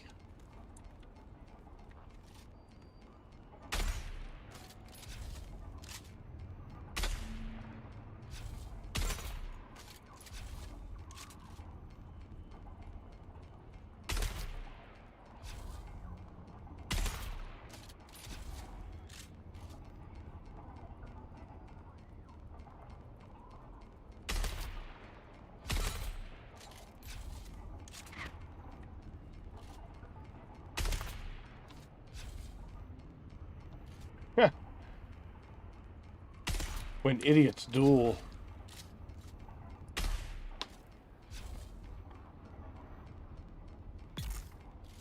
Thank you. Alright, got 2 douchebags down here to kill. This is one of them. This is the other. Then we get to come over here and plant the last little device. This spawns 4 bad guys. 2 over here.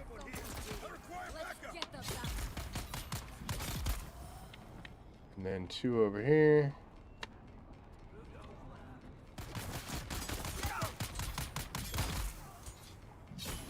Oh, oh. I've got you covered.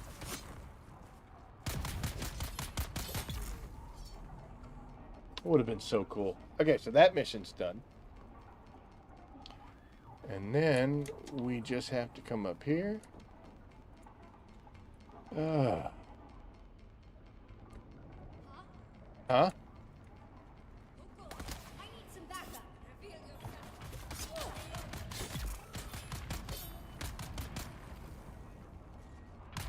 Come on. Okay, so the last two things I gotta do is go down there and turn that signal on, kill 4 people. Then I gotta come up here and break that truck, and we get to leave. Shield on. God help! Help!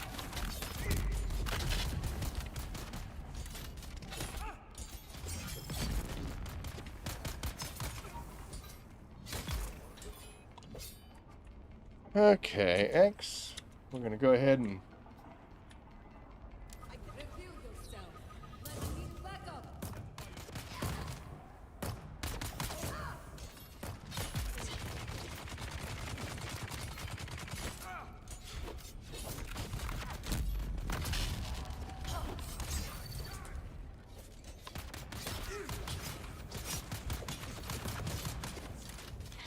Oh, for the love of God. What's the point of having a turret if everybody just runs past it?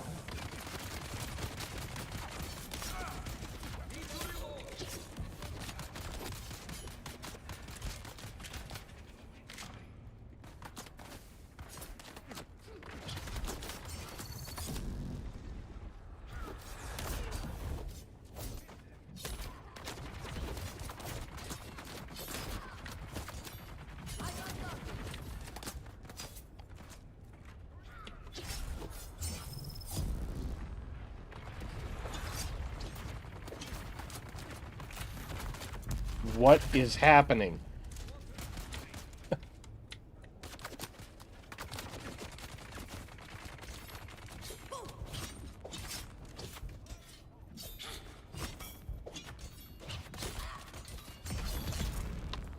That took entirely too long. Why am I already out of stamina? Why am I almost dead?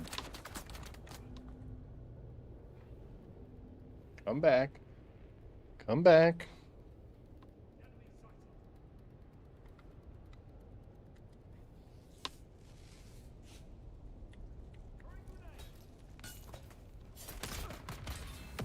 This guy finally gonna die? Thank you. Okay, that mission's finally done. And then we come up here and break this car.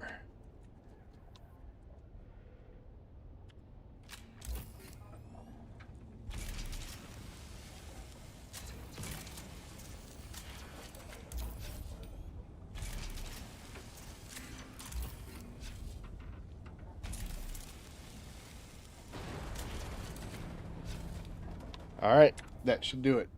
Let's check to make sure. Escape the cavern and leave. Exit the cavern and leave. Exit the cavern and leave. Hooray. Must be getting tired because that fight was absolutely insane, ridiculous.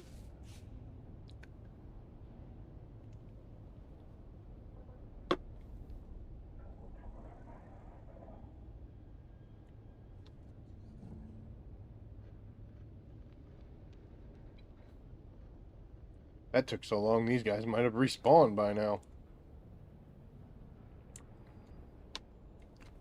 Thank God they didn't. If they had, I'd have felt so bad. Okay.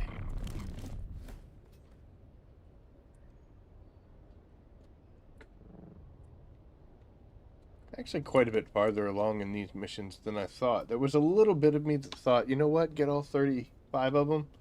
But that's a lot. That's a lot of missions.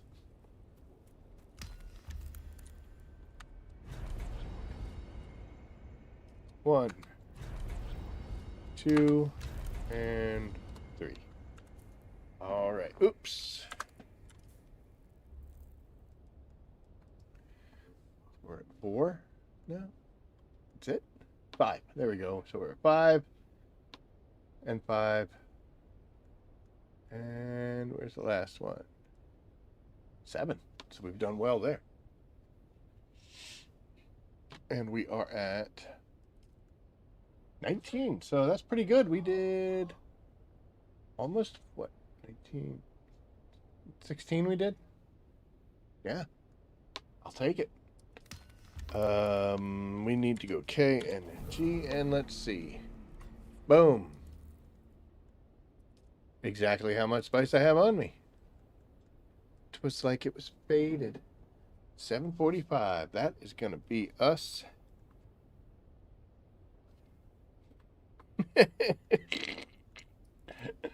Going to second place was the motivation I needed. Where are we at?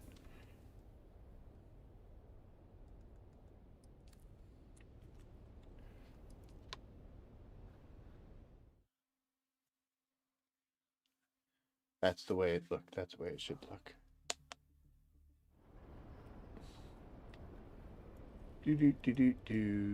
Do. Well, we missed 2 cats. But that's okay, because they don't like people. Sounds like Mrs. Rabbit's home. Can hear her giggling.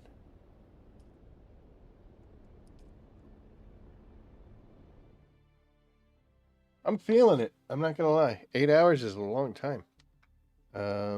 Especially since we've been only doing since we only been doing 2 hours each time. So,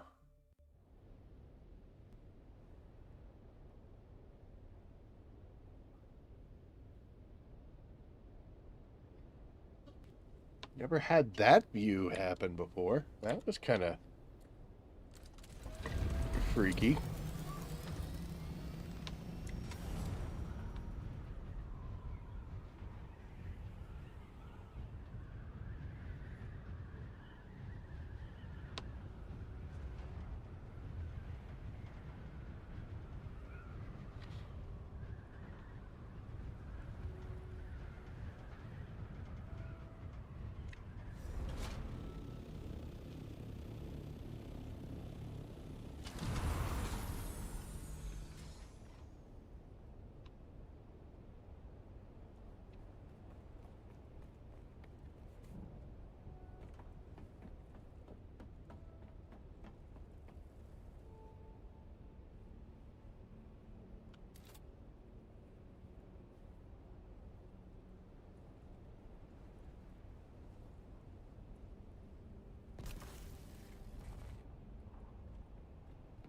Seems like a appropriate way to end the evening.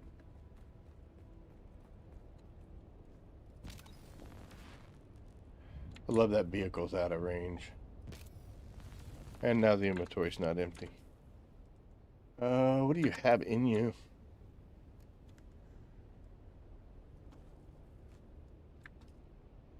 Nothing, nothing important.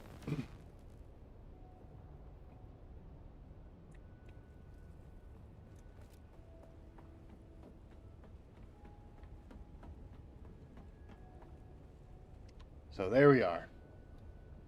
I'm never going to let you guys make this determination again. I'm just picking. I'm just kidding. Are you okay? Doing all right? Yeah. All right. How about you? Oh, he's sleeping away. He's having a tough time, but medicine does well for him, so. But yep, we said we'd do 8 hours. We did 8 hours.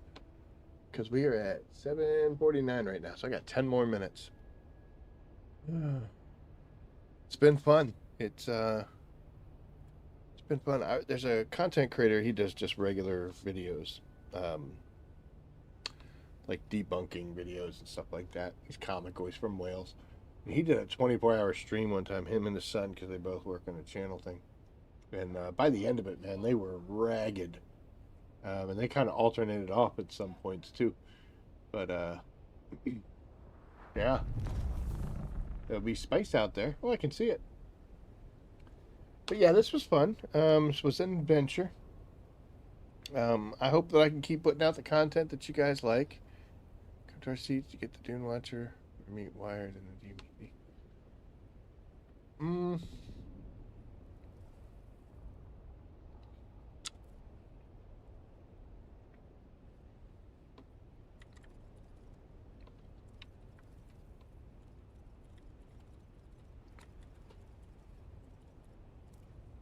Oh my god. Can't even type properly.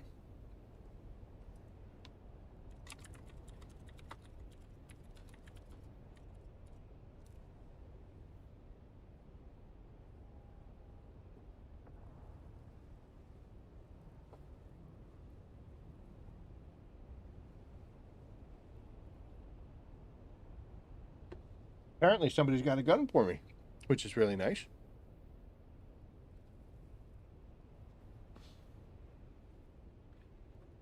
We'll find out which one.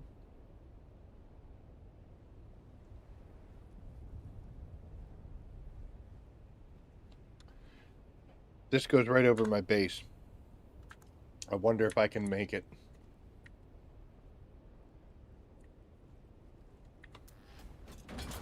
No booster. Just a man and his bike.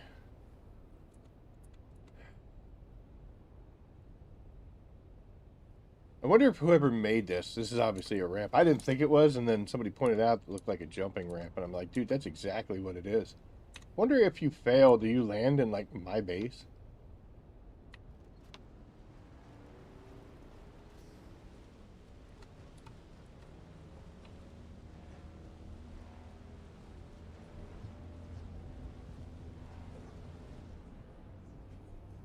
Nope, we ain't gonna make it.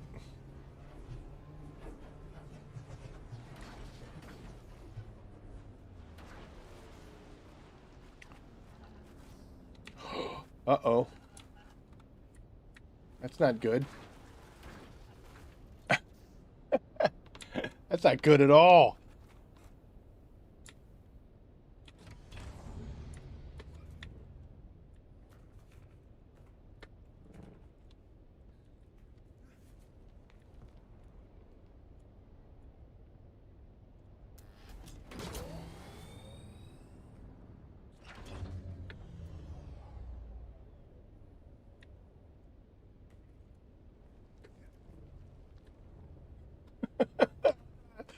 Of all the places to land.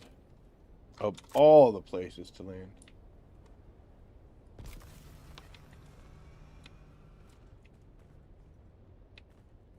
Well, I guess I didn't land there. I just kind of rolled there. That's funny. I was like, oh, I wonder if they're hitting my base. Dude, we didn't even get close.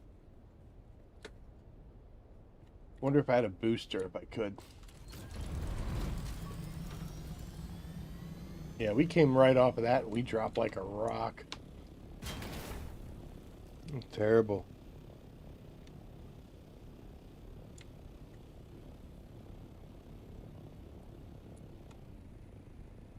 Nope, we're off to the side there.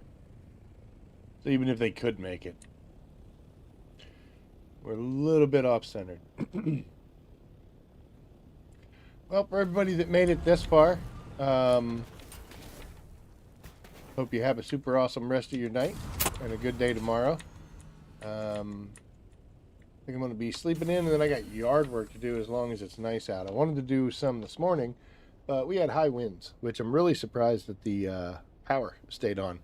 Because when we get high winds, it usually likes to take that. Whoop, we're getting a delivery.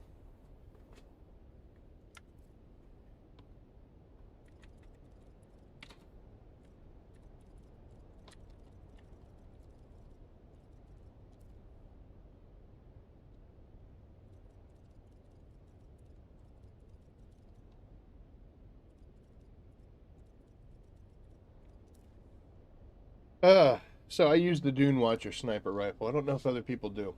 But apparently the guys were running some of the higher level dungeons. I think he's there already.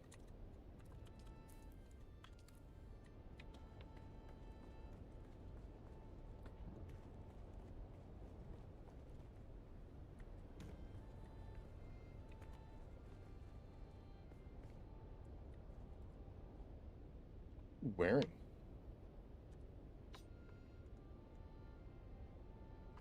I really don't have anything, man.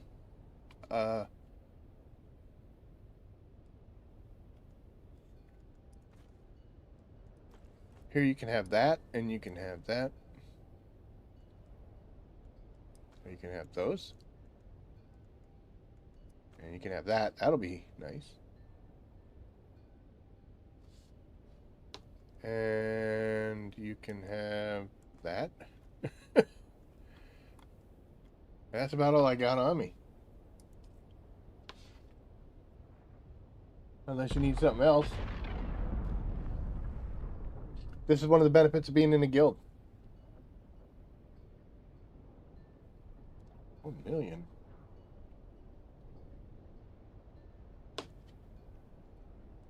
Oh, you need 1 million for it? Okay. I guess. You don't get none of this stuff then, you bastard.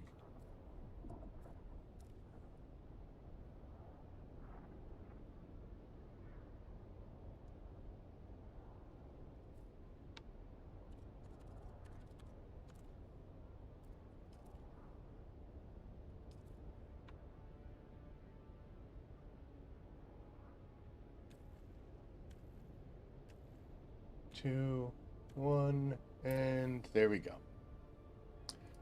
Trade complete. Sorry, man, I didn't know how to do the monetary transfers in the trading aspect.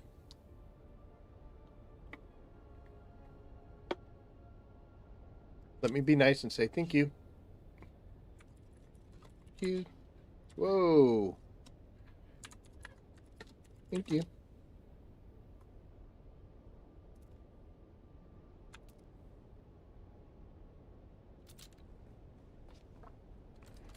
Oh, what did he say?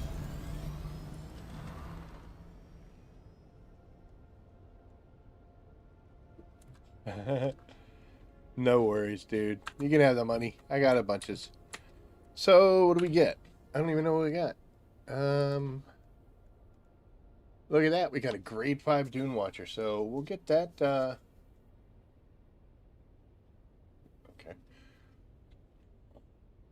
We'll get that built. What are the stats? She does 828 damage right out of the gate. What does our level 3 do? 524. So, that is a definite improvement. We will have to get that sucker built and see what it does. It's nice to be thought of. That's another reason. Like I said, it's good to be in a guild. Somebody doesn't use that gun, knows someone that does. He asked me earlier. He's like, "You use a Dune Watcher, don't you?" I was like, "Sure do." So there. Did we?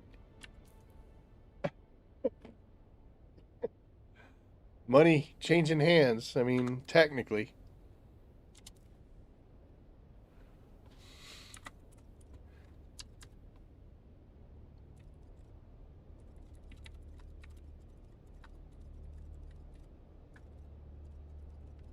I can't type.